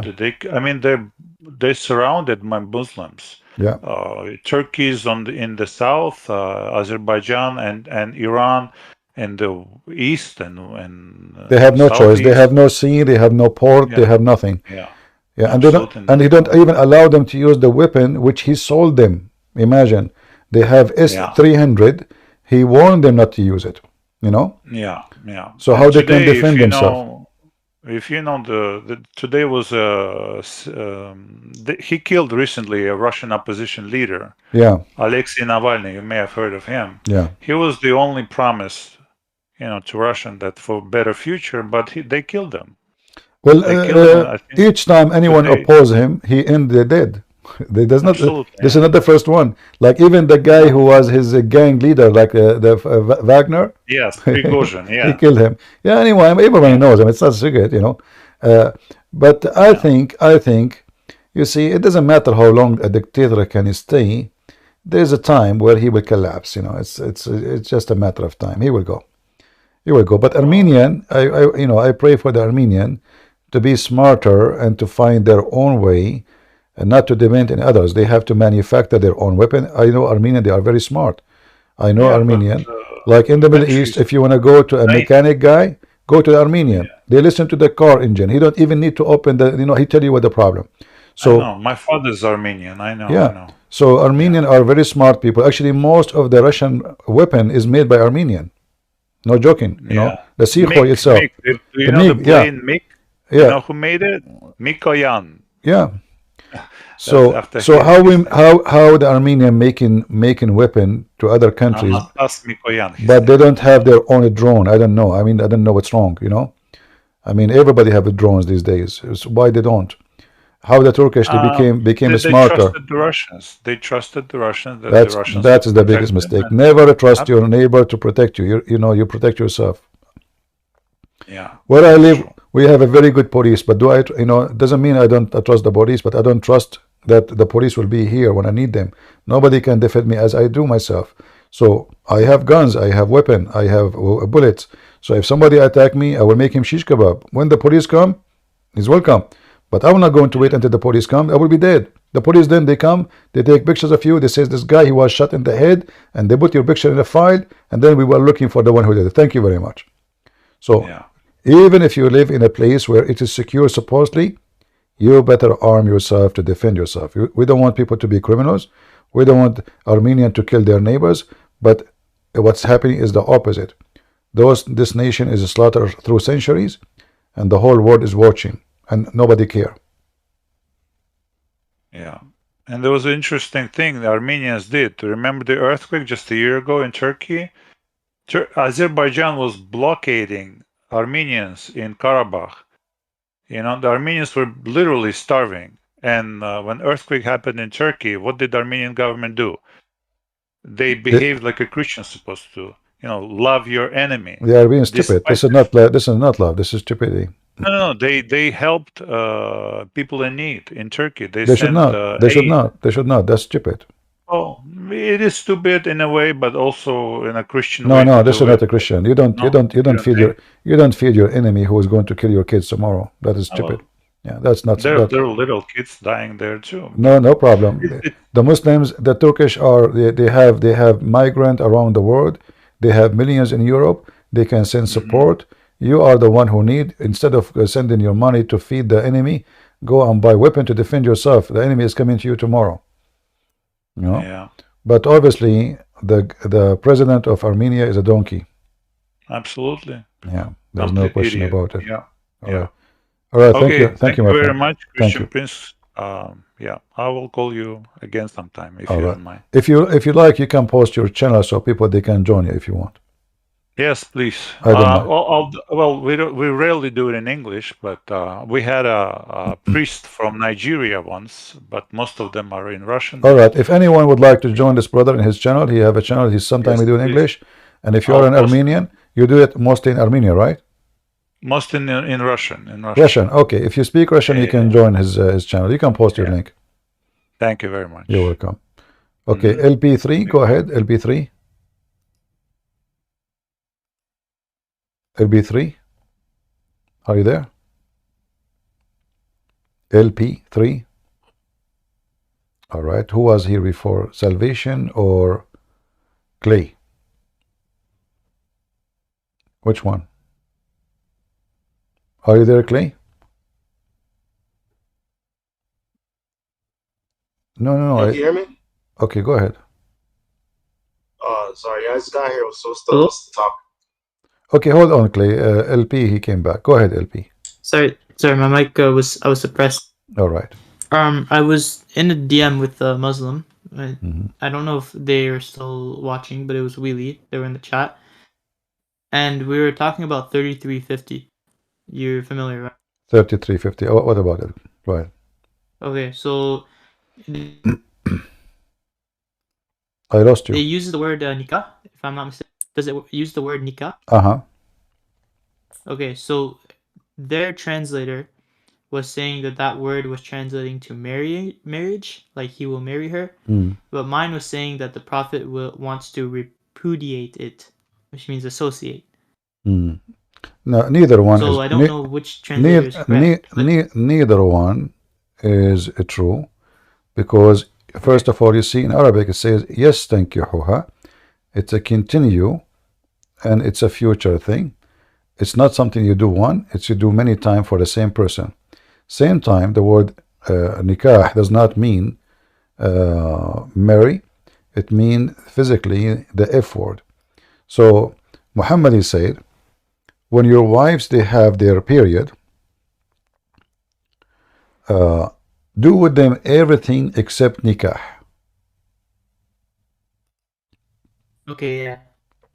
So if nikah mean marriage, I know that's found in a different verse, a little earlier in that. So obviously the word nikah, and this is what dictionary says, the word nikah in Arabic dictionary mean something going inside something else. So they say tanakahat al-ashjar, that means the branches of the trees go inside each other.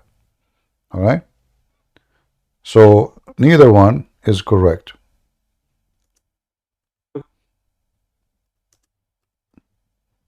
It is the F word.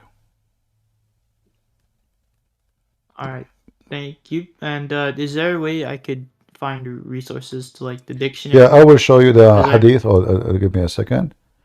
I'm certain this won't be the first Muslim that will respond to me that he or she is also saying that that's not the word they were talking about. They were talking about the yestinka. Yastankih, yeah, yastankih is the same as the nikah, yeah. pronunciation. Yastankih is the continue. This is why it says cannot. It's not about marriage. You see, it doesn't say the Prophet marry her. You know, the word Arabic. In Arabic, we have the word marriage. I mean, he can say that. You know, if this is, you know, He can say that word. I mean, we are not short of words in Arabic. Why he wanna use this word? So if we go here, let's see if I can find this hadith here. Do you see it in the front of you? I'm gonna send it in the chat. Hold on, because apparently this is not the right word, but I don't know what other word they're talking about. Wait, what's the argument? I sent it in Arabic in the chat. No, what point are you trying to make with this? Yeah, well, I didn't like the verse. Yeah. Like it's promoting, even if it's talking about marriage, it's promoting multiple wives. Anyway, And it just let me pause the link for you. You see my screen or you don't see it? Yes, I see it. So what is the word intercourse there? It is nikah. The Muslim translation for intercourse, simply it is nikah. So he said, the Jews used not to eat with the women during her menstruation period. So the Prophet of Allah, he said, do everything else apart from nikah. Where is the marriage? Okay. They are their wives already, you know. So already, obviously, and here we go. This is the Arabic. It says here, you can compare between this word in the Quran and the word here. Isna'u kulla shay illa nikah. And this is reported in Muslim, Sahih Muslim too. So it's very authentic. Do everything except nikah. With who? With your wives. So they are already their wives. So if nikah mean marriage, well, are you going to marry your wife? You know? Yeah. And the same appear in the Quran, where it says if a Muslim woman, she divorced her husband 3 times, she have to do nikah to the new husband. She married him, but she have to sleep with him. So it says hatta tankah, until she, if. So what's the? I don't get the argument though. What's the problem? Chapter 2, verse number 230. All right. Here, Okay. and until she, if, and you can find the hadith about a woman. She married a man, and she don't want to sleep with him. So her husband did beat her. So Muhammad, he said, if you think that you can go back to your previous husband, you cannot do that until he do nikah to you. Until you taste his juice and he tastes your juice. And this is the hadith, and this is al-Bukhari. Until, Okay. and the Muslim translate that as intercourse. But the fact, the word there, the last one, it says, taste his juice, which means orgasm, and he tastes your juice, which means orgasm. So she is married now, but she did not do nikah. So if you think you can go back to your previous husband without doing nikah with the new husband, you are mistaken. He have to taste your juice. It's unlawful for you. Anta rifa. Do nikah to you. He tastes your juice, and you taste his juice. The word nikah is a very filthy word. It's a savage. It is simply the F word. It's a physical act, physical word. So what's the argument, guys? Like, what's the actual? Wait. What about Al-Baqarah 220, like the Surah 221 verse? It talks about marriage there. Does it use any words in 3350, like the word tanke? Speak slowly. I don't understand. What? What? Surah 2, verse 221. It talks about marrying different people.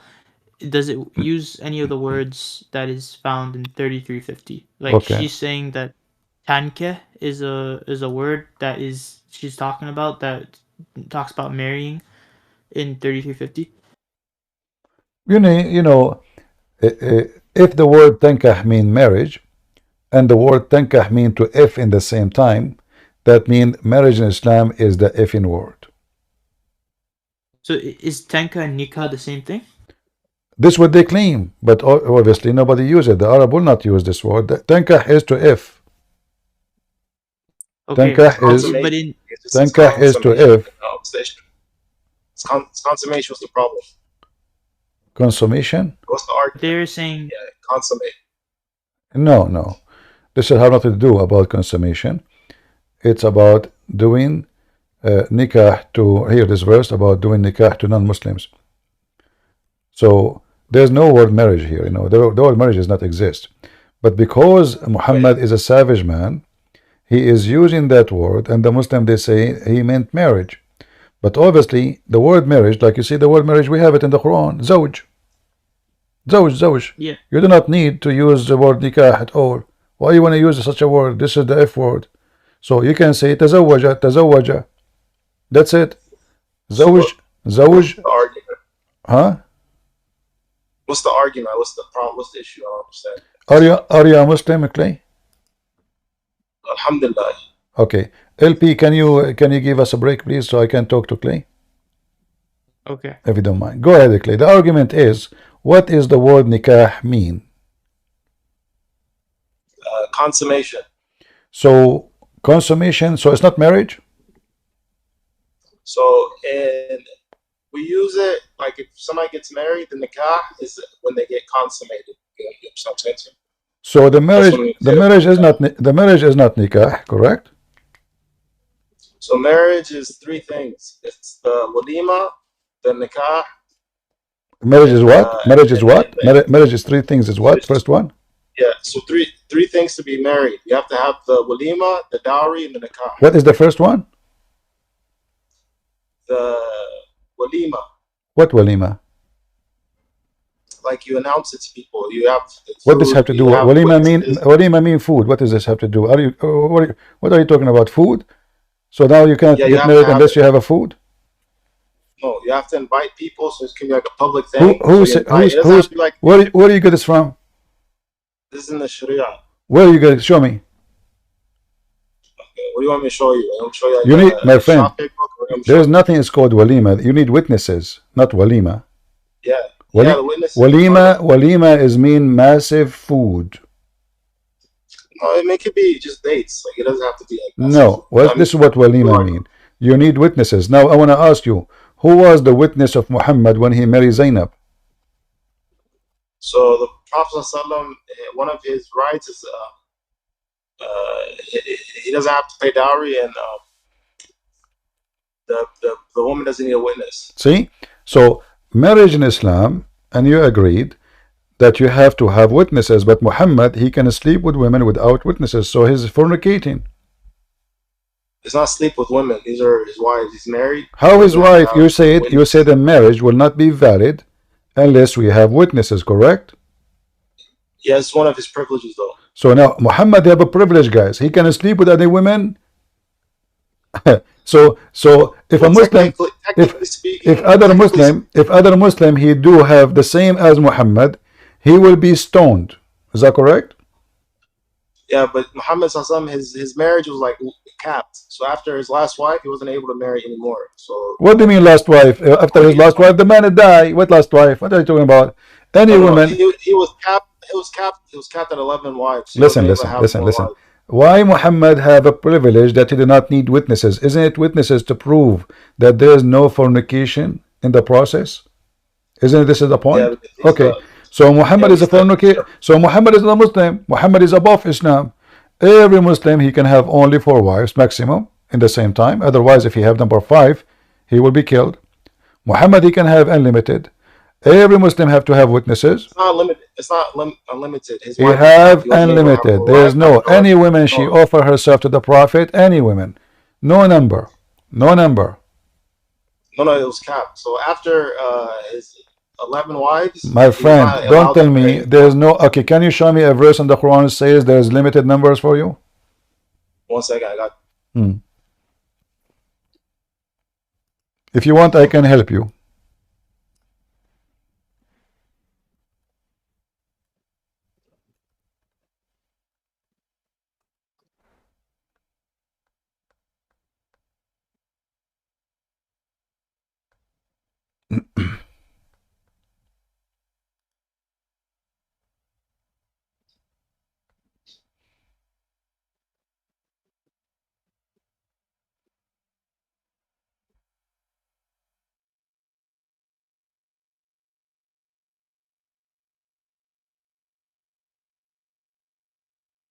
I can help you. You want to help my help?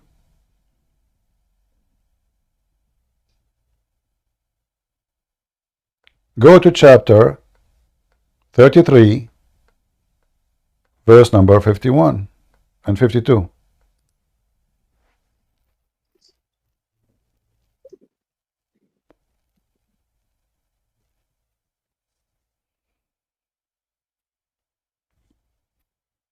Hello? Is he still there? What happened to this guy? You will notice here, I don't know what happened to him. You will notice here, it says you can if as many as your captive women. So what do you mean no more women? Unlimited. In the same time, the translation is false. Nothing is lawful for you after. But when this verse came, when Muhammad is already in the process, he cannot even have women.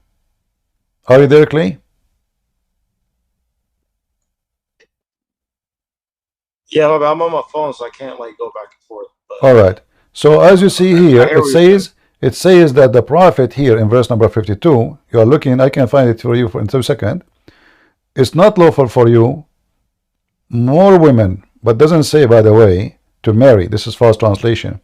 In the top of that,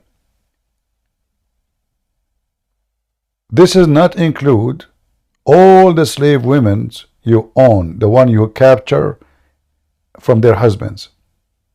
You can rape them. So yeah, so marriage and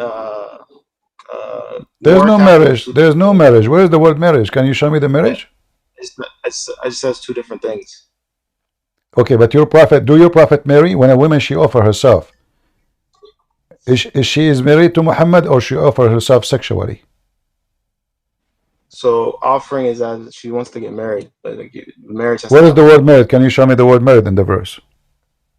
What's your argument? What point you making? My friend, why you keep saying what's your argument? What's your argument? I'm asking you a specific word. I don't know. Don't waste my time. I'm asking you, where is the word married? Can you show me where it says that this woman she offers herself, she is your wife? Where it says?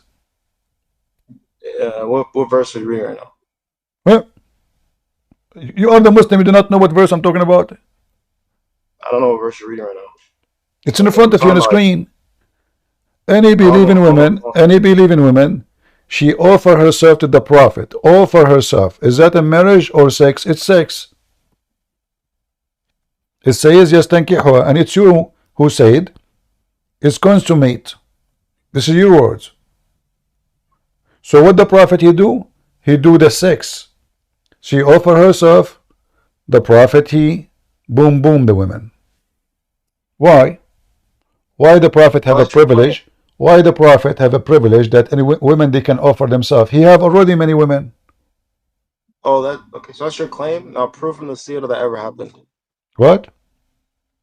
That's your claim, right? Your claim is that he could just have relations with any woman, Muslim woman.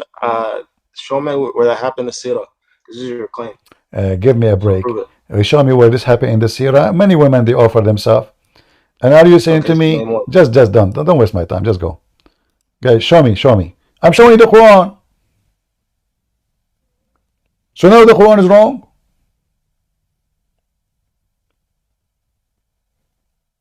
So are you saying to me, Allah, he told him, any woman she offer herself, but nobody offer himself?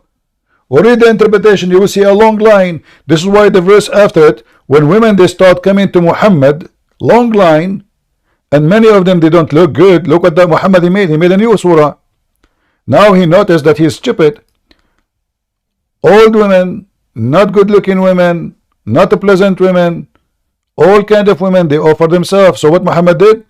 So he said, Allah he told me, oh you Muhammad, you can't postpone the turn of whom will of them want to do boom to her, not marry her. You see, they put the word wives between bracket. Postponed upon wives? What wives? So those women they start coming offering themselves, and Muhammad he said, I will take you all. He made a mistake. He did not notice that the one who will come is the one who don't have a house, no one to support her. They are looking for security because now if she sleep with him, she will have free food, free housing, and people will not will never dare to hurt her. So now long line of women, most of them they are widows and old, lining in top of Muhammad in front of Muhammad house. Muhammad he opened the door like, what the heck is this? So now he want to find a solution. So Allah is ready, Quran is ready. You Muhammad you can postpone the turn of whom you will if, and you may receive who you will, and whomsoever you desire of those whom you have assigned their turn temporarily.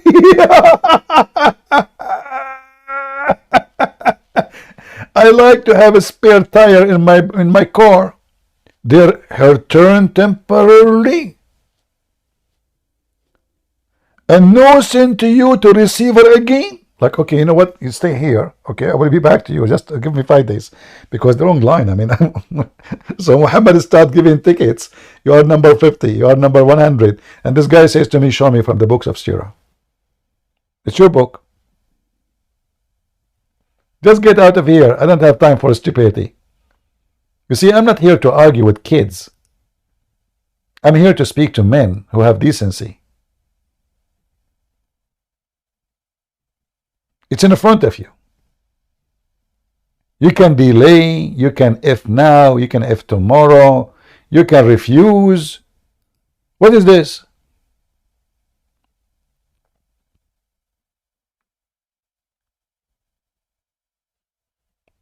Don't come here. Who is the one who invited you? I don't have time for kids. I told you.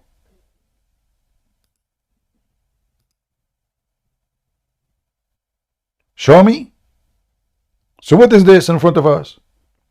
And he agreed and he said to consummate. But he did not marry her to consummate.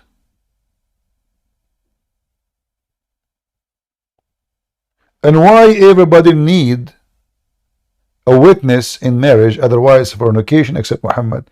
Because he have a license of fornication. A person who follow God, he follow God. There's a law for everybody. Do Moses have a special law for him? Like did Musa give the 10 commandments to the Jews and he said, I don't have commandment for me? Is that the scenario? Salvation, go ahead.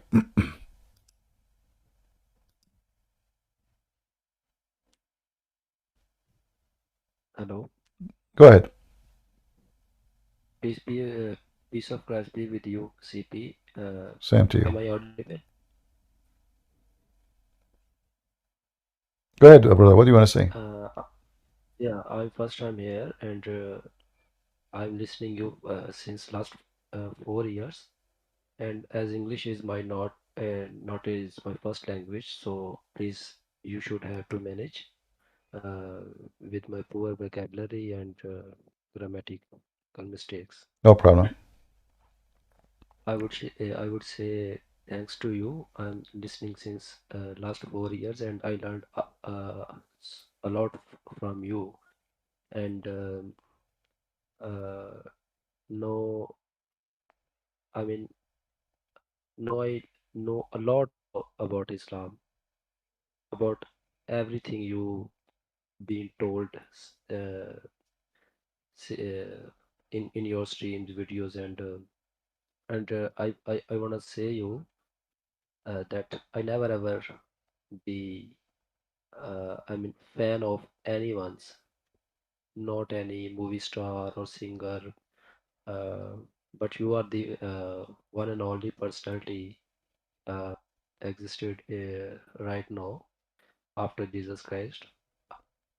My I friend, want you to meet and salvation. I don't like people to call me and praise me and tell me you are good and I'm fan. I appreciate what you are saying, but no man is good in this earth, only the Lord. Remember that. So if I can do some service to you and you are happy with it, there is no need to praise me. Do you want to say anything besides what you said? Yes, I know Go that. ahead. I know your nature, and I'm very familiar with your attitude because I'm listening to since last so many years. But as I seen recently, you started your stream in Discord as well, and so I installed Discord and I thought I should talk to you. And if I wanted to ask you something about Islam, uh, I would ask you, uh, what do you think about Muhammad was as a title, as you always say? Do you really believe um, uh, the Muhammad existed in Quran and Hadith, all about Jesus Christ, and mix up things later on? I don't understand. You are saying, do you think Muhammad was exist in the Quran? No. As you, I always heard so many apologetics like you and Raw Christian and Sama Talk and so many others. Like Muhammad is a title, and even James Smith says that Muhammad is Jesus actually, and J. Smith, he all said other Muhammad stuff is like Jesus. Hadith. Yeah, in What Aramaic, what what in he mean? Syriac, He meant that the word yeah, praised one. Yeah, praised one. Okay. Yeah. See, Muhammad, when he called that himself, he is obviously trying to claim to be God, because the praised one can't be a man. The praised yeah, one is only God. And if the Muslim believe that they are monotheists, so if Muhammad is praised one, who is the praised two? Allah? yes, You know? So obviously the name Muhammad is Muhammad, he took it to make himself equal to God. And obviously that's not his name. That's why the Quran, you see, sometimes it says Muhammad, sometimes Ahmad, sometimes Mustafa. If you go right now and search, you will find that Muhammad have 99 names like Allah. yes. I know basic Arabic. I can understand and Yeah. read as well. And recently I was reading in Tafsir Ibn Kathir about Maqamul Mahmud mentioned in Quran, Mm-hmm. and Ibn Kathir wrote about wrote in Tafsir that in that in last day, in the day of resurrection, uh, Allah will make him praised by all his khalaq, I mean all his creation, and even Allah himself will praise him. Yeah, yeah. It was actually new for No, me, already and Muhammad is praised in the Quran, because don't you see but the Quran? I just want Yeah. yusalluna al nabi, yusalluna al malaikatu yusalluna alayhi. Right. Correct. Are you talking about that one? Yeah, not only that, the Yeah. Quran, So the Quran described Muhammad as light, the same as Allah. So the Quran says that Muhammad, Allah is a siraj, and Muhammad is a siraj. So if Muhammad and Allah, both of them, yeah, you see, so if you go in chapter 33, verse number 46, it says, and the one who invite to Allah, not there's monotheism, this is false translation, and a light, a lamp spreading light. So Muhammad, suddenly he became light of the world, the same as Jesus says, I am the light, right? So Muhammad now became the light of the world, not Allah. It's not Allah no more. Muhammad is the light, and he is the one who lighting the whole universe. He is even a lamp, he is a siraj, Yeah, go ahead. yeah.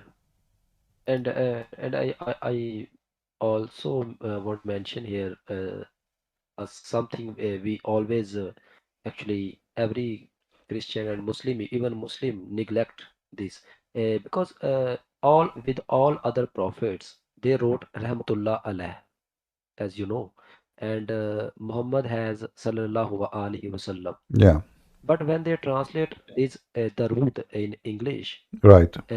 The, they make him the peace be upon him like Rahmatullah alayh, yeah, no, this it but doesn't they doesn't say it don't doesn't. literally It says translate. Sallallahu Alaihi Wasallam. They don't say that when they speak about Yeah, Musa's for or prayer, yes. So they actually making delusion. And actually, my question was that do you personally think that if Muhammad is being mentioned in Quran 4 times, all 4 verses, because grammatically those 4 verses are in past tense. So can we say that if we ignore all hadith, uh, and we just take Quran and specifically those 4 verses can be about Jesus Christ, and early Islam was actually some heretical sects from Christianity? What do you personally believe? Can you repeat the last part? What do you personally believe? Uh, as Quran mentioned Muhammad, the title or name Muhammad 4 times, and all of them are in past sentence. Not even This one is not is grammatically. about past sentence. As an example, chapter 48, verse number 29, it doesn't say any sentence there. It's just describing Muhammad. Same chapter 33, verse number 40 is not about being a verb, even though it's past sentence in this case, Ma kana Muhammad. But this is not about like verse number 47, it is past sentence too. So it can come as a description of what Muhammad now or what happened to Muhammad in the past. But that will not change anything. But obviously, the name Muhammad has nothing to do with the person. It is a title describing someone, and now his name is Muhammad. If you go in the Quran, it says that when Isa, he said, "There's a prophet will come after me. His name is Ahmad." Correct? Yeah. So why Muhammad became Ahmad? So obviously this is not a name. Yeah. Because if the name is Muhammad, then the name will stay as Muhammad. And why Isa is using the wrong name? They will say to you, they are close in the meaning. No, they are not. I mean, it's close, yes, but they are not the same. But if it's a name, you don't change it. Like we can say the Messiah is a title. Emmanuel. There's many names they are given to the Messiah, but all of them they are titles. There's only one is a name. The rest are titles. Here, where is the name of the person? Nobody knows even who's Muhammad. Who's Muhammad? Yeah, that's why I recently I was watching a stream of J. Smith Al Fadi was maybe with him, and third person I don't know him personally. I never watched him earlier, and they were specifically discussing about these 4 verses in Quran. Muhammad has been mentioned in those, and they was uh, trying to tell the audience that if you just take Quran, uh, for Muhammad being mentioned 4 times, it's all about it. It could be all about Jesus, and early Islam could be a sect or heretical sect No. You about see, I don't agree with those Muhammad. things. I don't agree with those fictions. This is fictions, and I will tell you why. In chapter as the chapter in front of us, it says here as an example, like here it's used different name.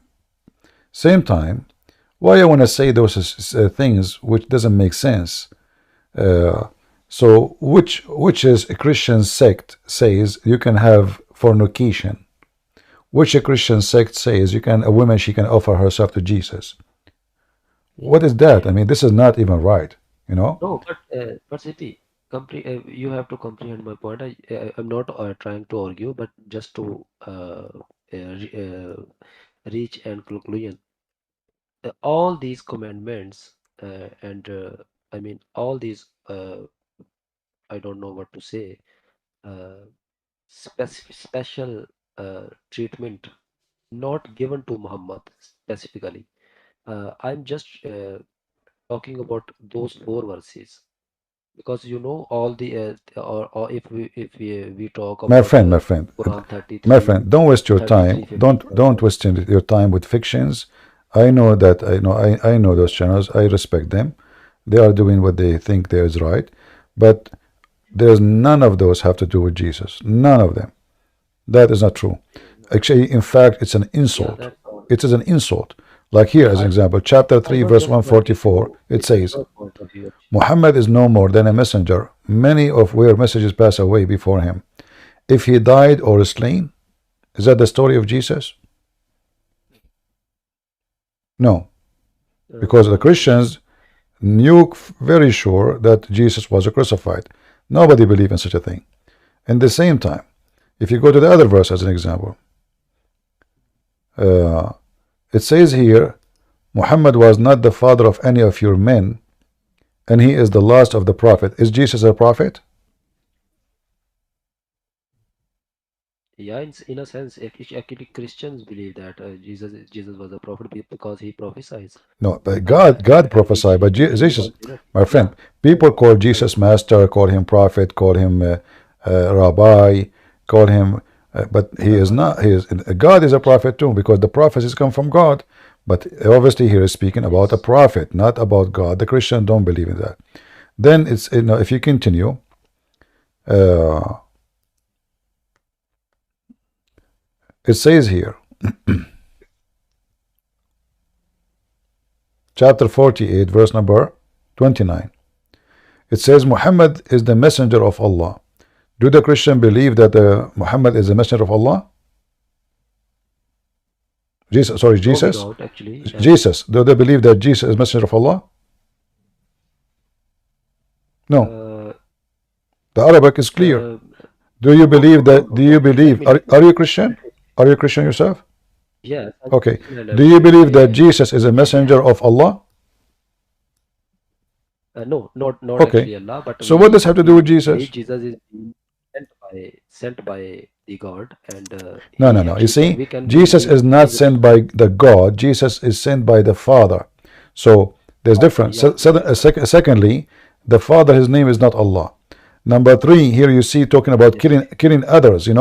Jesus is merciful for everybody. It says here, and those who they are with him strong against the unbeliever. Actually, they torture them, and they are merciful with each other. Is that the case with Jesus? with each other. Yeah. No.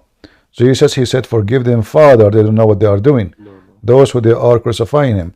So, some channels, they do some extra philosophy, analogy. I don't like that, but people can watch. It's up to you. You can, for me, I don't agree Maybe with for any of this. interfaith harmony, maybe they can be doing this for interfaith harmony. And I just wanted to know your point of view and know specifically in last verses you mentioned. Yeah, we can't go with that argument because you last verse you mentioned it is very clear with the name of Muhammad. Muhammad is So copying from the yes, from you the are Bible right. And well, for thanks. sure. Like the same chapter here, verse number 48. Obviously, Muhammad is copying something Jesus he mentioned, and somehow, like trying to make it look different. But anyone will say this is about Jesus, or this is just not true, and this is an insult to Jesus. The Quran is the book of the devil, and no Christian should say such a silly thing. This is silly. This is an insult to Christ. We don't want to do the same as the Muslims. You see, we don't know, why some people they are doing the same as the Muslims. The Muslim they go and they say, okay, he says I will raise a prophet from between your brothers. They say this is Muhammad. what those people are doing? They are doing the same as the Muslims. So this is wrong. This is absolutely false. Well, CP, I would say thanks again, and I'm learning a lot from you. I learned actually, and specifically, I learned how to keep, uh, how to how to drag your arguments, how to put them in a track. I'm a Muslim. I can do in very good in my language actually. Yes, I learned so many things from books, and I made notes for myself as it's subject wise, and the I know knowledge alone cannot do anything, but you have to have to know how to use that knowledge, and when to put what argument, and when to say what. And this thing I learned from you, and I always recommend my other actually brothers and my friends to learn this thing, how to drag our argument, how to go with them where they want to go, and then actually refute them, just go them with them, I mean Muslim. So this is very actually special thing. So uh, I would again say thanks to you, and keep doing good work, and God bless everyone here. And I will suggest, I will recommend all the people in audience must take notes, screenshots, links, and make your notes using Google Documents. It is very useful platform. You can have every time your notes in your hand, and you can say, search any word in hundred of the files, because I'm using this method, and it will sync with your email, and no matter where you exist, if even you lost your device, it will not affect you if you have remember your email. Yeah. Okay, CP, thank you very much, and All thank right, you brother. Thank everyone you very much. for Thank you. thank you. God bless. Yeah. God bless you, sir. Take care. Yeah, always, guys, remember, we don't want to do what Muslims do. We will not support something not true. We are Christians. And if a Christian, he says something, it's not true, I will never agree with him. No matter who, and I'm not saying that those Christians are lying, but obviously it's wrong. It's obvious. We do not need to find Jesus in the Quran. That is an insult to Jesus. How we keep saying the Quran is the book of the devil, and then you try to say to me this is about Jesus. And which a Christian sect believe in what in the Quran? Women offer themselves to Jesus. So now Jesus is Jesus. What's wrong with people?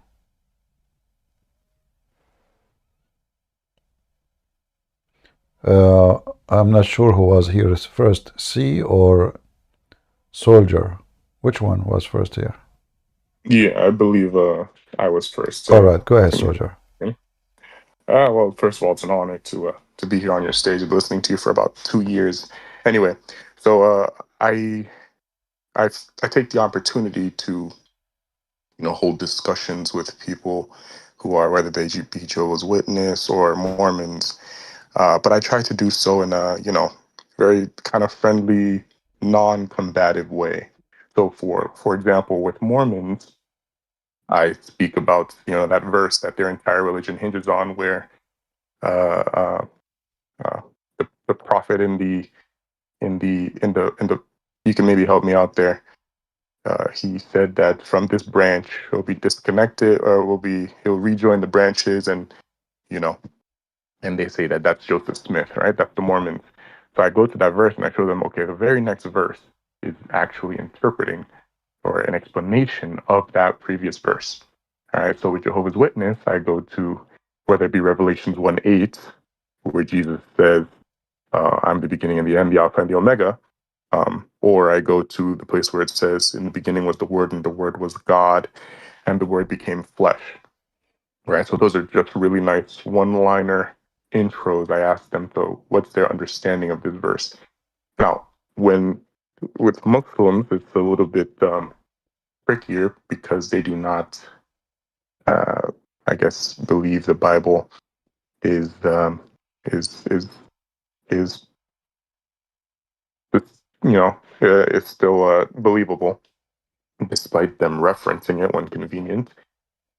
So what's some really nice non-combative entry verses? I have lots and lots of screenshots from some of the verses in the Quran that you bring up. So what's the one life entry verse to have them explain? what I do now is I ask them something like, you know, where it says all Muslims will go to hell first unless they die in jihad. Right? So that's sahih, right? And I basically ask them to explain that to see if really they're honest or they're just wanting to. Because sometimes, you know, I feel like they're taught to accept and then defend. They're not really, in fact, they're discouraged to think about. So what's a nice entry discussion to have them explain to really work them towards that encourage thought and see if we can't you know, show them where there's some really significant drops in logic there in the Quran or the hadiths. I don't know if I was rather long-winded, but yeah, if you get what I'm trying to ask. Well, as I understand what you're asking me, first of all, there is no rules because every Muslim is different. Generally speaking, Muslims, they lie when they answer, and that what make discussion with them is very hard. However, you should not ask the Muslim a question. If you ask him a question, he will give you the wrong answer. The only way to get the answer is not to ask the question. After he give you the answer without asking the question, then he cannot take it back. Like as an example today, who was here in the morning? We have a Muslim. I said to him, we were talking about the description of Allah hands.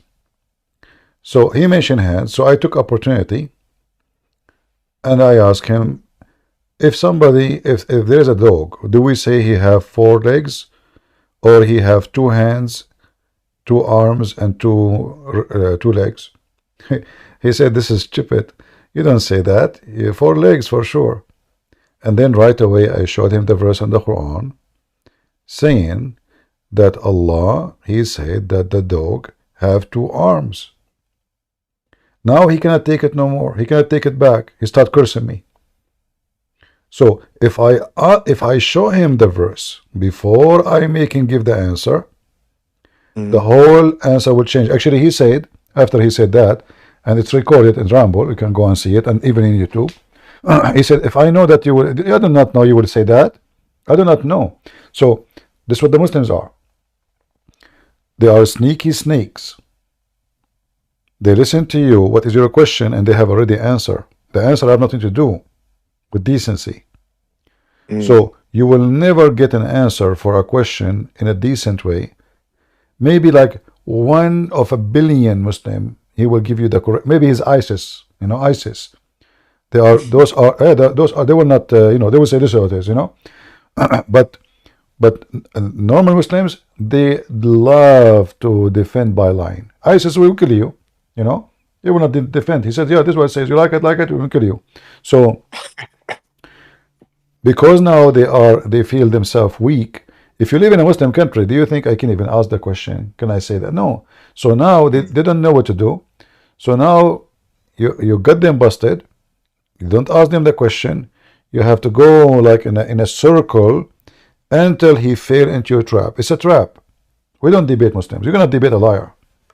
Nobody in the world can debate. Not even a judge, he can debate a liar. Because a judge, you can tell him, I did not do it. Who raped this woman? I did not do it. We have first witness, second witness, 3 witness. We have your DNA. I did not do it. He's lying. So if you are waiting for him to confess, you will never prove it. You have to get him busted. And this is what we had to do. So we have to get the DNA from the hadith, from the Quran, reference. But first, we have to make him, let us say, make the mistake of saying something truthful. Muslims don't say something truthful by meaning it. It have to be a mistake. Yeah, like once a Muslim, he said to me, if I say to him, why your prophet he speak etc. about homosexual, he would say to me, you're a liar. So I said to him, how come your prophet he support homosexuality? You know. So now he will not get me busted. So he went and he picked up the hadith which I was going to show him. But I know if I show it to him, he will give me the answer which I don't want. So now he is reading for me the hadith to prove me wrong, which is exactly what I want him to do, to get him busted. So he arrived where it says the Prophet, he kicked a homosexual from his house. So if I say to him, you're a prophet, why he have a homosexual in his house? You know, he will deny it. He will say this hadith is fabricated, it is not true, etc. But when I made him read it, you know, now he cannot say. I said to him before you read it, please don't pick up for me a hadith which is not true. He said, absolutely, this is absolutely sure. You know, I said, are you sure? So now he is sure. He said, absolutely. He is the one who picked it. He is the one who put it in the screen. And now we are reading it. Can he deny it? He cannot. And this is why the Muslims here, if you notice today, each time a Muslim comes to me, he says, what's your argument? They don't, Yeah, I heard you that. know, yeah, because they want to respond based on the argument just to defend, not to say the truth. The Muslim, they made an article how to debate Christian Prince. And in the article, I wish I have it still, the website. I looked for it, I could not find it again. It was like a blog. It says, whatever a Christian Prince says to you, even if he said to you your prophet was good, don't say yes. And don't say no. Because whatever you say, he will get you busted. So when you debate him, never disagree and never agree. Tell him, what's your argument? What are you trying to say? Don't say yes and don't say no. So why they are doing this? Because simply it's a defensive, not a truthful debate. Like if a Muslim says to me, the Bible says that Jesus came as a man, I'm not going to deny, yeah, he came as a man. You know? The Bible says God created the earth and the heaven in 6 days. Okay. I'm not going to say what Zakir Naik says. Those are billions of years. It says 6 days. Why I want to make it, you know, a billion of years? It doesn't say billions. So Muslims, they lie to defend. We are truthful in our faith, and we should not lie, because if you lie, you become like them. You become satanic. Jesus make it clear. Satan is the father of all lies. So if I want to defend my faith by lying, how I am different from any Muhammadan or Muhammad? And the Muslim, he should know, if he have little decency, that when he lie to defend his religion, obviously his religion is bad. You see, we lie because we are ashamed of something. Only. If it's not a shame, you don't lie about it. Only when we are, only when we do wrong, we lie about it. Only when we hide something, we lie about it.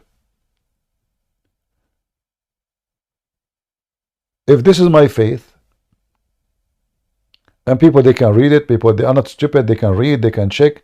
Why we lie? Because simply, Muslim been taught that lying is okay, the Quran, there's tons of verses, and supposedly this is the way to protect Islam. So to protect Islam, I have to lie, and this is supposedly a good act of me, not a bad act. Muslims don't see it as something negative. They see it as a good thing, because he's defending God, he's defending the Prophet. But all of us, we know that lying is nothing but devilish and satanic,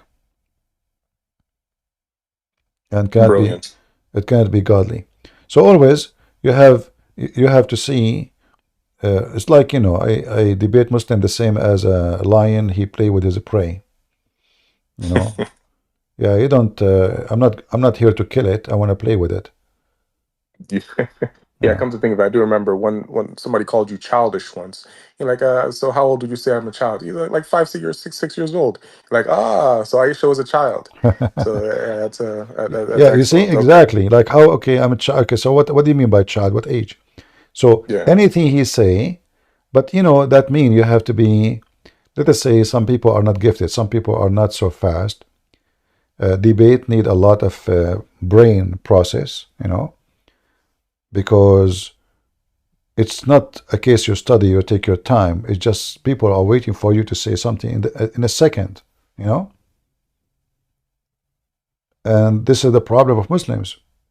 I never saw a Muslim, he is fast. All of them, they are slow and they have low IQ. Well, it's more difficult to lie than to tell the truth. So. And the one who is smart actually is the one who you can destroy even better. Like, you know, Mimi Hijab, he debated David Wood. But David Wood is not a debater. He don't do good debates. So Mimi Hijab, he says, not a single Jew believed that God have a son. If I'm there right away, I would say, oh, I got him from his tail. The Quran says, Uzair is the son of Allah. You know? But David Wood, because he is not a good in debate, he's not that fast, he was there, he said, no, he didn't say anything. You go home, and then a Christian Prince, he made 20 videos exposing Mimi Hijab, and now we will refute him. You should refute him when he was on the stage. So when he said, not a single Jew, the guy was, so if you right away you say in front of all those Muslims, well, obviously this guy, he don't believe in the Quran, because open the Quran and read for me. And that will be very embarrassing. When he said, God have body part, well, open the Quran, Allah have hands, Allah have feet, Allah have etc. So debate is way different from knowing something. You might have some knowledge, but debate is way different. Debate is, I am listening to you carefully. You notice that most of those Muslims or even Christians who debate, they say, let us decide a topic. That is the first mistake. If you decide the topic a month before the debate, the Christian guy will go to the internet, he download whatever stupid things, and the Muslim guy, he go to the internet and he download whatever stupid things, and then they go in the stage and they start reading for each other what they collected, you know. A real debate is, don't tell me what is the question. I mean, have you ever heard of somebody tell me what is the question, and then we would debate about it? What kind of exam this exam is? You go to the exam, you know the question in advance. That's what they're doing. So if you want to bust a Muslim, is not by telling him what the topic is, by letting it open. You surprise. You see, Muhammad, he said war is deception. So deception they need, and deception in a good way, which means you don't tell him, I'm not deceiving him, I'm not lying to him, but don't tell him what is the question will be. If you tell him the question, he will prepare all false answers. Let him say the question. To make it simple, if I want to make a conversation about a building, I will not mention the word building, I will mention the word window. So he start talking about the window, and now by the conversation he will mention the building, and then whatever he said, I will use it against him. But I did not ask him about the building, I asked him about the window. I'm following. All right. I appreciate that. Duly noted. We'll continue listening for more wisdom that I can use in discussions for winning people over to Christ. God bless, and thank you. Thank you. Yeah, always we have to avoid, because they are not decent. You see, if you speak to somebody, he have a religion, he believe in God, he will tell you what he believe. But those people they are following Satan. They will never tell you really what they believe. And not only that,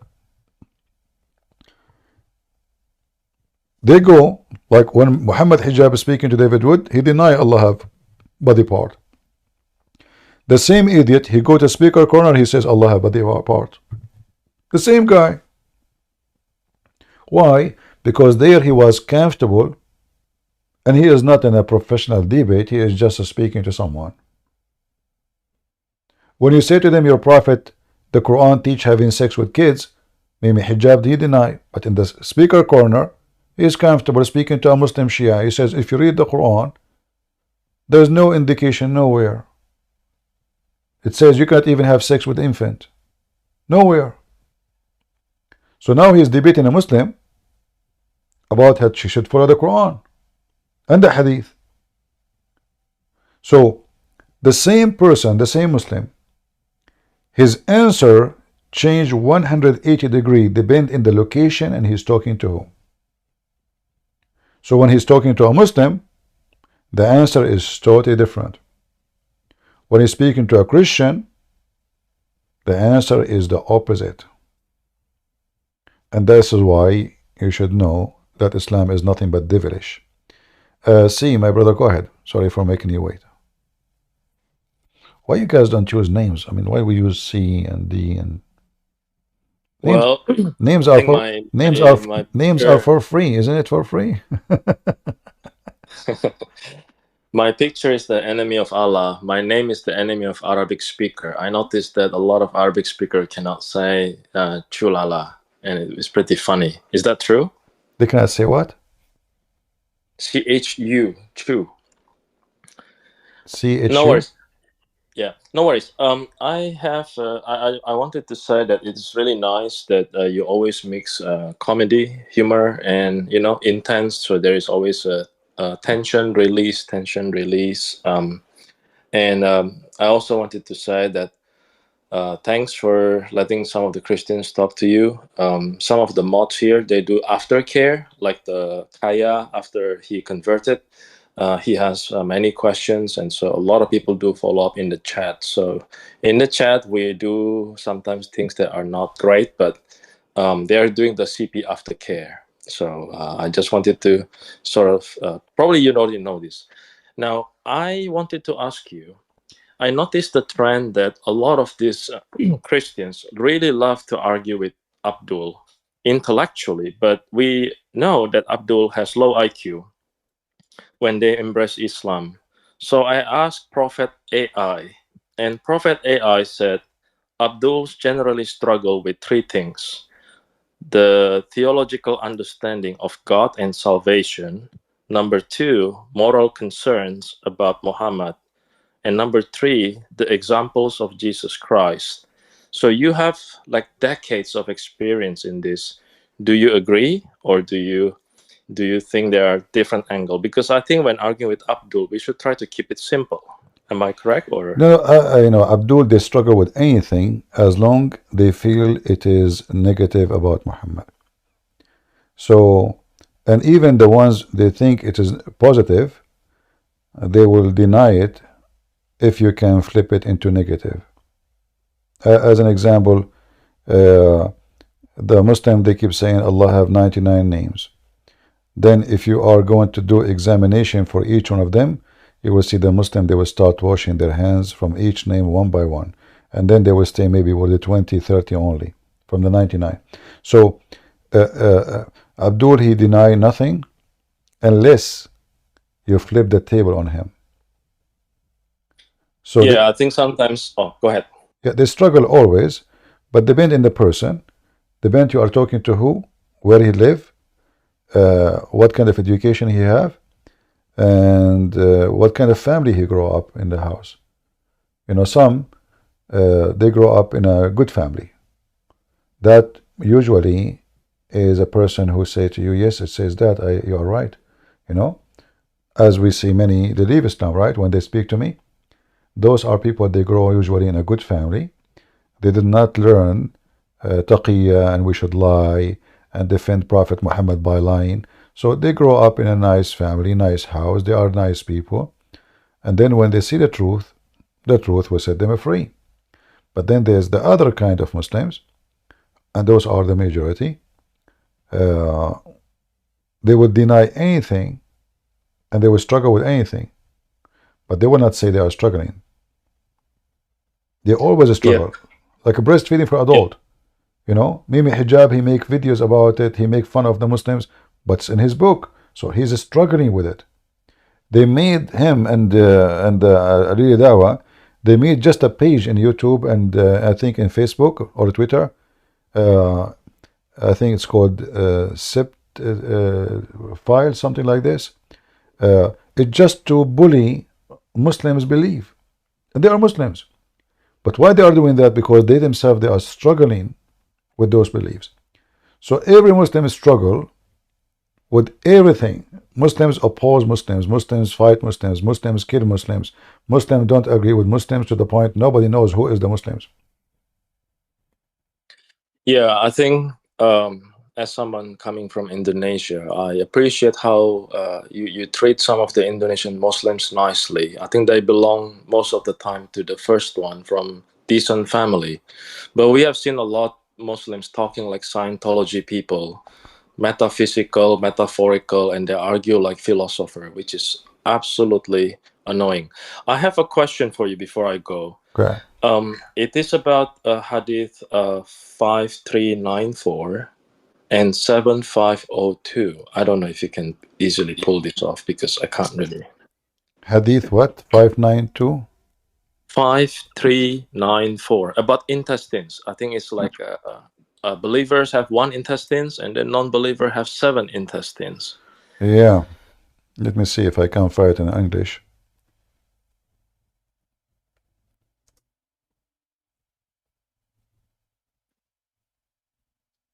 Is this like a joke, or is this like the backbone sperm versus collarbone sperm thing? Let us see.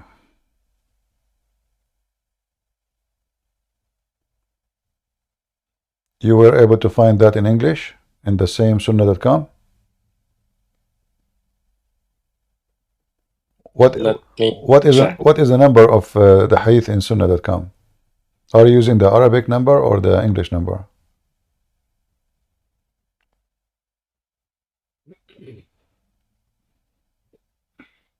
It says hadith number 5394. 94. Yeah, okay. All right, I see it.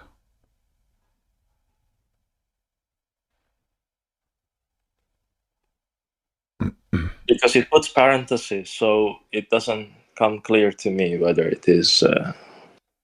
Yeah.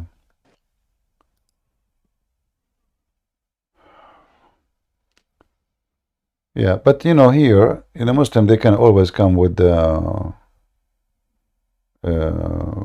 explanation differently from what it's saying, because there they will say here is not talking about let us say it's not talking about physically. It's talking about a person who is a hypocrite. He can swallow anything, but look like Muhammad was was describing the Muslims. So this is not really about he have 7 stomachs, or no, it's not literally.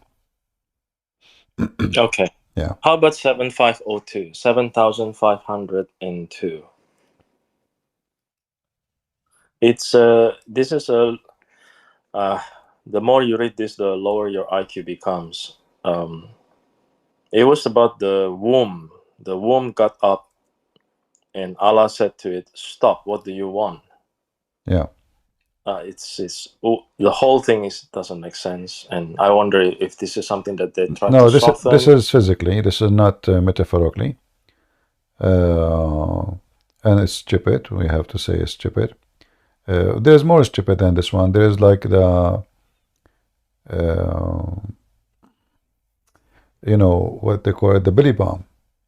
Why Adam he have a belly bomb? Because Shaitan he spit at Adam and then he hit him with the belly bomb. So those things you can find tons of them in the hadith, and all of them they are stupid. You know. Yeah, Muhammad is trying to explain how things work, and the more he talk, the more he make poo-poo.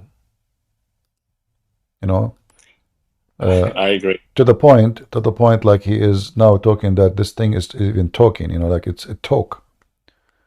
So if you go here.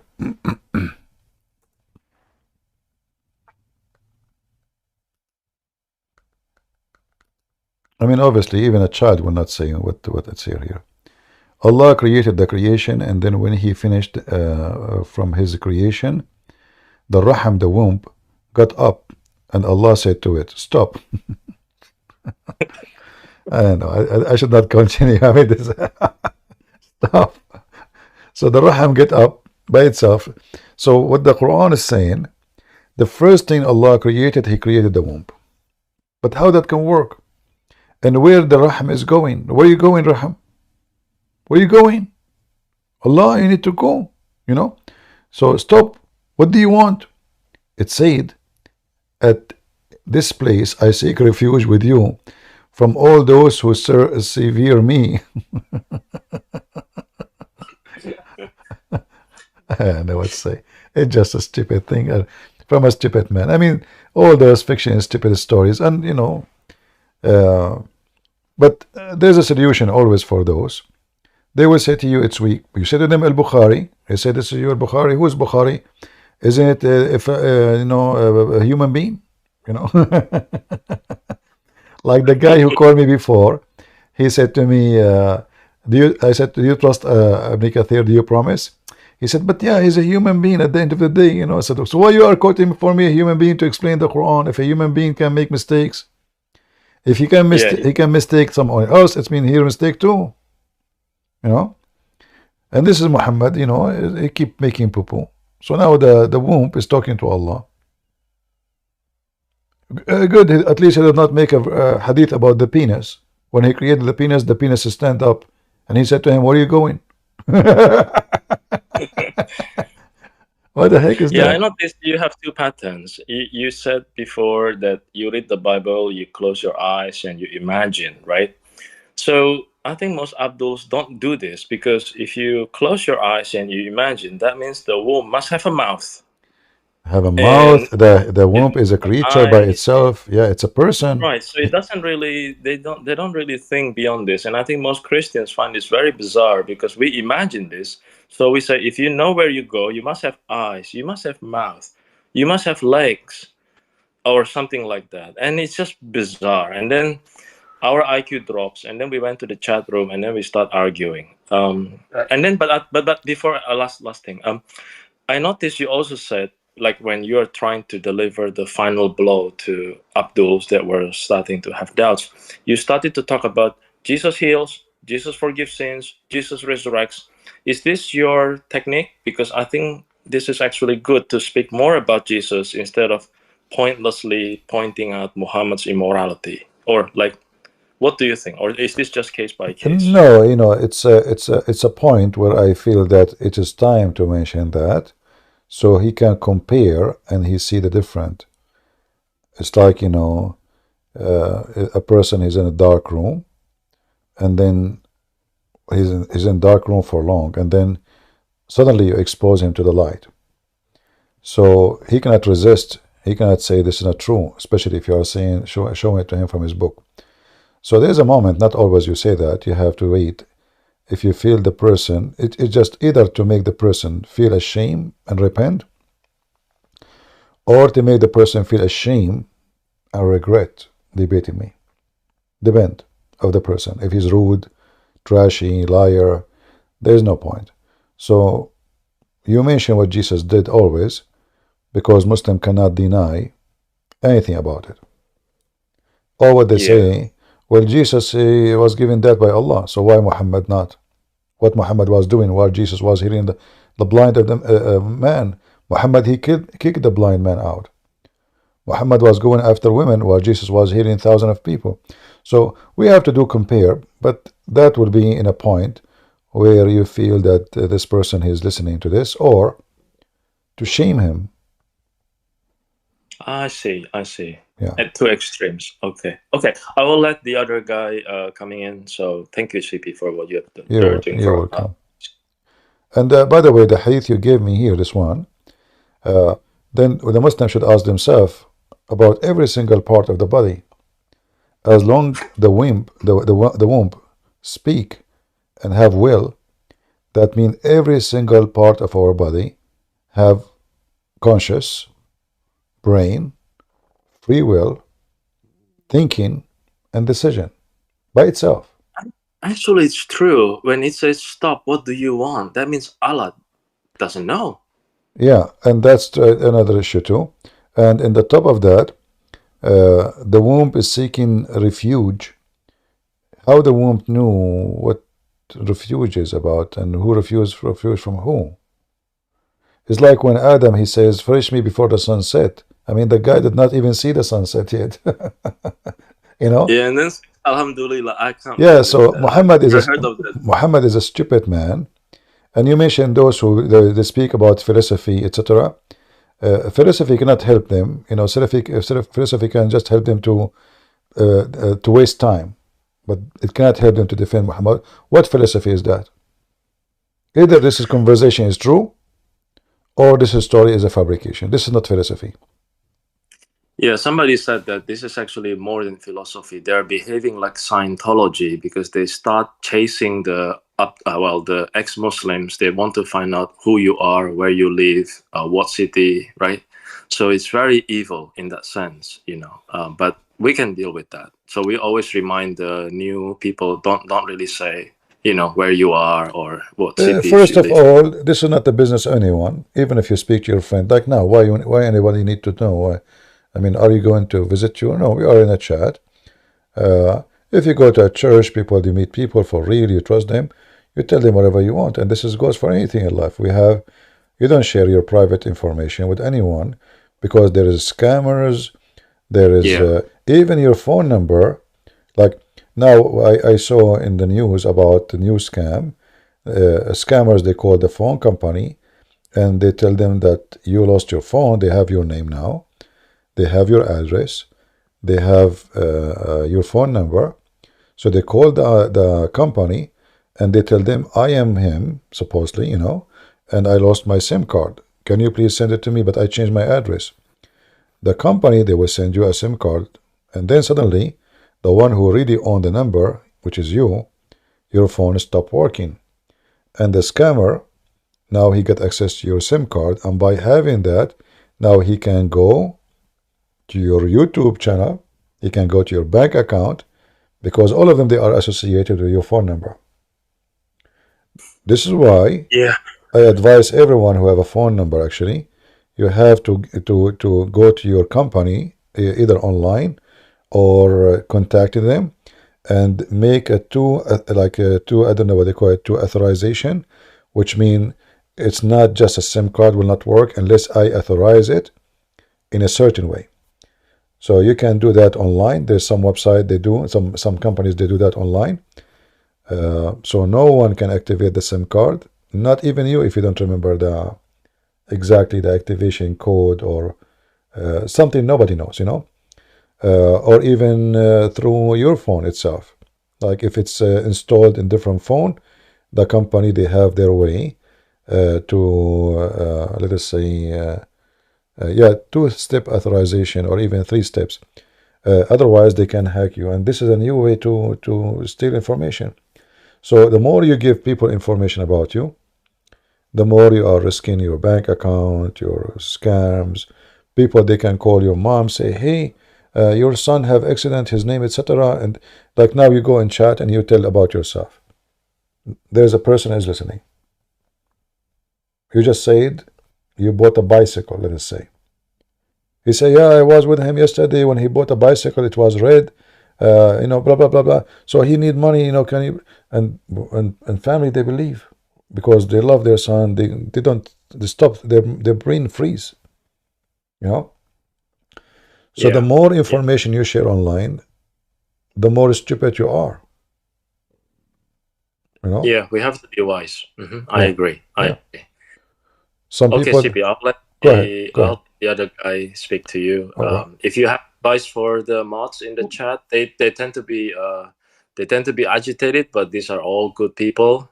And even if we went over the line, we will apologize to each other, and you know everything is crazy, but it's pretty good. All right, thank you.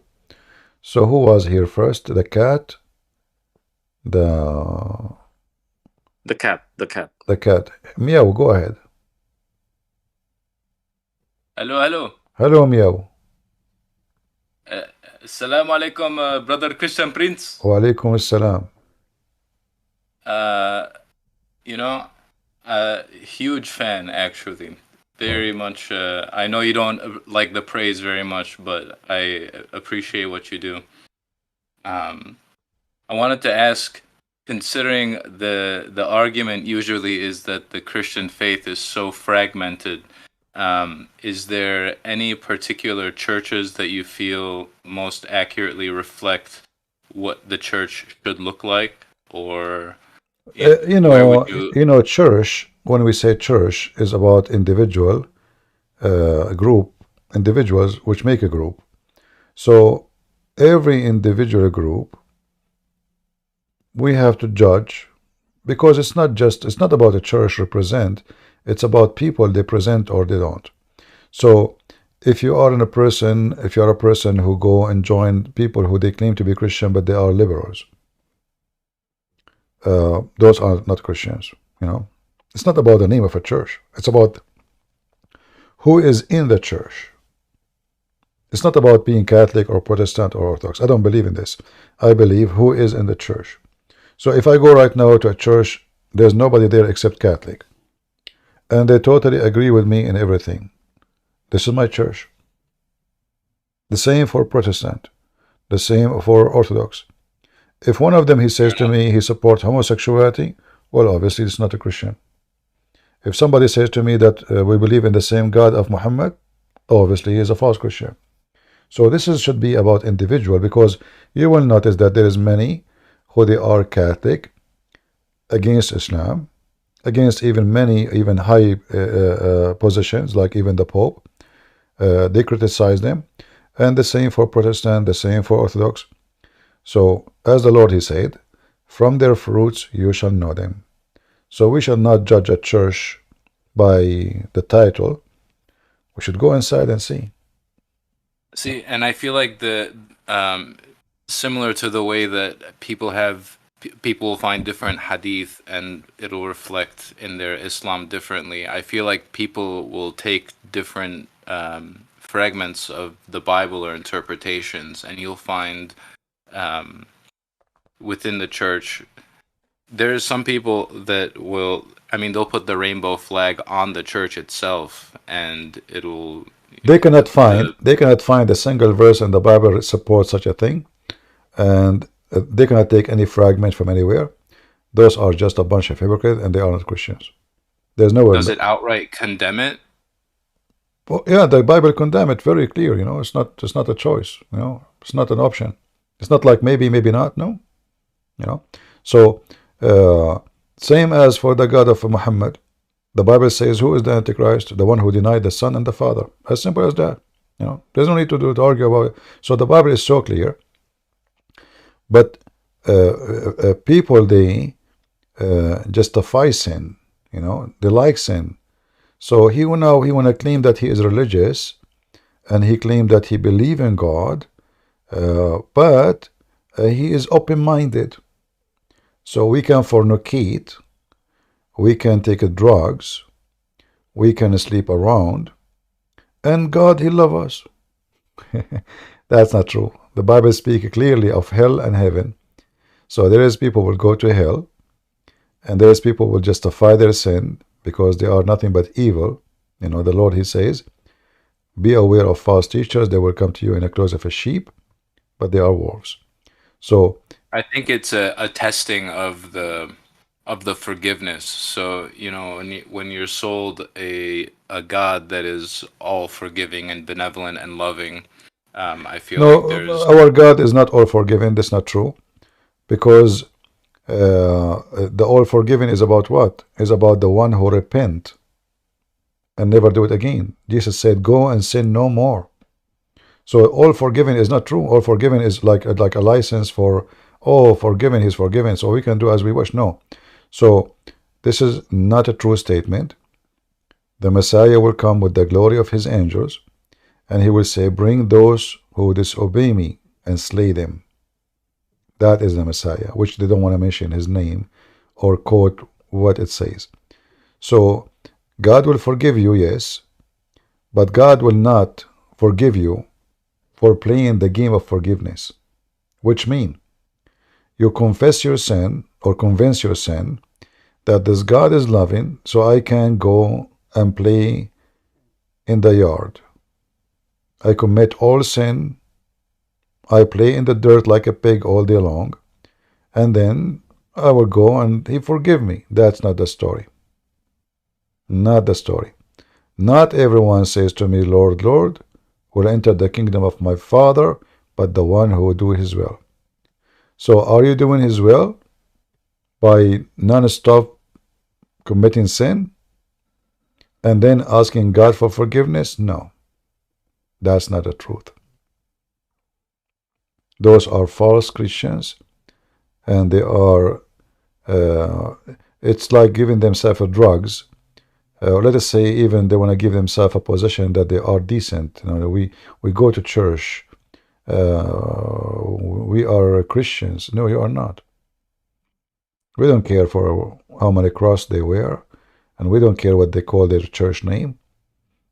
It is what they believe. Anyone, he will go away from the teaching of the Bible, he is not a Christian.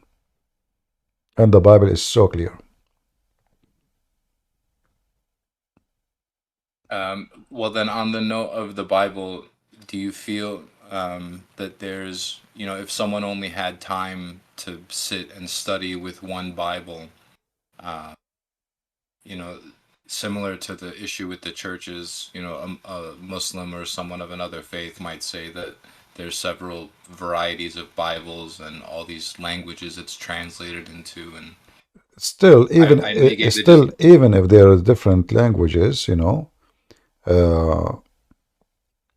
still you can, as long the translation is not, let us say, corrupt, which means they took off verses, they like Jehovah's Witness translation, or they add words, or as long it's a Christian translation from a approved church, then we can take it in consideration until we find something wrong with it. As an example, like the King James. Okay, I'm sorry. King James is a better translation than many, because they brought many professional, etc. So it was taken very seriously. But like as an example, in international translation, the new one, this one is a fraud. It's full of mistakes. Even there's verses are missing in the first few prints. I don't know if they correct that. So it was like a joke. It was like it's a business. Somebody print a book, publish it, and they claim that it is correct. And they promote it. This is why you search it. You find it right away in front of you. Right away. Before any translation. For me, I will not accept such a translation for a second. There's many mistakes. You can search right now and see. There's many articles written about the mistakes in there. However, there's Aramaic translation, Aramaic English, Pashita. I found it very good translation compared to others. But again, remember, translation is a translation. Will never be the same. If you want to have the book in the way it is, then you should learn the original language. However, translation can be good. Go ahead. Well, I know that you're familiar with Arabic, and I'm wondering if Arabic would be a good middle ground as far as, if it's unlikely that I'll learn Aramaic in this lifetime. No, because Arabic is not the book of the Bible anyway. Arabic, if you want to learn about Islam, then it's a must. If you want to be really like a deeply well-versed knowledge, argument, then it's a must. So language, like now, if I want to debate someone, he is a rabbi, he speaks Hebrew. And then he said to me, well, this word doesn't mean that. It's going to take me time to go check it out, look in dictionary, because Hebrew is not my language. So he can play with me, he can lie, and it will take me time. I can get him busted itself because I can go to dictionaries and see all the meaning. But there is a huge difference between you know the language. The second you know the language, the person in front of you, he cannot even think about playing the games of language. So knowing language is very important. And if I want to study to be a priest, as an example, I want to be a bishop, then the first thing I would do, I will learn Hebrew and Aramaic and Greek, 3 languages. Arabic doesn't help me much except to connect dots between the Christianity and the cult of Muhammad. I see. Yeah. The language of the author, is what is important most. However, for us as a Christians, there's many good translations. Nothing is perfect, because it's still our translation. As an example, when Jesus says, I am, most of the translation, they just use the word I am. But this is not really what it says in the Bible. The same when they translate, they say that God, he said to Moses, he said to him, what I will say. He said, I am who I am, right? But that statement there is, I am the living God. So what the translation says, I am. But in fact, it says, I am the living God. So by saying just I am, they miss the point of Jesus saying I am. So I'm thinking if I go to like a Palestinian Christian church or Syrian Christian church, I imagine their Bible is in Arabic. If you go to a Syrian, their Bible is in Aramaic. No, not Assyrian, Syrian or Depend. Iraqi If you have a Syriac, their Bible is in Aramaic. I see. Yeah, and Syriac actually they can teach you good Aramaic because they speak the language very well. Like if you want to learn from the Syriac, maybe they have course. I think they have courses in churches to keep the language alive. And if you join them, I don't think they will mind. Well, I appreciate you. You've definitely got me interested in pursuing that field of academia a little bit more in a focused way. Everything have a price. Everything. So to learn, you need to be patient. You need to give time, which means it will take an effort from your life. Time means life, So when I say I'm going to study Aramaic, that means it will take me years. And depend on how, let us say, some of us are gifted to learn languages so fast. Some are not. I can be gifted in something, but I can be not at all in something else. So it might take you maybe 3 years to be very good in Aramaic. But it's not going to take you 3 years to be, let us say, a person who can go deep in the language. It's going to take way more, maybe 10, 15 maybe. So it takes long time. Anything, like am I born, I know about Islam? No. I learn. We learn every day. Learning is a process. And if you think you know, that is the day you become foolish. Because you don't know. I appreciate you enhancing my Islamic education. There's a lot that is shared on your channel that's not in the tafsir. Yeah, we know. We try our help. If you can search for the Aramaic Peshitta translation, that will be a good translation. And I will give you an example of this translation to show you why it make a difference and why translation can be a big issue sometime. But it doesn't affect our faith, even if the translation is not too much accurate. Excuse me, I'm losing my voice. God forbid. It says here, and Yeshua, this is John 8, Peshitta Holy Bible translation. This is Aramaic English. It says here, and Yeshua spoke again to them, with them, and said, I am the living God, the light of the world. Whoever follow me shall not walk. That makes sense, right? I am the, why is he saying the light? For his God. So if you go to different translation, you will see it says, I am. But, there is something missing, So, I am the living God, the light of the world. Whoever follow me shall not walk in darkness, but shall find light of life. And then the Pharisees were saying to him, you are testifying about yourself? Your testimony is not true. Yeshua answered to them, Even if I testify about myself, my testimony is true because I know from where I have come and where I'm going, but you do not know. And then if you continue, you see here again, and this is what make a big difference. He said to them, and in your law, in written law, is written, the testimony of two men is true. I am the living God, I who testify about myself, and my Father who sent me. If Jesus said only I am, where is this, the rest of the meaning? They were saying to him, where is your Father? Yeshua answered and said to them, you know neither me nor my Father. If you had known me, you would have known my Father also. So if you read here, you will see there's a difference in the translation, and that can have a huge impact in the way you understand things. So each time you see here in the translation, each time Jesus says I am, he's not saying I am. He's saying I am the living God.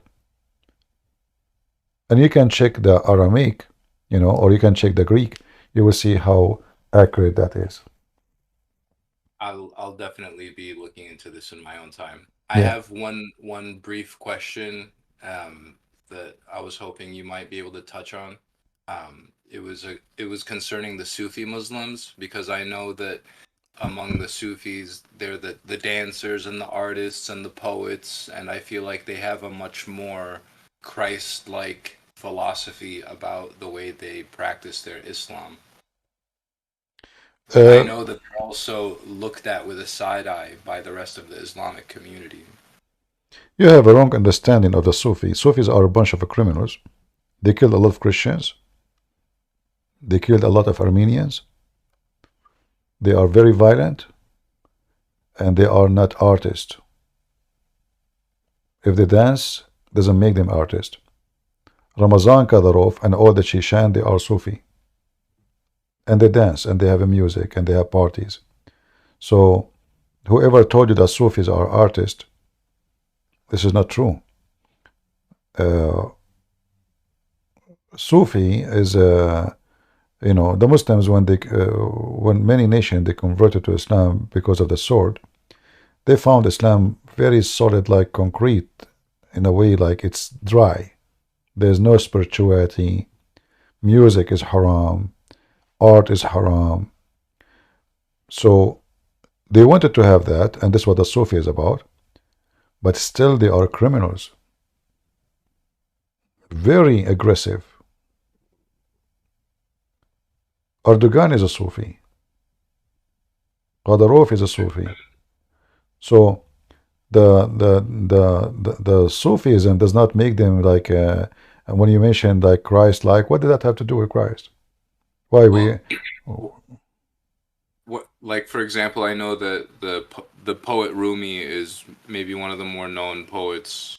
My friend, in a nation, let us say if I go to the Chechen Republic, there's a person who is an artist. Does that mean the Sufi are artists? No. Is that if there is someone of them, he don't want to kill anyone. He make poetry about love only. Does that mean the Sufism is a very aggressive Islamic sect? Even they claim that they are not like other Muslims, but as the Lord, He said, from their fruits you shall know them. And their history is bloody. And Chechnya is one of the biggest evidence. Go see Ramadan Kadyrov dancing like a monkey, but doesn't make him an artist. Yeah. Fair enough. Yeah. And they try to present themselves that they are the bright side of Islam. There's many European, they are fascinated with some stupid dance. The same, I mean, I don't know, European, I find them always, I don't want to be insulting for European people, but I find European always are fascinated with anything is not European.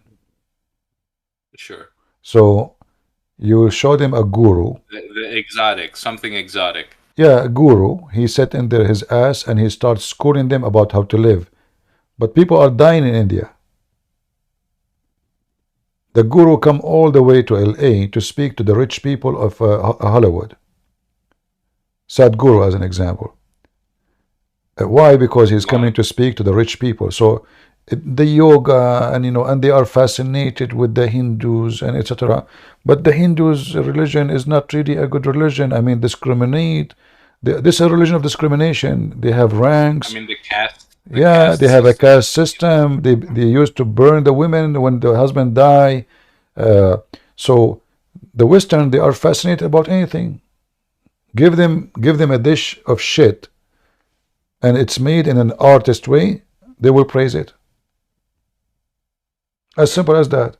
So they have a they became hippie, and suddenly you see a guy is blonde and he have a red dot in his forehead, and a guy is holding the sun as a sign, and he worship Krishna. I saw them in Ukraine, a bunch of Ukrainian white blonde people. Krishna, Krishna, Krishna. I tried to speak to them. I said, okay, I want to talk to you about Krishna. Can you talk to me? Krishna, Krishna, Krishna. And they have the drum and they are jumping. I said, talk to me, man.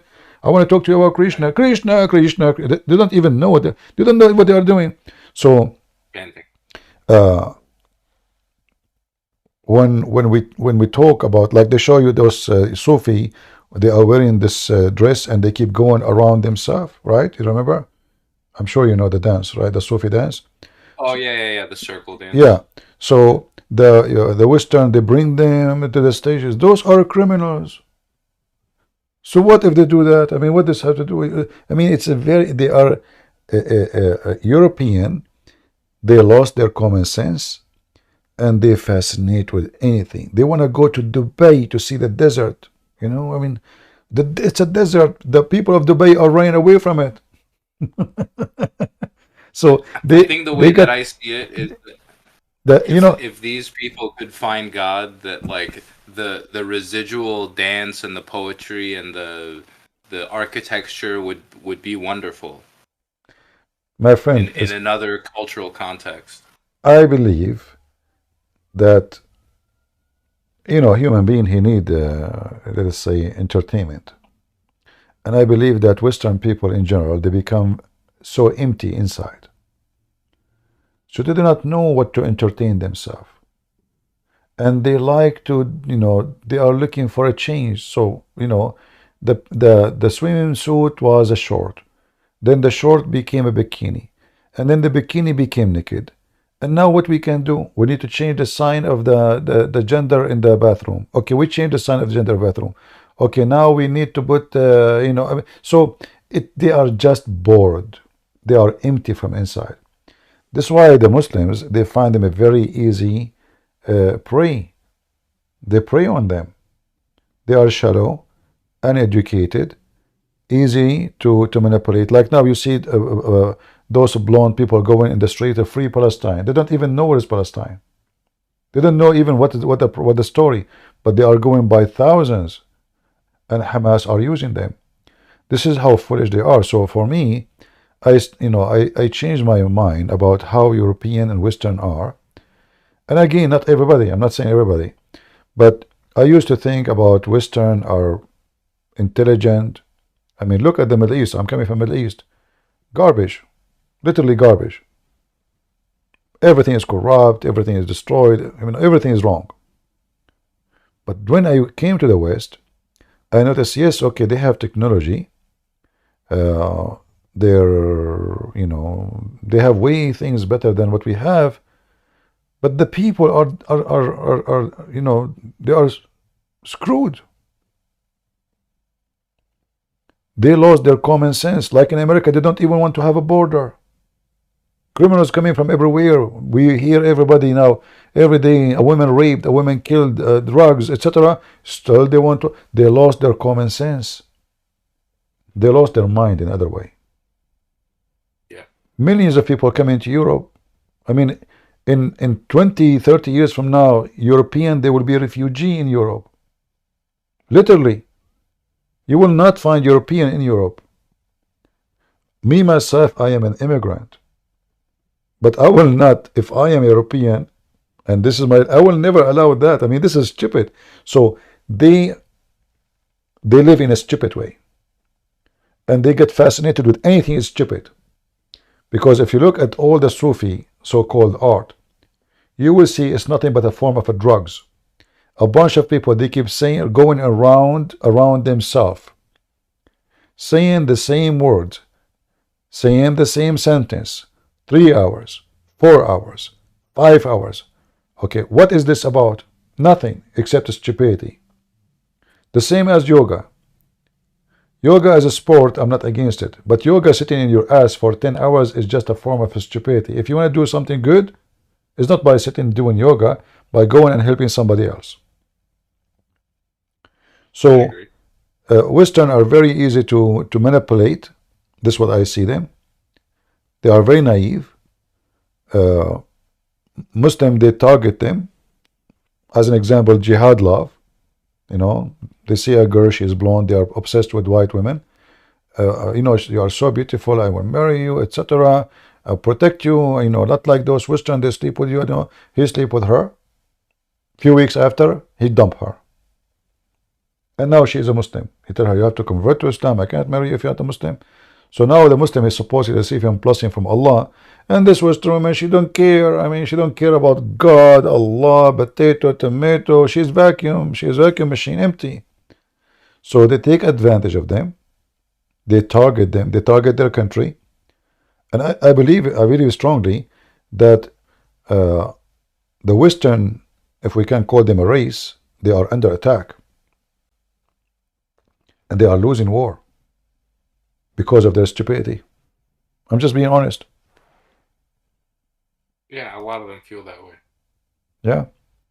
If they don't repent and wake up, soon they will be minority in their land. Very soon. Mr. Prince, that's only West Europe, please, not the East Europe. Huh? I have my identity. I don't like this Hare Krishna. Our countries, they believe very strong in God. It's more West Europe, like in Germany, French. They are expanding, my friends. Really like since Romania entered the European Union, you are that's it. You are inside the doom. The doom. They are forcing homosexuality. They are forcing everything on you. Otherwise, they will not even give you money. You know, they will not even assist you. They forced us to make this pride walk. And when you look before 20 years in Serbia, the people that tried to make pride walk, they got killed, you know? They got We killed.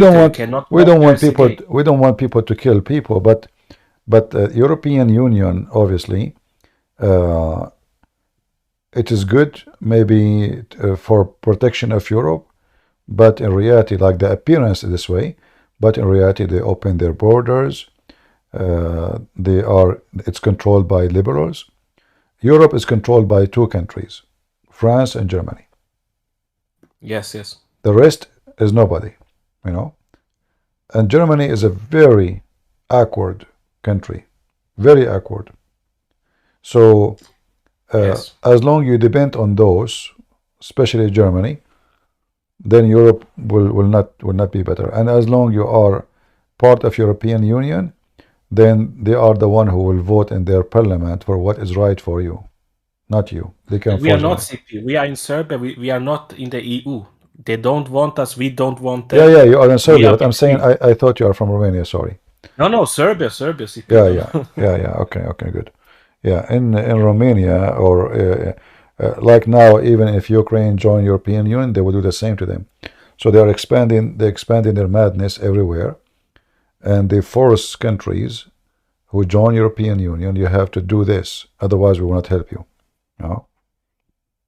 Yeah. The most worst CPs in Germany, I live in Germany, right? And every day, I'm not joking, every day you can go on the news and you will see a guy from Syria raped a girl, 12 years old, 9 years old, they kill them, and then they don't get presses, they don't go to the judge. You know, they have no problems. Because they have psychological problems, they need help, you know, they don't know what they do. It's crazy here. Germans are crazy. Yeah, well, you know, those countries are doomed, obviously. I remember when a person, no, there is a refugee building set on fire, And then the Germans, they start writing articles, tens of articles about the Nazi, the fascist. And then later, after a few weeks of attacking the right wing, supposedly, it turned to be that the one who set the fire is a Syrian guy. And then suddenly, the article changed from fascism, Nazi. The guy, he is so stressed, he is upset, he is sad. We need to help him. Like, oh, all the article before is about we need to find those people, we need to get rid of them, we need to destroy them. The second they found that the guy is from Syria, the whole article switched upside down. He became a person who is depressed, a person who is suffering from issues, or the guy who carry a knife, he start cutting the head of people in the street. So I mean, European. So this is why I'm saying Europe is doomed, literally doomed. And I believe Europe is going to face a civil war sooner or later.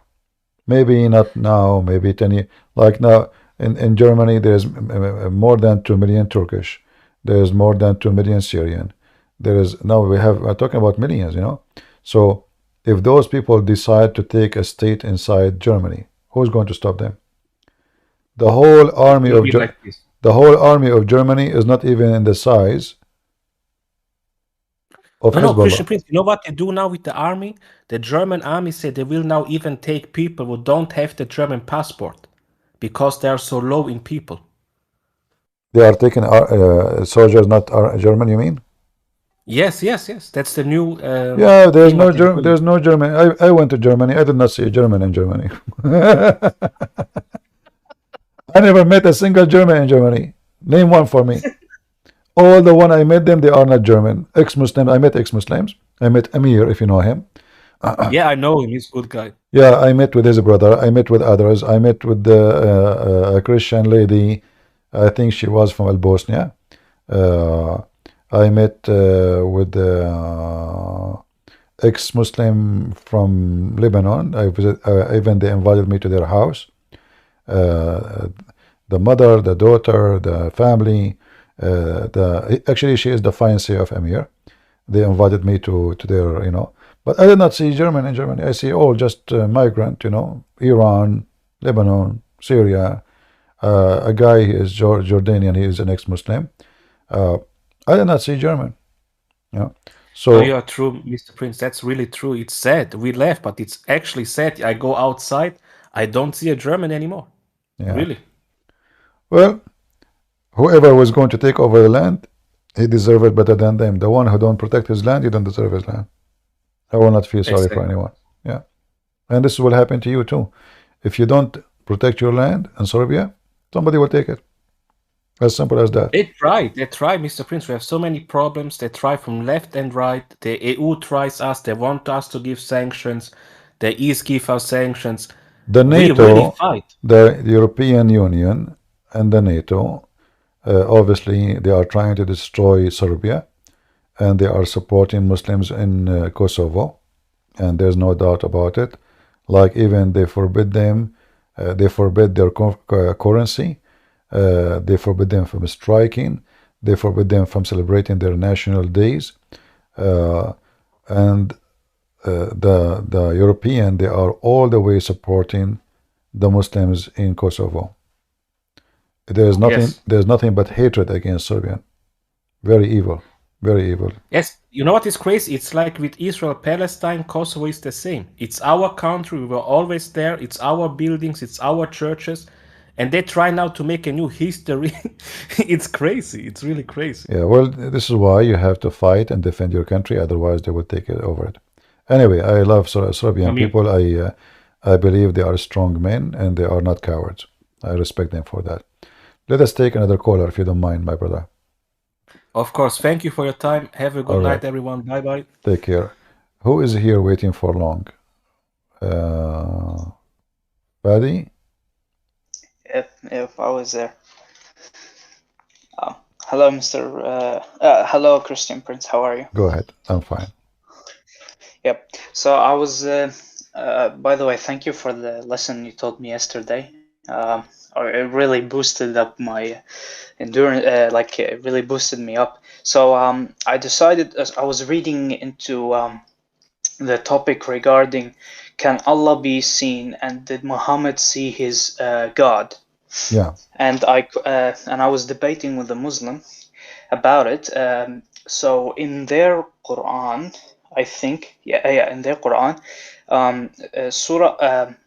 Surah 50, I quoted that yes, Muhammad did see his God in Surah 53, verse 1 to 18, and 81, Surah 81, 15 to 29. Now I went there. I went to the Quran. I'm actually quoting Quran.com, and I went to Surah 53, verse 11, and it says that the prophet, it's quoted, heart did not doubt what he saw. In Arabic, it is ما كذب الفؤاد ما رأى. Yep, and it's and under in Surah 53, verse 13. Here it's very confusing because it says in the English, he says, and he certainly saw the angel descend a second time.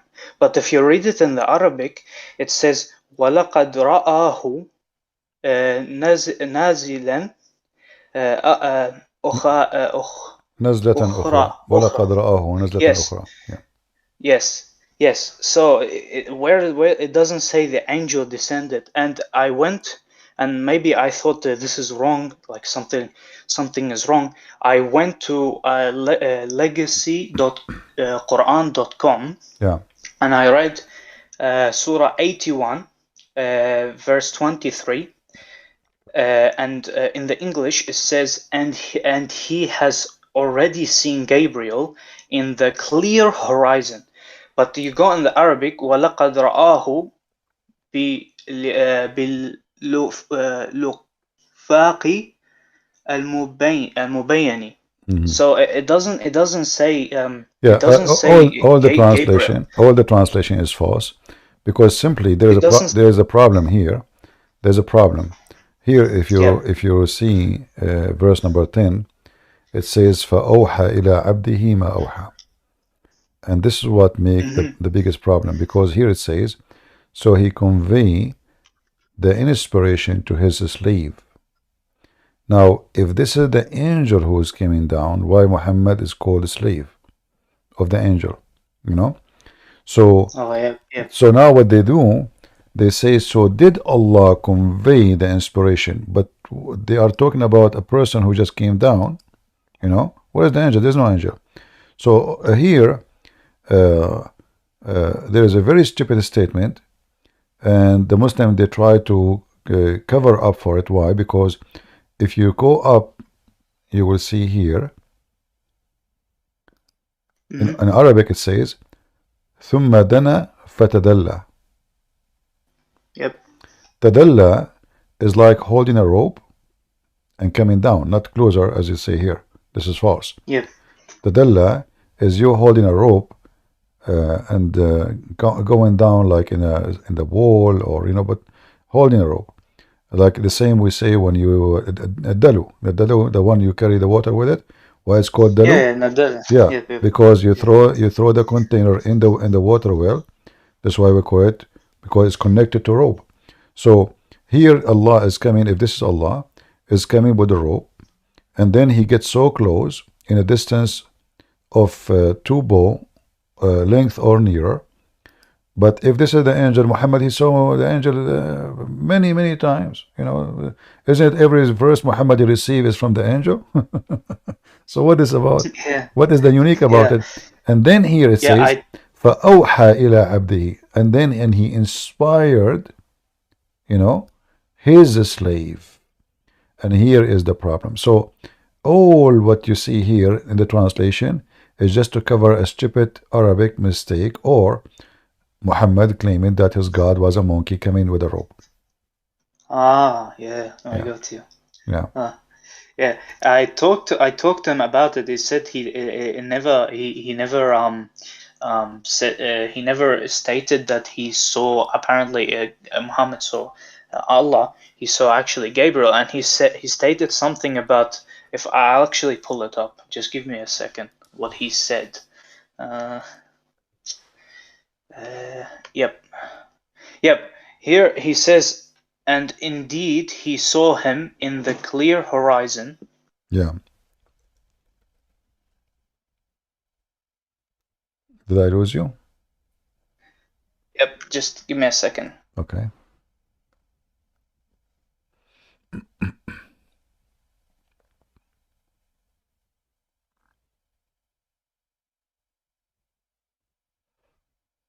Yep, sorry about that. I'm really sorry.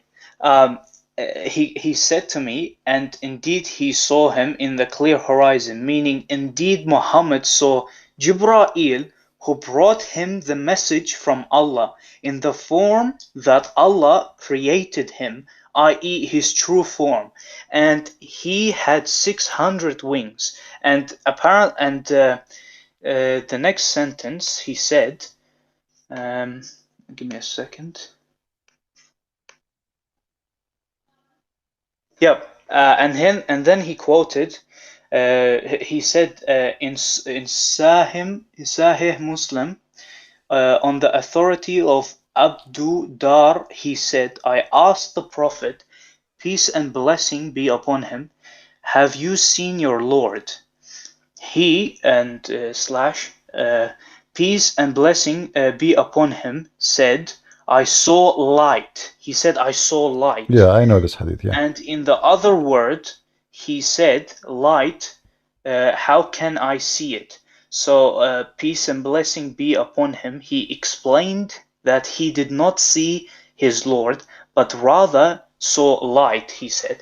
And Aisha was asked about that, and she reported that he did not see his Lord. And then he told me after that, next time when the hadith is not from one of the two Sahis, don't mention it. Yeah, all of this because Muslims, they try to find a solution for this confusion, and when Muhammad, he said, there's a hadith says he saw him by his heart, but when he went to heaven, he saw light, and then he said again in different hadith, well, how I can see him if he's light. However, all those stories are contradiction to what Muhammad, he said in the Quran. He said, لا تدركه الأبصار. No eyes can catch him or see him. So if you go in the Quran, let's go here. Yep. You will see here it says, chapter 6, verse 103. No vision can grasp him, but his grasp is over all vision. So if Muhammad said he saw his God, he's lying, because this will be a contradiction for the Quran. If Muhammad, he say he did not see his God, that will make him lying, because it says it clearly that he saw a light, as you said in the hadith. If Muhammad, he say he saw a light, he say in different hadith, how I can see him if he is just a light. So all of those lead us to one thing. Muhammad, Muslims, scholars are confused about what Muhammad is talking about. Muhammad is a fool, and this is why when a fool he speak, who should listen? He's just an idiot. He keeps saying things, opposing things. If nobody can see Allah, then all the chapter you mentioned to me here in front of us is wrong. Yeah, it's false. I was going to Because say look what it says here. First of all, the first verse in the chapter is very stupid. I mean, by the stars when it goes down, and that will tell you that the one who is talking about, he must be a star. What the star? Who is coming down? A star is right. And then this is star, and then this is star. He come down and he saw him in the horizon, right? Yep. Verse number 7. And then this is star. He came down and approached closer like in a rope, and then he was so close in a distance of 2 arms, and then this star he did convey to his slave Muhammad. So who is the God of Muhammad? A star. The shooting star. Otherwise, Yeah. I challenge any Muslim to tell me what is the connection. Even the name of the chapter is the star, right? What the connection of Gabriel? If this is Gabriel, what this connection with the star? Is Gabriel a star? No. According to the Muslims, I don't know. No. Is Allah a star? Obviously yes, because all here it says that he inspire. He did not give him inspiration. فأوحى. You see, here they say convey. No, in Arabic it says, and you speak Arabic, فأوحى, which means he inspired, not convey. He inspired him, and the one who inspired you is God, not angel. They try to fix it, and they say word is not there. And then if you change the translation, you will see every Muslim translation is different, because all of them, they are in trouble trying to fix the poo-poo of Muhammad. And you cannot make a poo-poo, you cannot make a fertilizer from a Muhammad poo-poo. Nobody can make fertilizer. It's just too much, dirty and ugly. So all of this, like here we go. So Allah convey inspiration to his slave Muhammad through Jibreel. Where it says that, they're trying to fix it. You just change the translator, you will find totally new translation, totally new words. None of them agree.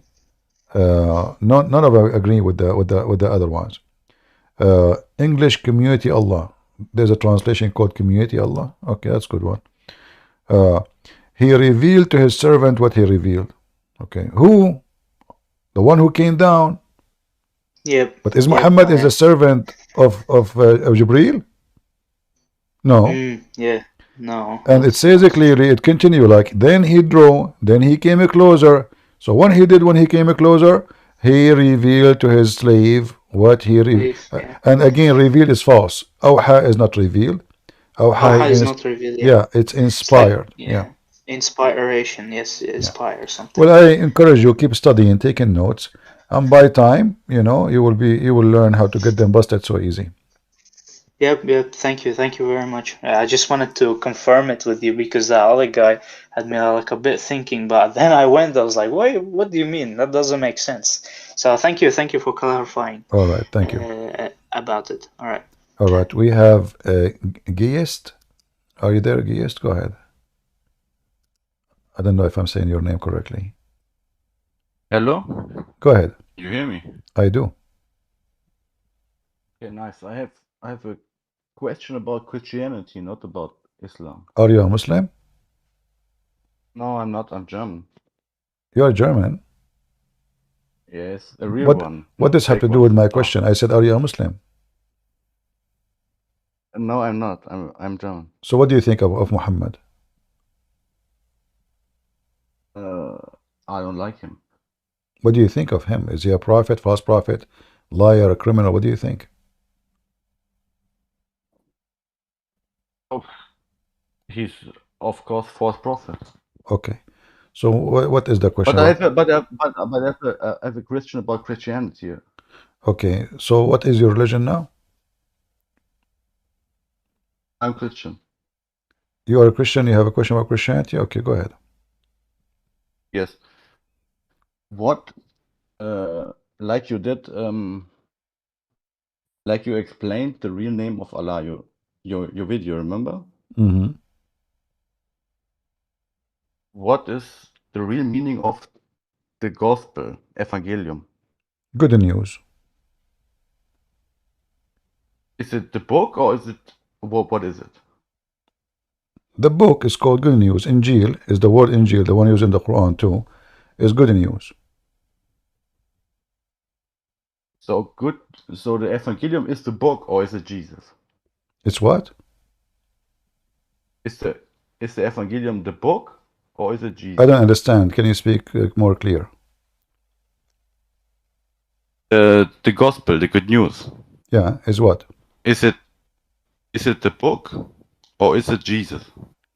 Well, the book is about the good news, which is Jesus at the end of the day, because the good news that the Lord, He came to us to save us. So the book is called the good news because it have good news about who came to save us. Okay, but now imagine if every Bible was destroyed, is the good news lost? First of all, the good news have nothing to do with the book is written. The good news is transmitted to us through the disciples. They went and they teach and they preach, and then later they wrote the book, not right away. So the good news is the word of God, even if it's not a book yet, because still they have it, they teach it, they spread it, and people they learn it. So before it became a book, still it is a book. Why? Because simply all the info is in their head. They are alive, they are teaching, they are preaching, and more people learning. So the good news is still there. That will not change the fact that this is a good news, and it is a book before even written. Oh, yeah, but same time, the contradiction. Same time, You Mr. just said Same time, Mr. F. Why we want to say if this if is not exist? Secondly, the word of God is not a book is written. The word of God is what we learn from God. So Jesus said, so now, if I don't have a book, and we never wrote a book, but then generation after generation, they carry what Jesus said, how you can destroy that? So the book of God is what the people know is the book of God, regardless if it's written in paper or it's written in your brain. So now, right now, if your name is not written in ID, do you know your name? Yes. So if I destroy your ID, you have no name no more. I do. But the same. So the don't my butt me. Don't butt me. I'm talking. So so you are assuming you are going with if. I don't like your if because this has never happened. It will never happen. Same time, the disciple of Jesus, they went around the earth to Ethiopia, to India, to Greece, to Syria, to Assyria, everywhere, to Persia, to Africa. So how that will be destroyed? Are you talking about like a Mickey Mouse magazine? They printed one print and it's gone? And that's what I asked you. Is it the book or is it the message? I answered you just to get out of here. You are a false Christian. Get out of here. I have no time for kids. The message is the book, you idiot. There's a difference. What is inside the book is what Jesus said. Suddenly now there's a difference. I will say you could encourage him to look a little earlier in the stream, and we were talking about the Peshitta book. I mean, if You see, he's an idiot. He's trying to so if the book is not written, what will happen? Jesus will be destroyed, Well, Jesus said before any book written that the heaven and the earth will be destroyed, but my words will not. So the Lord who said the words, He preserved the words. How He preserved them? Through His disciples, in His own way. And not only that, He gave them more words. Even after His resurrection, He gave them inspiration and revelation. So the words was still coming, even if the Messiah is not presented between them. This is why we have the book. It's called the Book of Revelation, and you are an idiot.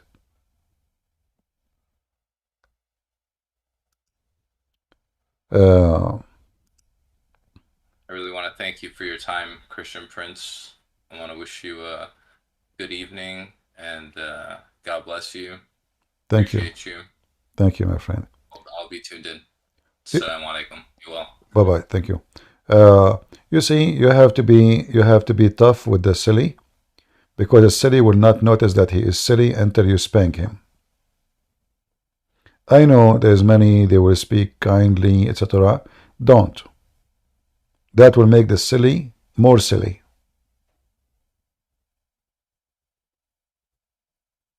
If this guy, he go to a Christian priest, and he asks him the same question, he will start trying to explain to him. Well, he will, he's just playing games, obviously. Spank him so he can feel how stupid he is. So if the book is not, so is Jesus destroyed now? Is it Jesus or the book?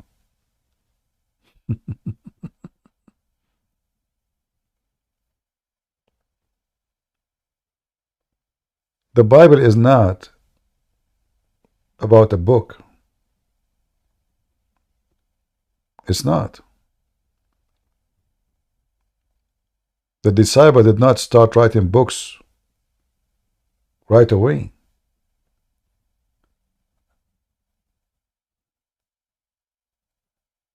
The book of God is preserved in many ways.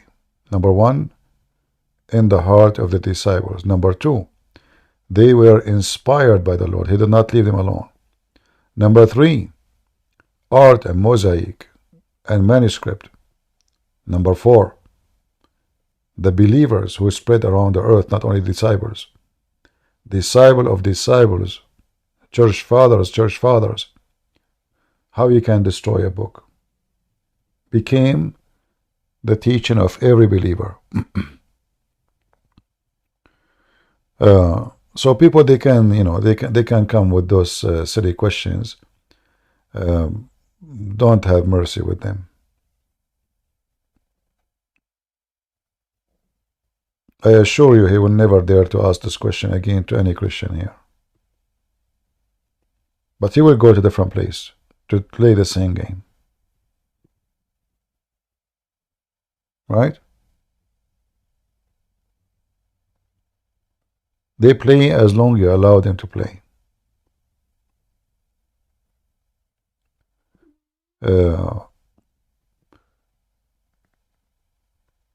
There is people, they ask questions to learn and educate yourself, and there is a people, they ask questions because they are bored. Which one came first, the cat or the kitty? Which one was born first, the chicken or the egg? We can ask in these questions. And what if, I like this if, what if? What if your mom did not have sex with your dad? We will not have it, eat it like you.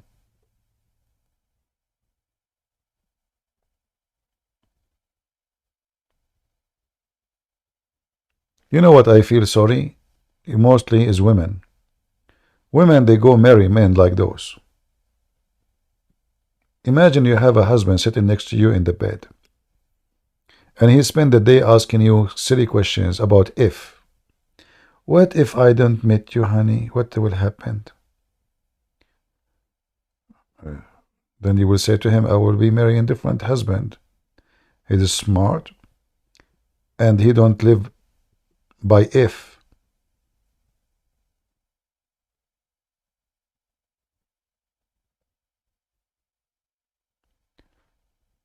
Lotestosterone? What lotestosterone? What does testosterone? What does this have to do with testosterone?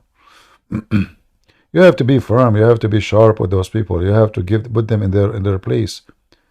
Otherwise, you will spend the whole day speaking to silly people.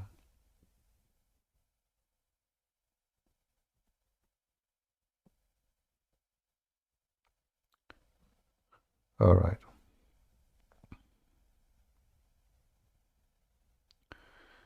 Explain to me what boost server mean. Jennifer, you can search in Prophet Google, peace upon him, what boosting Discord server mean. You will find Google will give you endless numbers. I mean, why you ask the poor guy? Let him alone. There's endless. Just go to Google, Like as an example, me, I don't speak good English. English is not my first language. So instead of going and looking in the dictionary, and God knows how long it's going to take me to find it, I say, Mr. Google, Prophet Google, peace be upon you, what does this word mean? Google give you the answer. Do it. Right? You will get more professional answer, and better explanation, and maybe even with some images how to do it. Right?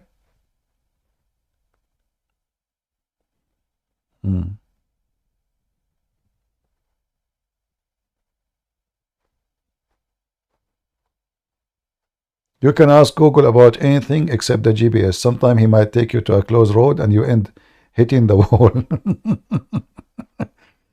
You know, once I put an address in Google, and man, oh man, where I'm going. This Google keeps saying to me, take left, take right, take this highway. And we're like, oops, I'm leaving the state, man. Where I'm going? And I enter exactly the correct zip code. I enter the exact address. I enter everything right, and still the stupid GPS is taking me to wrong direction. Totally wrong. So you have to be careful. There is many people, they make such a mistake. That's why it's better to search the same address in 2 GPS system to confirm and look at the map, you know, especially if you are going long distance, like long trip, maybe hundreds of miles, to be sure that both of them are accurate and they are taking you to the place you want to go to.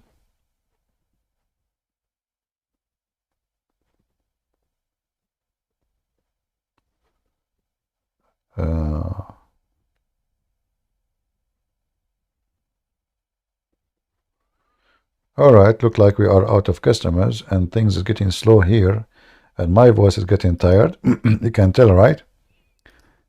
We spoke for many hours today. So anyway, I hope you guys have a good time. Shall we continue doing always live on YouTube or no need? What do you think? For me, actually, I like Ramble more. I don't trust this YouTube, you know. Maybe today, maybe tomorrow, they will send you strike. I mean, I can't even post a link in this account. Honestly, I cannot post a link. There's nobody to talk to, nobody to explore. Like, what's going on? Why you are doing this to me? You know, today I saw actually in the comment, I don't know if you saw the video, the previous video, I have 750 like and I have 100 view. How I have 700 something like and then I have 100 view? It's obviously they are targeting my channel, you know, they will not let anybody see it. So can YouTube explain? I mean, this is even the Quran do not do stupid things like this. At least make the like equal to the view. I mean, so the view, so people, they give it like without seeing the video, without even being in the page. How they can do that? It must be the flying carpet, you know. Yeah, if you go to the previous video, if you go there, let me go there, hold on. You will see the comment, and me myself first I did not notice really, but then I saw the comments.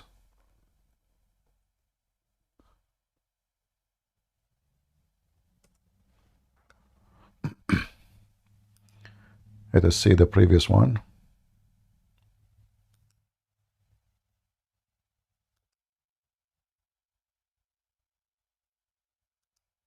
All right. So this is the previous one. Let us see the comment section.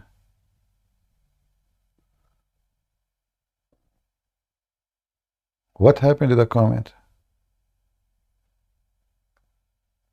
Hold on. Ah, I see it now. All right. Let us see.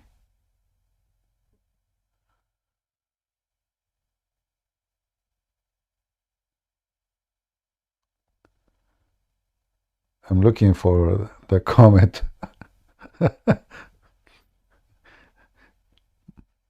Many of you notice right away that the view is less than the way less than the the like. Oh boy. Um,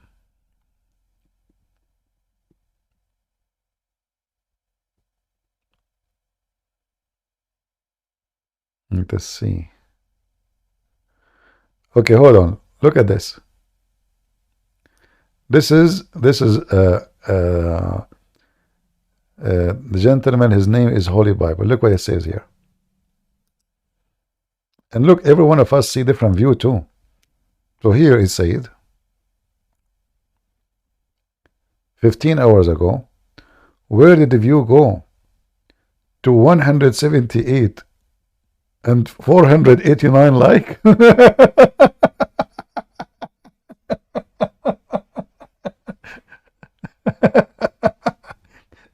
So obviously YouTube is decent, you know. I mean, like you look, I mean, how in the world, I mean, my video doesn't have a view. Where's the view? Why everybody have a view? I don't have a view. So there is people are giving me like without even opening the chat. There's other more actually. Let me see other ones. I saw many of them. Yeah. What a stupid YouTube. Yeah, they are targeting my channel, obviously. Yeah, you can look for them. You can see them. It's obvious. Yeah, well, this software is good. And if we lose that channel, we can open a new one. Who care about the numbers of... because the important is people, they come and copy my videos and they load it. And then people, they have, you know, tens of thousands watching.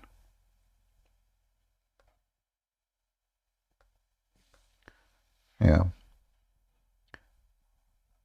But still people, they can download from Rumble too, you know. It doesn't, it's not really necessarily there.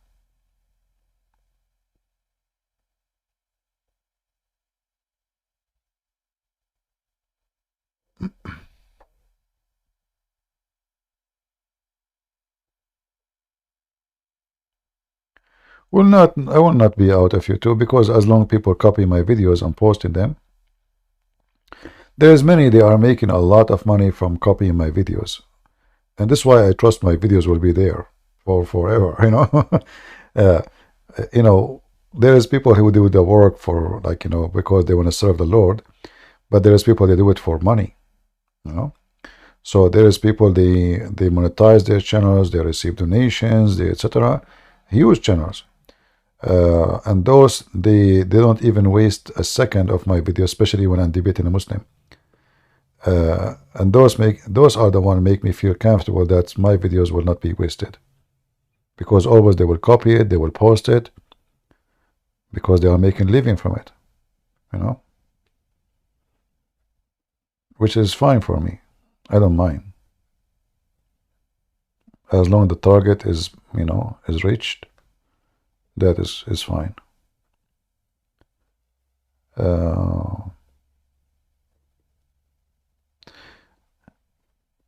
Anyway, and actually, if you look right now, that video have only 6,000. Can you believe it? 6,700 after 15 hours of streaming. There's no way. I have 156,000 subscriber in that channel, and only 6,000 they saw the video. How in the world that work, you know? Obviously, it's a false review, you know. There's no way. All right, guys. I think we had enough for today. I hope you guys have a good time. Already we are in Saturday, so shalom, everybody. Peace unto you in Saturday. Peace to you in the weekend. And remember carefully. Be firm and don't compromise. You compromise once, they will ride on your back. And that goes for everything in your life. If you compromise once, you will compromise always. If you agree with the fool once, you will become a fool always. You just compromised and you join them. If somebody insults you and you do not stop him in his place, he will insult you always. As simple as that. If somebody tried to intimidate you, and he was able to intimidate you, he will intimidate you for the rest of your life. And the same goes for God and the Bible and belief and faith. If you compromise about your faith, you lost your faith. You are out of it. The Lord, he says, either hot or cold, so I can drink you, I can swallow you. No, so. Warm water doesn't taste good. Doesn't. There's no drink that's good if it's not either cold or hot. And when you compromise, you are nobody. You are neither icy, cold, neither warm. You are nobody. You lost your identity. So always be sure to be firm and strong. Don't let them bow down to you, bow down to in the front of them, no matter what is the price is. Because what you will lose is going to be way more than what you will gain. And that's what we do here. When people, they come, they speak to them firm. The one who speak to us nice, we speak to him nice. The one who want to be silly, we give him what he deserve. And the one who want to be smart, we will do our best. Maybe we can be smart like him. Maybe he's smarter than us. No problem. But good for him. But never compromise. Never. I want to say thank you. May the Lord bless you and have a great Saturday. And it's time for me to hit. Man, it's so late now. I better brush my teeth. I have only one tooth left, by the way. That's why I want to talk. I say, Christian Prince, first of all, you have to say to them Shalom. Why you say Shalom, Christian Prince? Because you are doing it. Because I say Shalom like you because I have only one tooth. I cannot say, if I say Assalamu alaikum, I will spit at everybody. I have no teeth left. Christian Prince, first of all, I have many teeth. In fact, I have 24 teeth. Zakir Naik, you have 24 teeth. Are you sure? 24? All right. All right. Well, as I know your prophet, he lost them all. So thank you all. Until we see you maybe tomorrow. God is winning. God bless. And take care. Bye-bye.